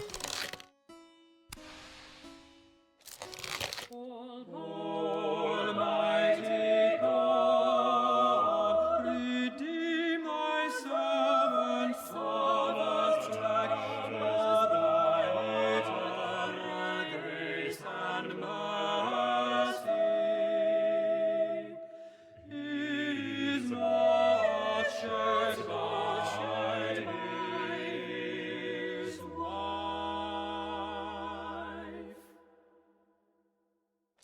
Good day, Dean Blag. How now, good sir? I see you do ale of something. I do ale of something, Foreman. Forsooth, I fear I am very ill indeed, for I tremble day and night with fever, and my face does itch and prick with pain. Verily, you do exhibit upon your nose and cheeks a rash of a most remarkable hue. Before you do this reading for me, Foreman, I must have your word that you will not speak of this to my wife, Alice. In truth, I have had her believe that I was set upon by an angry swarm of wasps that have lately been nesting in the north transept of the cathedral. I do understand. A kind husband would naturally wish to shield his wife from any undue distress. Yea, that of course. And there be also the small matter of the promise I did make to restore the Blag family fortune before I died, and thus not leave my wife and children to live in penury when I am gone. If Mistress Blag were to think that I am gravely ill, it would provoke some awkwardness between us that I would rather wish to avoid. I take it then that your finances are also in poor health. Alas, they are. For as you accurately predicted, the Archbishop never did grant me the bishopric of Salisbury. It would seem his grace is content for me to remain in my current state of penury. I see. Well, as to your wife, Alice, be not afeard, sir. We doctors take querent confidentiality most seriously. Because we totally have so Hippocrates did far. say, Testa Apollinum medicum secreta. Among other things. Now, mayhap we proceed to consult the stars on the matter of your condition. With what disease is my querent Thomas Blag troubled, and how may he be cured?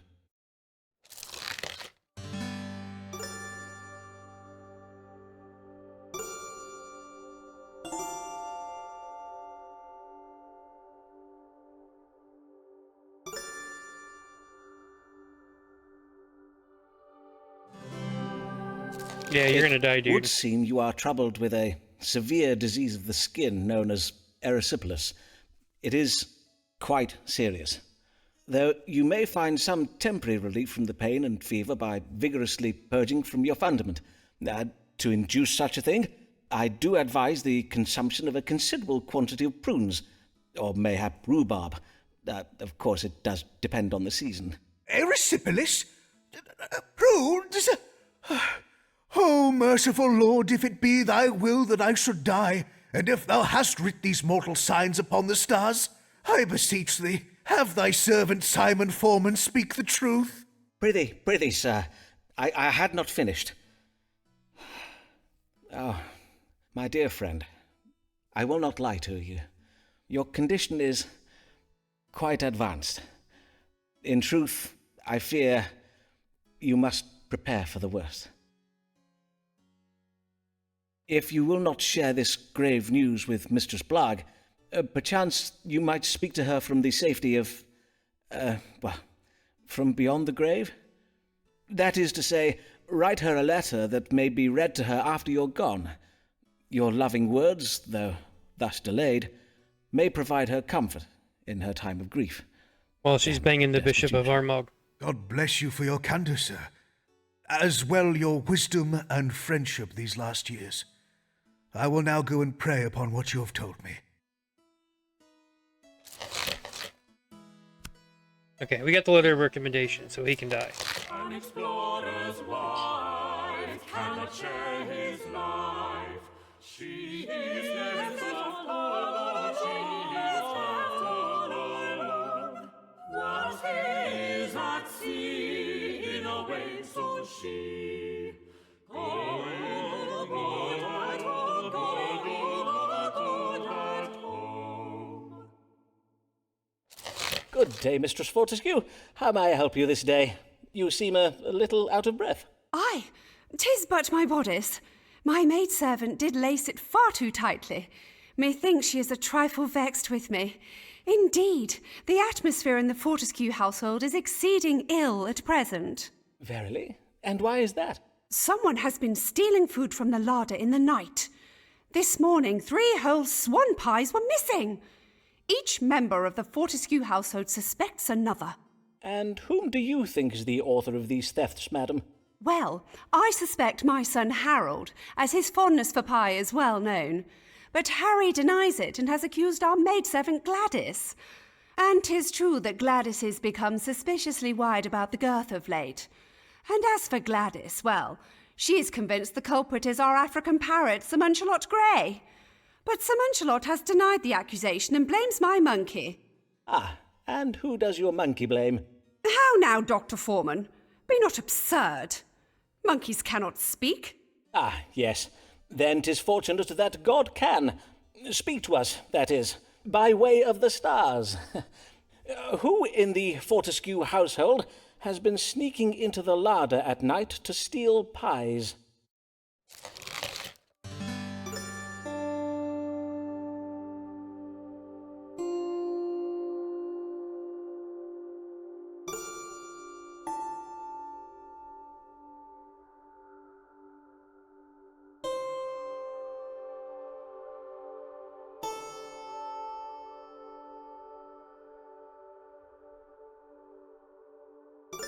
So we blame Sybil for eating all the pies. Or somebody that has not spoken up. We'll go with that one. Madam, you may eliminate your son from your inquiries, for according to the stars, you have educated him well, and he knows not to steal pies. Harry is innocent, is he? Then who has been eating our pies? I am afeard it is the very last individual you would suspect. An individual who is in this very room with us now. How now, Dr. Foreman? Surely you would not accuse me? Oh, nay, not you, madam. 'Tis your monkey. What was his name again? You mean to say Sir Nanahad has been stealing our pies? Oh, my days! What a naughty monkey! Quite. He is most naughty indeed, 'twould seem. I must at once to home go and apologise to Sir Muncelot. I never should have doubted him. God give you good even, Dr. Foreman. You have been a bad boy, have you not, Sir Nanahad? Who's a naughty monkey? Yes, you're the naughty monkey. Yes, you're the naughty monkey. Good even, Mistress Fortescue. Dude.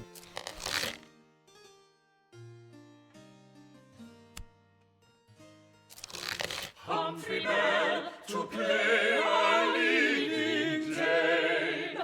You must pay the price of looking thin and nice. Drink over your fears, cease all your guilt and shame, lest you be judged and we accord you blame.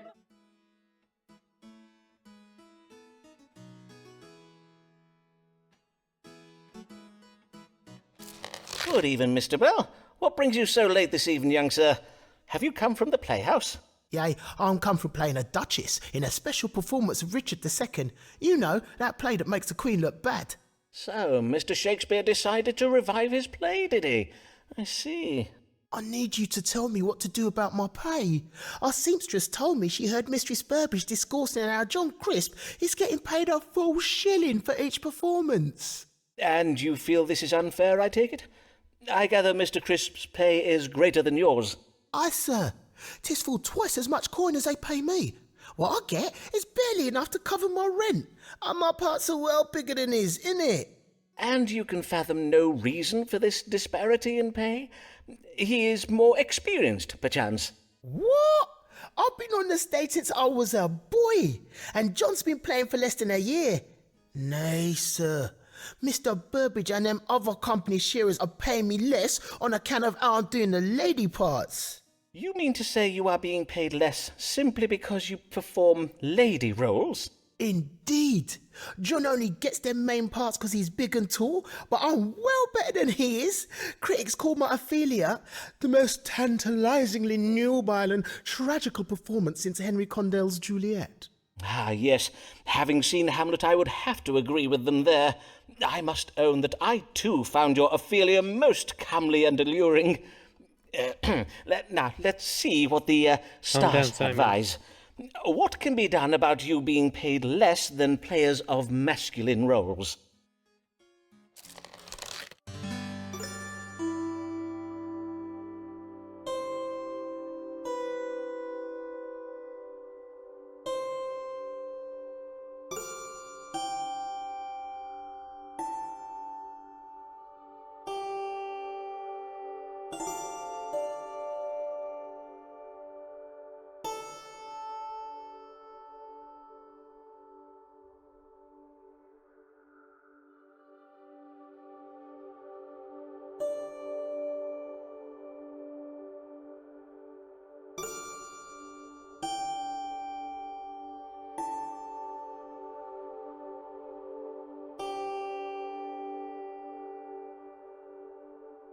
I'll try that. According to the stars, your employers, the Lord Chamberlain's men, are very wise businessmen. How do you reckon that? On account of them contriving to pay me less than I deserve? Precisely so, Mr. Bell. And being so wise, they doubtless deter their hired men from discoursing upon the coin they receive for their labour, perchance to the extent where the men harbour such feelings of shame and suspicion about it, they would more readily show each other their privy parts before they would show their pay. Aye, 'tis true enough. We oft pull our yardles out when we're jesting about and that. But as for a man's pay, forsooth, 'tis considered most private. Well, such prudery must end if you and your fellow players are to advance your interests, Mr. Bell. Indeed, methinks that if you were all to begin freely discoursing upon these matters, you will find you are not the only player being paid unjustly. If you do decide to demand more coin from your employers, I advise you to unify with the other hired men and speak as one voice. Zah! We shall unify and demand them company sharers pay us equal coin for equal playing. We just started a union.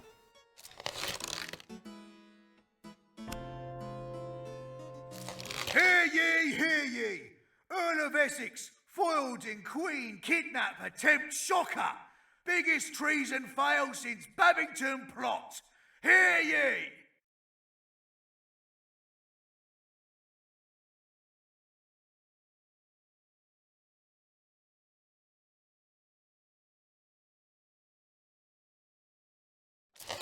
Alice Black, she is a wife. 'Tis one way to live a life, oft with misfortune and with strife, especially if you be Black's wife.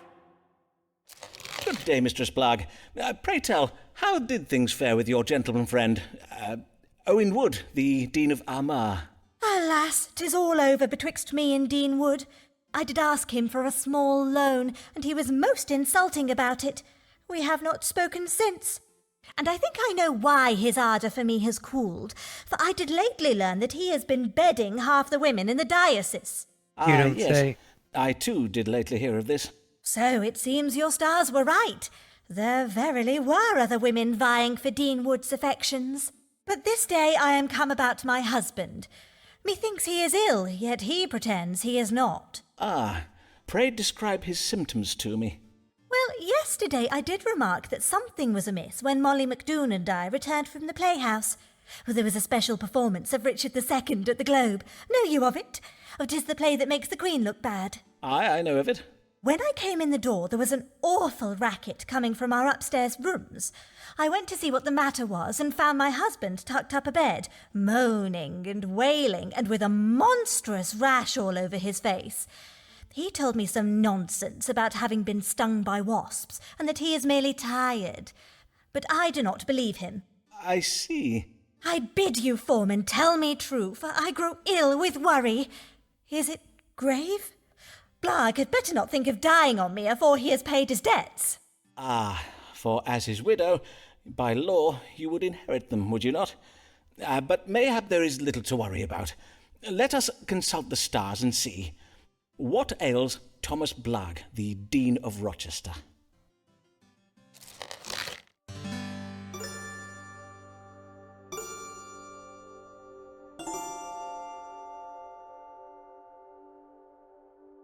So we can tell her the truth. We can tell him his codpiece is swollen. Or he's got the melancholy. I think we'll just tell her the truth. Alas, I am afeard your husband is ill with a disease known as erysipelas. He is in grave danger. Indeed, his case is advanced and beyond treatment. There is nothing to be done now, but prepare yourself for his death, Mistress Blarg. Madam? Alice? Come, Alice, I will find you a chair. Nay, I must not tarry. I am meeting Mistress McDoon at the Bear for a quiet one. Good day, Foreman. But Alice... No, coitus post consultatio. Oh, we got another letter of recommendation. Hear ye, hear ye! Traitor loses head after losing mind. Earl of Essex gets the chop for treason. Hear ye!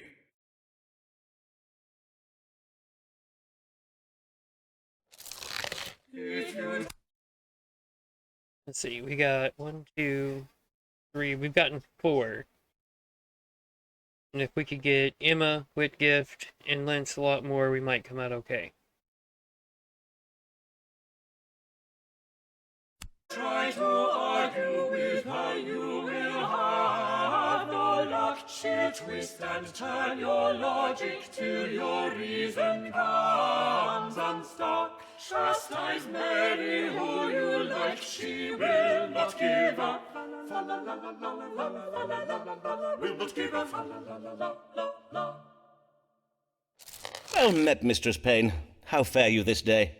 Most well indeed, sir, for I am just come from taking my niece on an outing to Tower Hill. 'Twas to see the execution of the traitor Robert Devereux. Ah, I'm yes, sure you love that. Lord Devereux. What a tragic end to a promising career. And such a lovely beheading they gave us. My niece and I very much enjoy the hangings at Tyburn, but a beheading is so much more elegant, is it not? Verily, 'tis a better class of execution, I find, and the royal executioner did go down on Devereux with such skill. A single stroke was all it took to give us the traitor's head. Aye, 'tis true the royal executioner gives excellent... But I have no time to tarry here and gossip with you, Dr. Foreman. I am come on a matter of great concern. And you are just the man to help, methinks. For your prediction that Elizabeth's reign would endure was true. Whilst the Queen does have the appearance of being naught but a painted corpse propped up on a throne using artfully placed cushions, she is, in law at least, still alive. Praised be! Ah, indeed. Praised be. And what is this new matter that concerns you? 'Tis that England is filling up with foreigners. Indeed, 'tis been going on for so many years now that in London 'tis rare to hear anyone discoursing in the English tongue any more. The city is crawling with continentals. Ah, then I take it you do not enjoy your visit to the City of London. Oh, nay, I have never been to London. For as I did just say, 'tis crawling with continentals, and Lambeth will soon suffer the same fate if we do not act. Why, only the other day I spied a continental on the high street, a monstrous ogre of a man he was, and as for his face, his eyelashes were so fair he had the appearance of having none at all. Ah, yes, the Netherlanders. 'Tis true the people of the Netherlands can be fair of hair and tall of stature.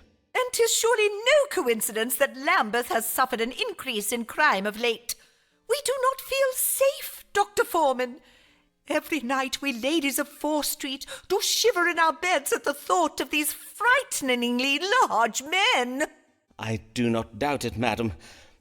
Now, let us see whether the stars might allay or confirm your fears. Should the residents of Lambeth be concerned about an influx of continentals? Is there a constellation for your affordable person?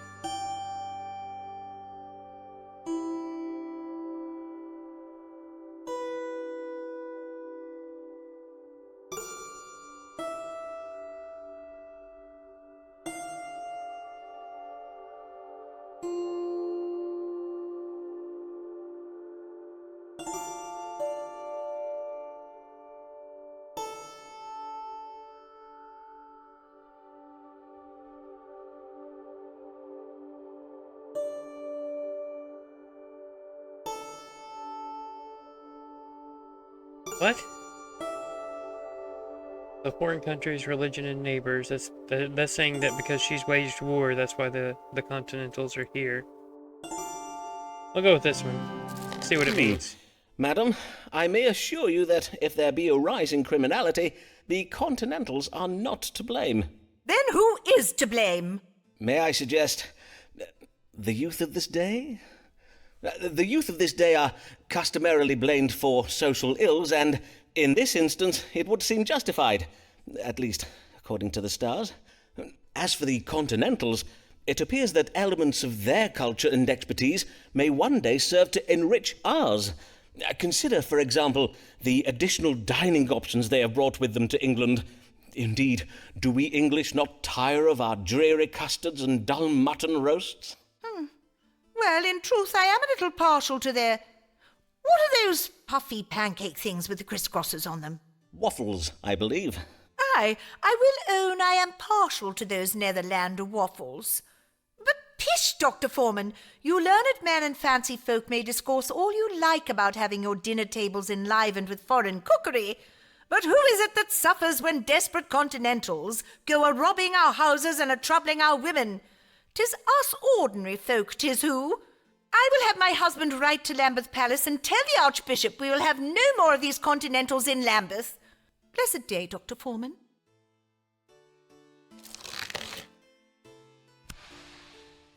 Just go away. Hear ye! Dean of Rochester Cathedral dies. New Dean pledges to refurnish empty cathedral. Hear ye! Countrymen, at ease is our reward, for it is not enough to be my fans adored. For you we sigh, we true and swoon, when we see you entering the room. Good day, Mr. Bell, and well met. I recall you were hoping for a pay rise. How did that go? Well, I got a pay rise, innit? I took your advice about banding together with the other hired men and gabbing about how much coin we was getting. Turns out, another one of the lads weren't getting paid enough for his lady parts neither. So, we all refused to do our rehearsals until the boss man fixed it. Well done, Mr. Bell. I must say I am most proud of you. But this day, I am come about my skin. She's so clapped, I need twice as much ceruse as normal. Ah, yes, Venetian ceruse, the white lead and vinegar paste ladies and players use to whiten their faces. You have to fix it for me, Doctor, for my role in Mr. Shakespeare's new play. I'm to play a lady who disguises herself as a lawyer. A lady cunningly disguised as a lawyer? Forsooth, how original. But I see not why you need worry over your complexion. Having a sound grasp of Latin and a talent for eloquence are the usual qualifications of a legal advocate, are they not? Is it verily necessary for this lawyer to have beauty as well? Well, Mr. Burbage seems to think so.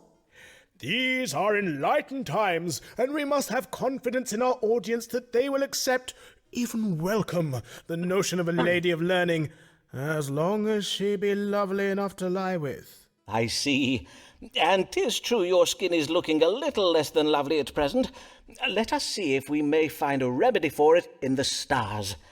What is the matter with Humphrey Bell's face, and what may be done to improve its appearance?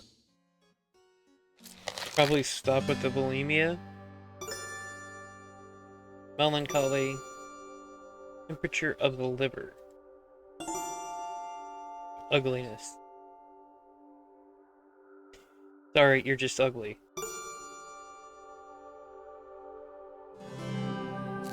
The stars indicate that your skin troubles are occasioned by the ceruse paste you're applying to your face. The lead it contains is causing your scabs, and, if I am not mistaken, some thinning in your hair.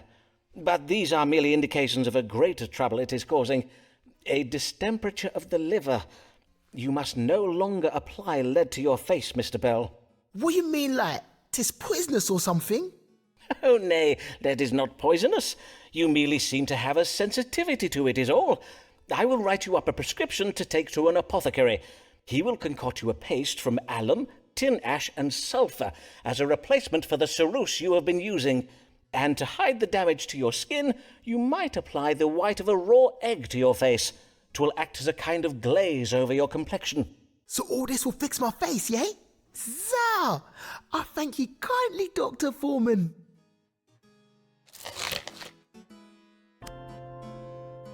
Halfway there. Mr. Foreman, doubtless I need not explain why you have been brought before the College of Physicians this day. We have been informed that you persist in practicing medicine without a license, in defiance of the law and in spite of previous warnings given you by myself and my distinguished colleagues. How do you answer this charge? Well, what do you have to say for yourself, Sirrah? I say that I am a good doctor, and that my many years of experience have allowed me to perfect my methods as a true physician. You would dare speak of your methods, Mr. Foreman?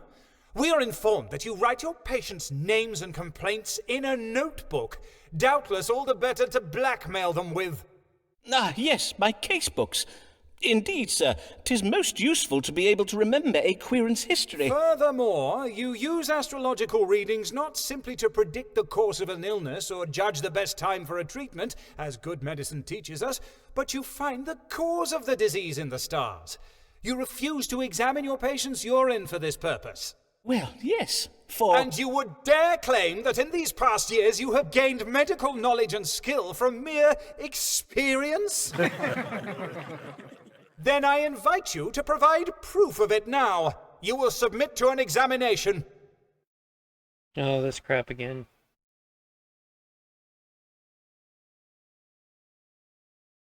The Saturn phlegm? Nope.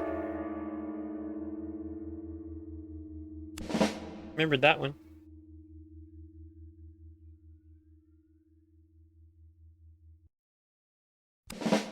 Hey, I guessed correct.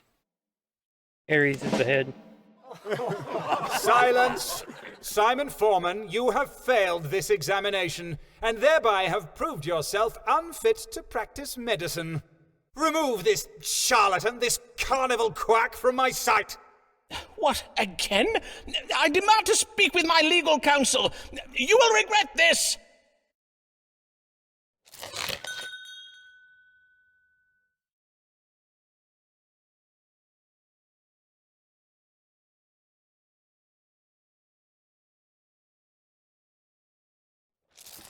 All his blood has suffered woe. Life has brought her very low.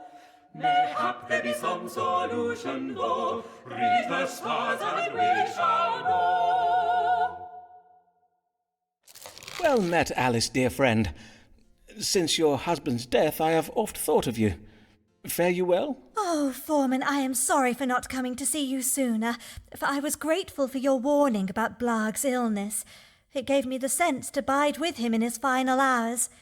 It was only then that I did realise how much I did love the old fool, despite his mump-headed nature and his leaving me and the children with not a penny between us. But the day after he passed, I came upon a note he had writ for me. I warrant that was your idea, was it, Foreman? It may have been. Then I thank ye for it, Simon. For 'twas a comfort to be left something to remember him by, even if it be the only thing he did leave me. But things are better since I did become Mistress Macy. Then you have remarried? Aye. 'Twas the only means of putting a roof over our heads and meat in our bellies. And Mr. Macy is a kind man. Oh, but Foreman, we may not have our roof much longer. Macy has threatened to leave me. The brute! Well, to be fair, I suppose I did fail to apprise him of the full extent of Blag's debts, which are, as you know, not inconsiderable. But what am I to do about it now? Ah, yes, of course. By marrying you, he is now responsible for the debts of your late husband, according to the law. In sooth, 'tis a high price to pay for a wife. No matter the marital bliss, her bountiful charms and fine qualities do doubtless afford him. Ah, save it for another day, Foreman. 'Tis not your chub-brained flattery I am come for. 'Tis your counsel. Then let us see if the stars may offer a solution. How may Alice Macy prevent her husband petitioning for a divorce?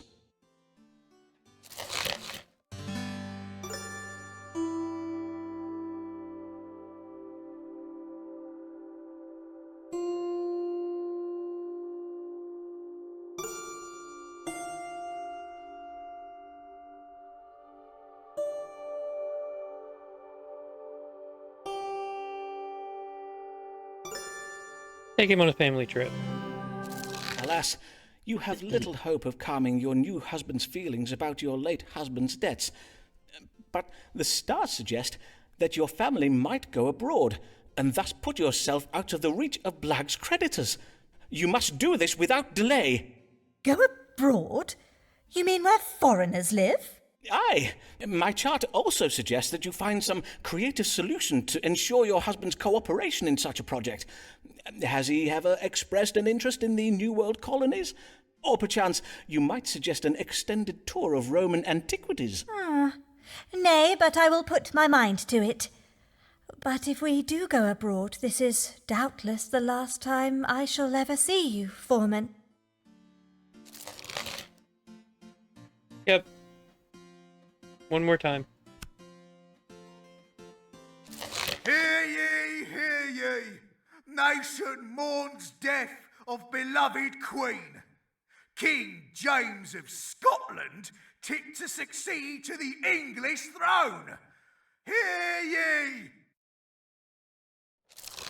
Countrymen, you must not take it so ill, for your beauty does fade. We do adore you still. Our eyes are so wide, our thoughts so undefined, at the sight of your shapely behind.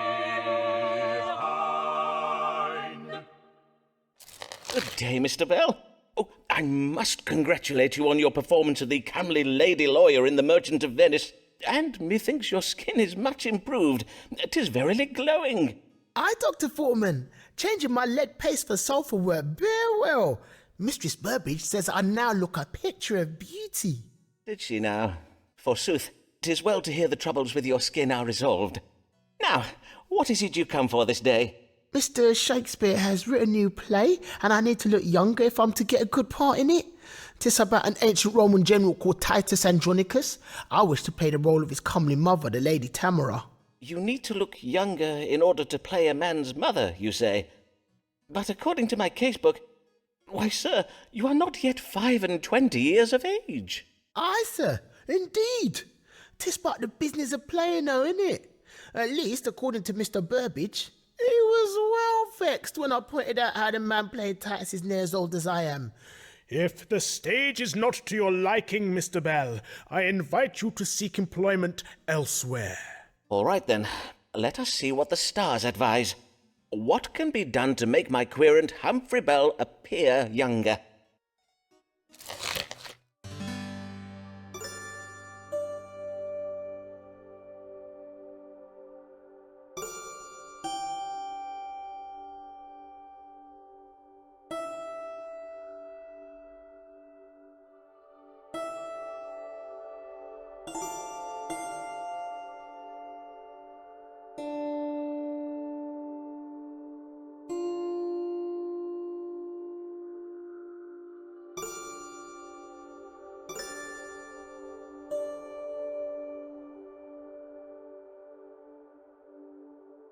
Well, this one says it is cruelty involved. And this one just says legacy, so we'll try that. My chart suggests if you were to undergo some manner of transformation, it might help you recapture your youthful allure. Like, what kind of transformation? Well, you might consider changing over your appearance. My lady querents tell me that a change of hair or wig colour can leave them feeling quite renewed, particularly those ladies who have lately been cast aside by a lover. You saying I just change my hair and bish bash bush a little younger?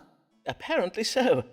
I am told that lightening the hair can be particularly efficacious, as it evokes a youthful, almost childlike appearance in a woman. Such lightening is easily achieved by soaking the hair in urine. Urine? Like stick my head in my chamber pot or something? Aye, mayhap after you make your morning water. Fresh urine is usually preferred, for then 'tis agreeably warm when applied to the head. I will not lie, that sounds mad. But if all the ladies are doing it, I might give it a try.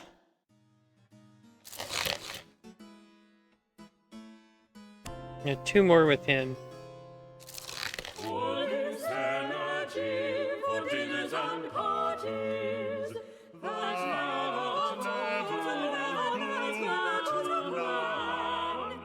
Say, can you conceive of what could be achieved if we were so if we were a man? Good morrow, Mistress Fortescue. How may I do you, sir? Oh, Dr. Foreman, I have urgent need of your advice. Oh, woe! I know not what I am to do. On my word, madam, I have never before seen you in such a state. Pray tell, whatever can the matter be? 'Tis my husband, Captain Fortescue. God mend me! He has been implicated in a conspiracy to commit treason. Ah, yes, your husband, Captain Henry Fortescue. He is a great friend of Sir Walter Raleigh, is he not? Oh, methinks I see your problem. For Raleigh has been implicated in a plot against our new king, has he not? 'Tis said the plotters wished to oust the king and install the king's cousin on the throne. Or was Raleigh involved in that other plot? The one to kidnap the king and force him to appoint a more religiously tolerant privy council. In truth, there are so many plots against the English throne these days, 'tis hard to keep abreast of them all. Indeed, I know not which plot Sir Walter was arrested for, but I have heard tell that the Privy Council seeks to find conspirators amongst his associates. Hence I have been hiding my husband in our cellar and pretending he's still away at sea. But why would your husband fear arrest? Was he involved in Sir Walter Raleigh's plot? Nay, he was not.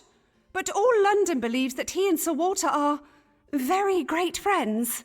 Ah, yes, I see. But what of your own friends, Mistress Fortescue? All those lords, ladies, and bishops who have so oft graced your table, would they not speak in your husband's defence? Well, dear Emma says she will speak for my husband, but alas, she now has little influence at court on account of some scandals of her own. As for my other acquaintances, they have all disowned me. They decline my invitations, and no one is at home to me when I call upon them. Even Sir Munchalot has stopped speaking to me. Even your parrot, madam? On my word, that is very cold. I beseech you, sir, read the stars and tell me how I might save my husband from arrest. Pray assure me he will be safe. Let us see, then. Is Captain Henry Fortescue in danger of being arrested for treason? If so, what might Mistress Fortescue do to prevent it? 3 options.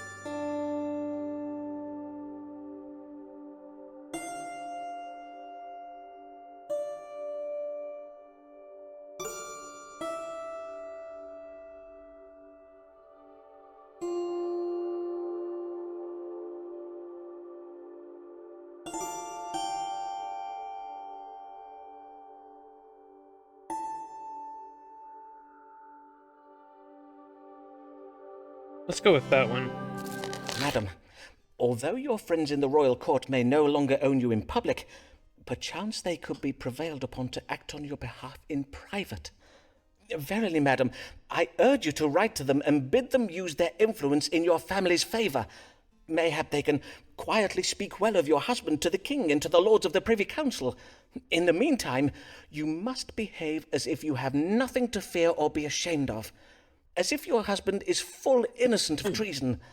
Hold your head high, Mistress Fortescue. But oh, Dr. Foreman, surely you see how low I am come. Madam, have you not before suffered the slings and arrows of social misfortune and yet risen victorious? Well, You had a house full of guests purging from all their orifices, and yet you did not waver.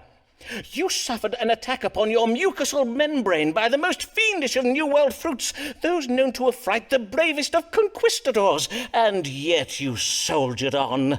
And after you played the fool before lords, bishops, and countesses, still they thronged for invitations to your luncheons. Truly, madam, are you not a leader amongst women? Reclaim your place at London's dinner tables and use it to save your husband. Take back your Camelot. Indeed, sir. I shall not be cowed by spiteful wagging tongues any longer. I now go forth to restore my husband's honour and our family's good name. Fare you well, and Godspeed, Mistress Fortescue.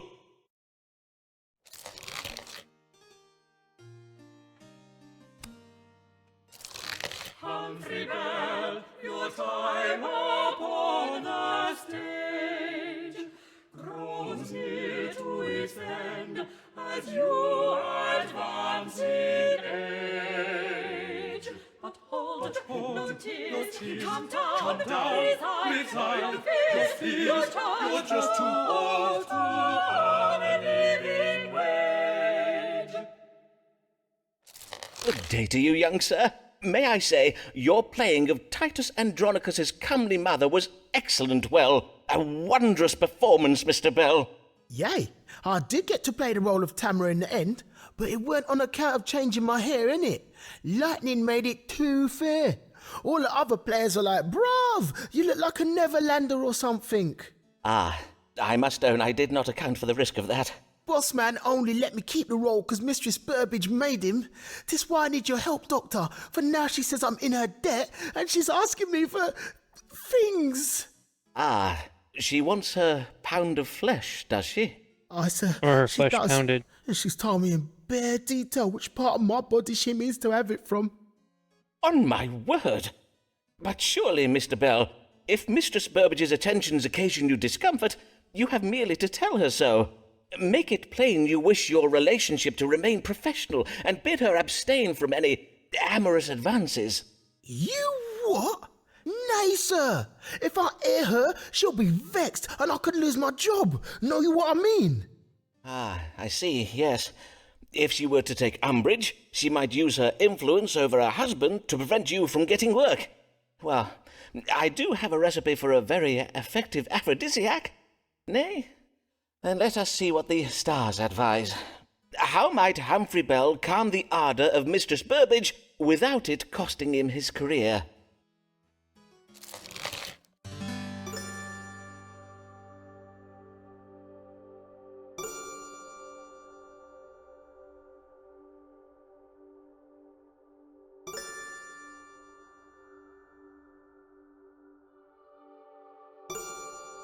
Yeah, you're just gonna have to do it, dude.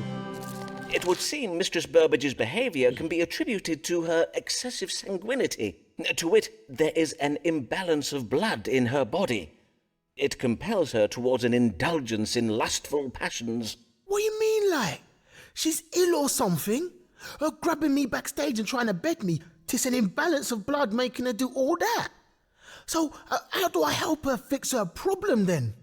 Her problem? Oh nay, Mistress Burbage is not ill. Forsooth, indulging in her lustful passions is a most healthsome pursuit, which doubtless brings her much pleasure.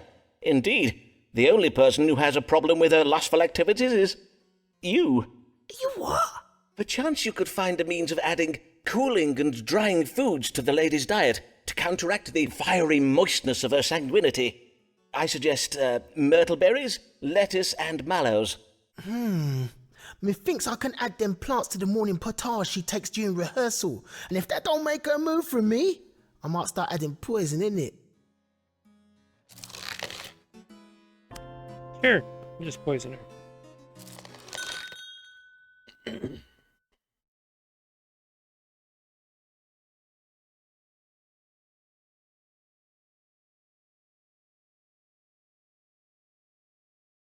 Well, that worked out well.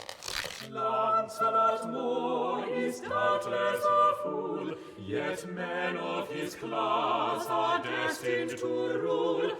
They tell us 'tis but the order of things, as is the divine right of kings. Good even, Mr. Moore. How may I do you service? I have a mind to take up a profession and would have your counsel on it. For I must say, your advice thus far has been most excellent. Counselling me not to marry that sly succubus Emma Dyer did veritably save my life. Indeed, I have heard it rumoured that her husbands have a lamentable habit of dying, if you follow my meaning. You don't say. In short, their deaths are most unnatural and not at all accidental. Do you understand what I'm telling you, Foreman? Aye, I do, Mr. Moore. Pray afford me a moment to recover from the excess of shock and surprise I do feel upon being told of the lady's true nature. Now, you say you wish to take up a profession. 'Tis a military career you're considering, I presume? You wish to distinguish yourself in battle? Nay, 'tis a career in the church. I have a mind to take holy orders. You wish to become a clergyman? Pray tell, how came you by this notion? 'Twas given me by the top dog himself, the Archbishop of Canterbury. He's a hunting chum of my father's. Aye, the Archbishop is a crack shot with a musket. You should see him at it, Foreman. Give the man half an hour and a pouch of lead shot, and he'll turn your duck pond into duck soup. It seems the Archbishop has had his eye on me for quite some time. Verily, indeed. He says I show great promise, and that under his personal tutelage I should rise very rapidly. He even said he has a mind to make me Bishop of Salisbury. Yes, the much-coveted bishopric of Salisbury. But before I make my final decision, Foreman, I thought I'd better come to you first. Aye, very wise of you. Then let us see what the stars foretell. Would my querent, Lancelot Moore, enjoy success as a clergyman?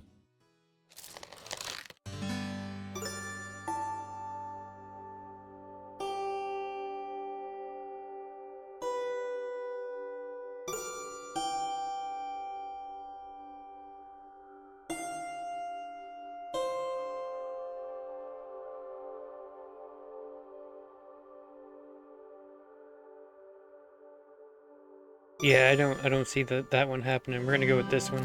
May I discourse frankly, sir, as someone who has guided you these many years past? Yea, I suppose so. You're full of shit. Have you considered that your particular tastes and proclivities might be ill-suited to a life of service in the church? My tastes and proclivities? Ha!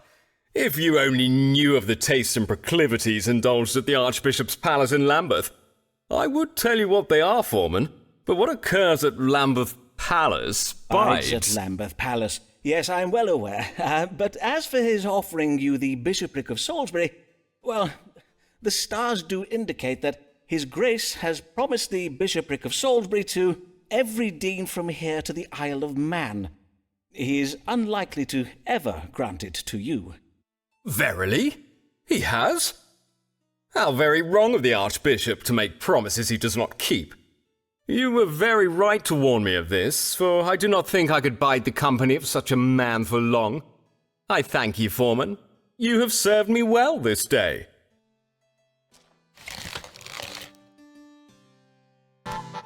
Yay, we got another one. How many is that now? 1, 2, 3, 4. No. 1, 2, 3, 4. And that's 5. So we need 3 more. Here comes crafty Emma. What does she ask for now? Many times I'll be just needless to say despite her sins, may she be saved. The rest of what God gave. Here comes crafty Emma. What does she ask for now? God give you good day, madam. Good day to you, sir, and well met. And how fares your husband, Lady Dyer? I recall you were worried for his health. 'Twas the diabetes, the disease you judged him as having. He died from wounds that never healed. You mean the wound on his lordship's hand? But I recall you saying it was quite small. Oh, yes, that wound was, but he acquired many more. One evening, whilst we were summering at our country estate, the stone railing of our balcony gave way, and he fell into some particularly thorny rose bushes. You don't say. How distressing. And he never recovered from the scratches? Nay, 'twas most tragical and so forth. Well, I am sorry to hear of your husband's passing, but, madam, are you quite well? You do not seem yourself this day, if I may remark on it. Doing better than her husband's. I am more myself than you have ever seen me, for during these past years I have been playing a role that has served me well, to be sure, but I am grown tired of it. Indeed, I am not proud of my dissembling. I'm not proud of some other things besides. And doubtless you are come to unburden yourself by confessing your, what those things are. What? Nay, of course not. As I was saying, whilst my dissimulations have afforded me wealth and status, such a life as I have lived has not fulfilled me. For though I have been married many times and known many men, I have always lacked one important thing. A moral compass? And that thing is love. In short, I have found love, Dr. Foreman, and the object of my affection is not one of these privileged popinjays I've met at the royal court. Nay, 'tis a real man, a man who knows what it is to make his own way in the world. Oh, you mean to say... You mean you and I? Verily, upon seeing him play Tamara in Titus Andronicus at the Globe one even, I was... well, my heart was took. I see. You are in love with a player then, I take it. Aye, and I wish to marry him. But first, I would know whether such a match be advisable. Is our love true, or is my considerable coin and property where his true affections lie? Such a deception would not surprise me in truth. Well, nay, doubtless it would not.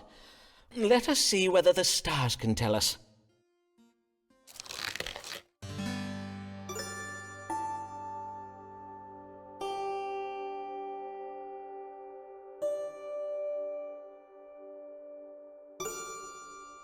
So the first one is he's a gold digger.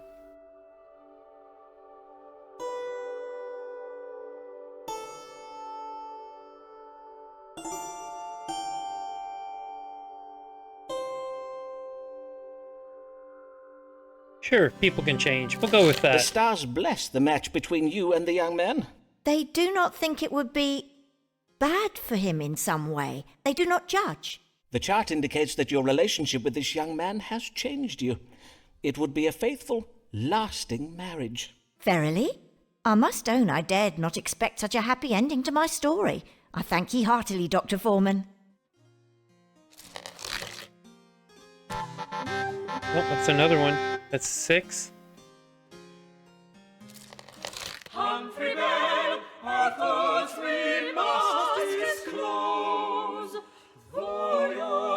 acting is fine.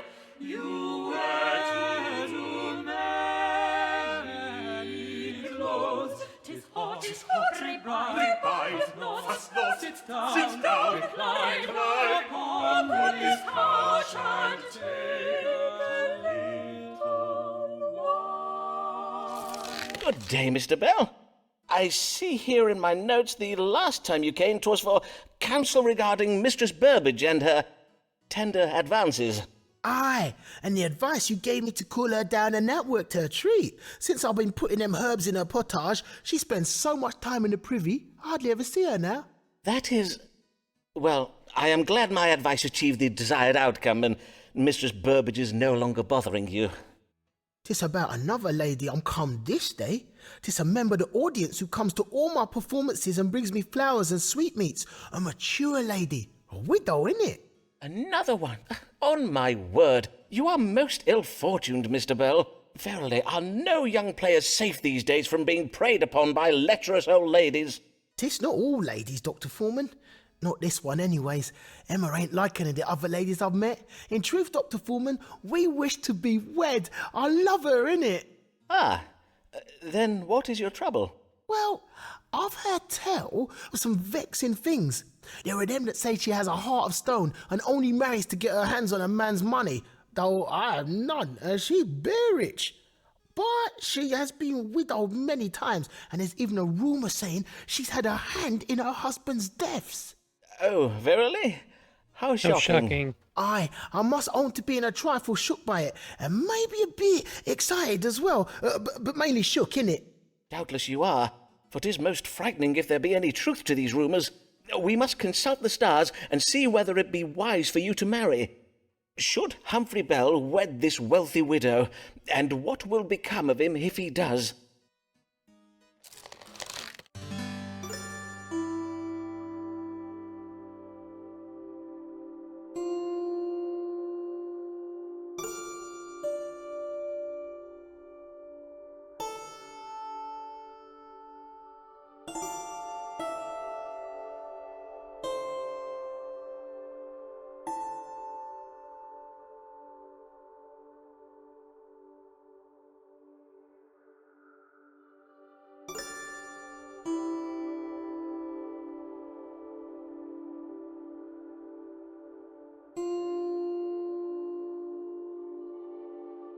Yeah, I think it's that one. Mr. Bell, it has been my privilege to guide you over the years, in matters of work and in life. Wisely, I hope, but certainly with the greatest sense of care for your well-being. Indeed, I have come to think of you as a father might think of a son. 'Tis a responsibility I have not taken lightly, and in loco parentis, as it were, I feel an obligation to... Sir, begging your pardon, sir, but I'm going to stop you right there, because I need to know, innit? Should I marry Emma or not? Yes. I believe you may safely marry this lady, Mr. Bell. The stars suggest the rumours you did hear about her are needlessly cruel. So this all lies, then? Well, not quite all lies, nay. The stars do also indicate that the lady was formerly most fixated upon the acquisition of money, though 'twould seem she no longer harbours such pecuniary passions, such as is consistent with her desire to marry a penniless player such as yourself. Sir, it is decided. I shall marry my dear, sweet Emma.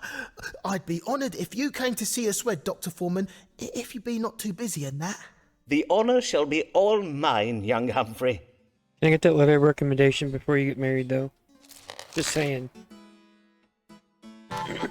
Oh, we got it. That's 7.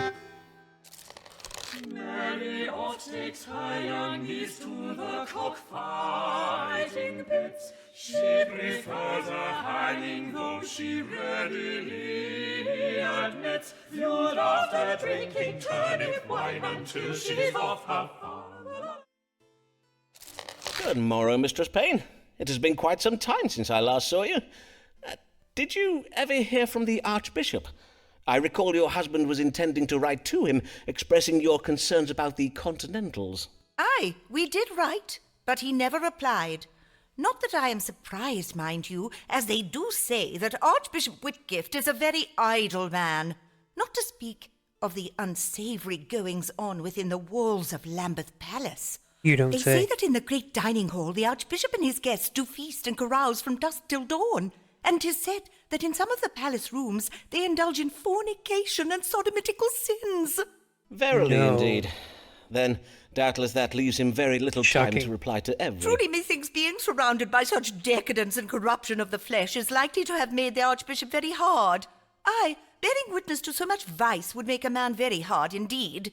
Hard? The only thing she Dr. said so Foreman? far that I agree with. Insensible to the needs and difficulties of ordinary folk such as you and I.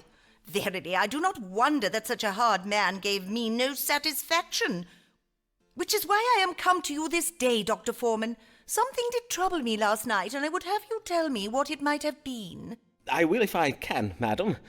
Prithee, describe it to me. Well, at first was the noise of a boat that did awaken me. I got up out of bed and went to the window to see what was. As you know, on 4th Street we are right by the banks of the Thames. In the moonlight, I could just make out a ferry crossing the river, loaded up with large barrels. And you thought it suspicious? Aye, indeed, for the hour was very late and the boat's lamp was not lit. I did not wake Mr. Payne to ask his opinion, for, in truth, he has told me he wishes to hear no more about the things I see from our window. So, I am come to you, for I can have no rest until I know who those men were and what they were doing. Who knows what foul deeds may be afoot in Lambeth Town? Mayhap the men I saw were Catholic spies, engaging in some manner of nefarious plot against the realm. Then let us see. What does God have to say regarding this boat you saw crossing the Thames last night? Was it some kind of elaborate Catholic plot, or is there a more likely explanation? Will it tell me the date? It will not tell me the date. I bet we're really close to the 5th of November.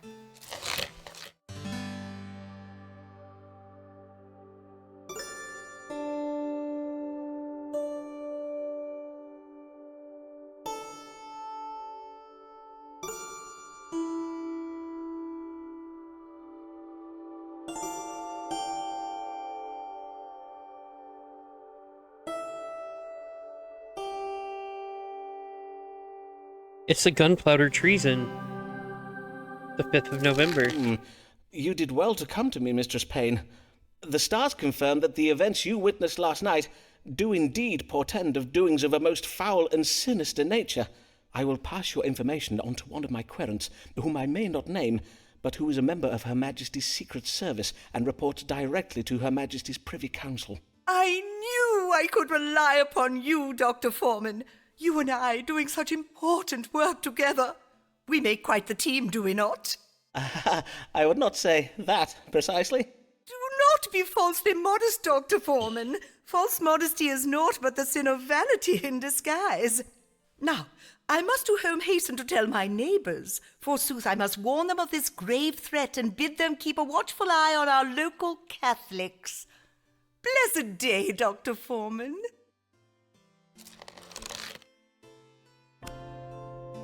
Yeah, I don't think we're gonna get that letter. Hear ye, hear ye! Catholic terror plot to blow up Parliament foiled! Gunpowder barrels discovered in cellar! Hear ye! Guy Fawkes. Who would have guessed it was a gunpowder plot? 'Tis well to jest at merry pain, 'tis well to sneer and mock, until her views become the norm, then 'twill be quite a shock. But for now let's laugh at her and how her niece laughs. How her niece laughs, la la la la. Good day, Mistress Payne. You seem in good cheer. That I am, Dr. Foreman. This day I am taking my niece on a lovely outing to see the cockfighting in Vauxhall. Ah, there is a I think they might have got their songs is there? mixed up. And a very fine one. And I did think we need a nice day out to turn our minds away from that terrible affair of the Catholics plotting to blow up the Houses of Parliament. And my niece does so love the cocks. Doubtless, madam. Choking and on the it. gunpowder plot was indeed a terrible business. They say it was the doings of a group of young Catholic nobles from the Midlands, do they not? And that the gunpowder was ferried across the Thames at Lambeth under cover of darkness. doubtless. 'Twas the very same boat I did tell you about, Dr. Foreman. And of course, I must congratulate you for recognizing how right I was to be suspicious of that boat I saw. Now, I bid you tell me, and do not be coy, Dr. Foreman, was it your relaying of my information to the authorities that foiled the gunpowder plot? Did you and I save England from the Catholics? I am afraid, madam, that I am not at liberty to confirm nor deny my involvement in the matter. Ah, but oh my days!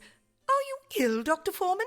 Mayhap we are both troubled with the same disease, for my eyes do also twitch and prick with pain. I did remark the condition of your eyes. They are very red in appearance, and you seem troubled with a hacking cough. For how long have you had these troubles? Only these past few days, and as well as my eyes and my cough, I do also find it a trifle vexing to breathe. Then let us now consult the stars. What ails Mistress Mary Payne?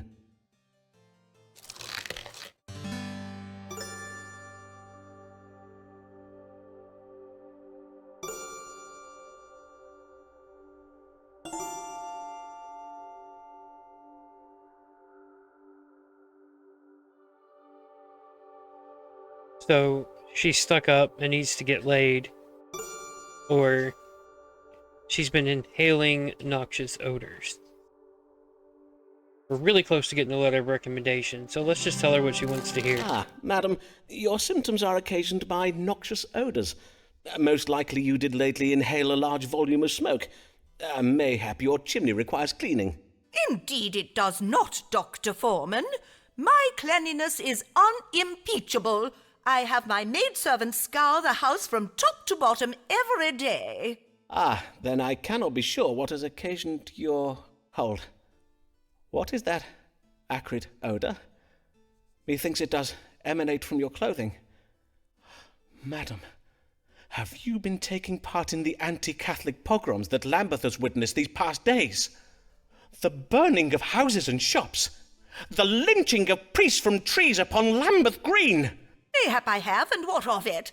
You should be congratulating me and my ilk for keeping you safe, and for sending a clear message to those Catholics who would plot against our Parliament and blow us up with gunpowder. Madam, these Catholics are our neighbours, our colleagues, and our friends. I beseech you to consider your actions, madam. Are not Catholics people too, just as we are? If you prick them, do they not bleed? Aye, and their flesh does burn the same and all. I fear I do not follow your reasoning, Dr. Foreman. Are they not subject to the same diseases, healed by the same cures as we are? And if not cured, then, alas, taken so soon, so needlessly. I did never have the chance to... Oh, my sweet Avis, can you ever forgive me? Is something the matter with you, Dr. Foreman? On my honour, you do seem most troubled. Mayhap you should be going to consult with a doctor yourself. God keep you well, Dr. Foreman. Blessed day.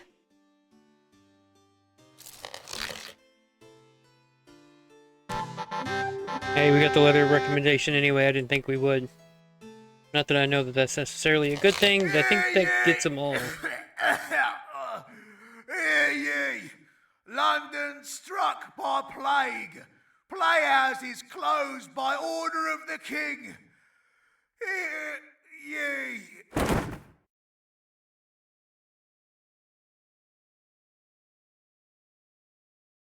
So the plague is back. We got 1, 2, 3, 4, 5, 6, 7. We did get 8. We did not get Amelia Lanier, Robert Devereaux, which he's dead now. Nicholas Mugg, he's dead now. We didn't get a letter from him, but I don't think we actually had time to get a letter from him. And Ricardo Ferraro was never going to give us one anyway because he was lying. And that only leaves John Whitgift. So, let's have a look at the plague. Save us, Almighty Lord. Save us from the wrath of God. Upon us He hath wrought his vengeance and justice, in death, and death.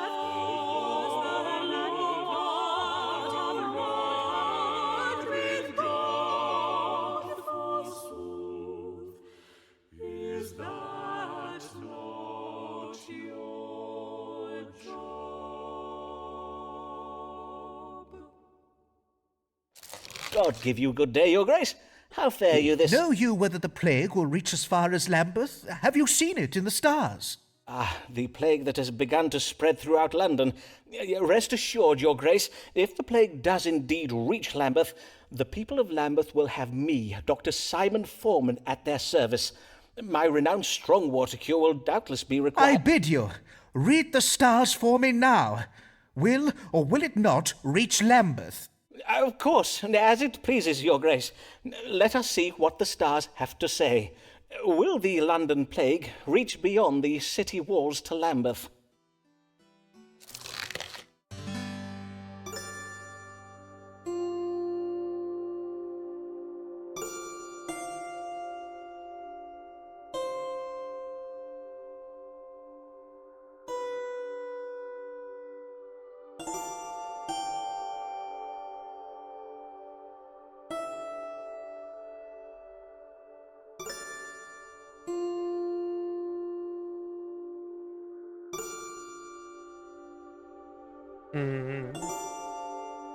We can tell him to go on a trip, but he may not give us the license in that case.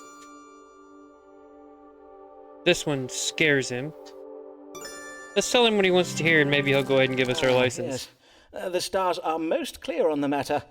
Very clear indeed. Then what do they say? Tell me! Well, before I give you my answer, I would have your decision on granting me that medical license we spoke of on your previous visits. I am sorry, your grace, but I must insist upon it. I would gladly do so, but I find my hands tied due to various episcopal and doctrinal... As I see you are determined not to let the matter rest, I will speak true. Some years ago, the Queen's physician, Dr. Richard Smith, did write me a letter on behalf of the College of Physicians. He warned me in the strongest terms against granting you a medical license. So you see, I cannot grant you a license without raising the ire of the College of Physicians. But... Now, Dr. Foreman, doubtless you are thinking that a man of my position, one of the most powerful men in England, should not be so easily put off by such a letter. However, and methinks you know this from your own experience, the college is a terrifying organization that will stop at nothing to get their way. One would be better off defying the Queen herself than the licensed doctors of London. For whilst our Lord God in heaven may be merciful, the College of Physicians is not. Aye, verily, I must own that what you say is very true. But mayhap I will furnish you with a letter of recommendation to the University of Cambridge. They may confer upon you a medical degree, and thereby a medical license. I thank you, your grace. Now, prithee, answer my question. Gladly, your grace, for I can assure you the plague will remain within the city walls and not reach as far as Lambeth. Excellent. Indeed, that is well to hear, for 'twould be most troublesome to have to relocate the palace household to Sussex. Before you go, your grace, I believe you were intending to write me a letter of recommendation. Well, indeed, I will reflect on the quality of advice you have given me over the years, and if I judge that you have acted with some skill, then I will have my chaplain draft you a letter of recommendation and have it sent to you. Good day, Dr. Foreman.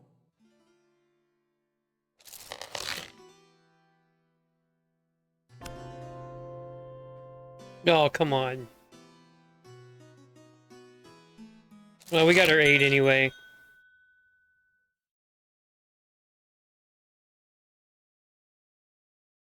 Hey, we got our medical license.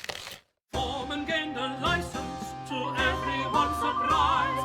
A true and proper doctor at last legitimized. But now he's risen up so far from whence he began. We'll be common folk still, see Foreman as our man. You cannot board up my house! 'Tis not a plague house! You are mistaken! I do not have the plague! Let me out of here! Know you not who I am, you fools? I am Simon Foreman, Doctor of Astrology and Physic! fie upon those ungrateful wretches! Have I not always been there for them when they needed me? Am I not the doctor who risked his life to cure them during the plague of '92, when all the other doctors and their high-born friends fled London and left them to die? Indeed, mayhap next time I will think again before risking my life in the service of the townsfolk, if this is the way I'm to be repaid. And forsooth, if my deeds are so easily forgotten by the living, what chance is there for my work to be remembered by generations to come? What will the world know of me once I'm gone?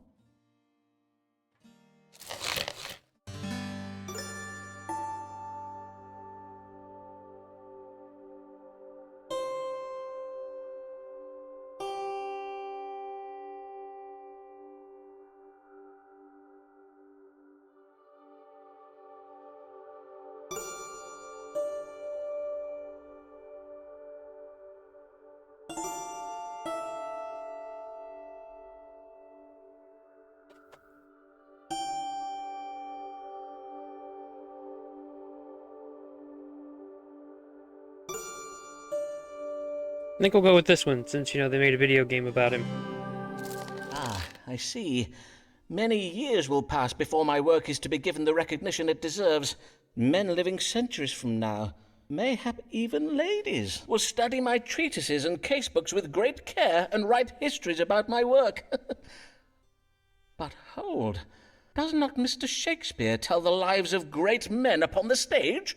Perchance playwrights will use the wondrous stage machinery of the future to illuminate my work. Mayhap the story of my life will be told by players, for my work is of great historical importance. And now that I have a medical license, not even the College of Physicians has the power to discredit me. But if I am to go forth into the world to make any further contributions to the advancement of medical science, I must find a way to pry these wretched boards off my front door. William! William! Fetch me a crowbar!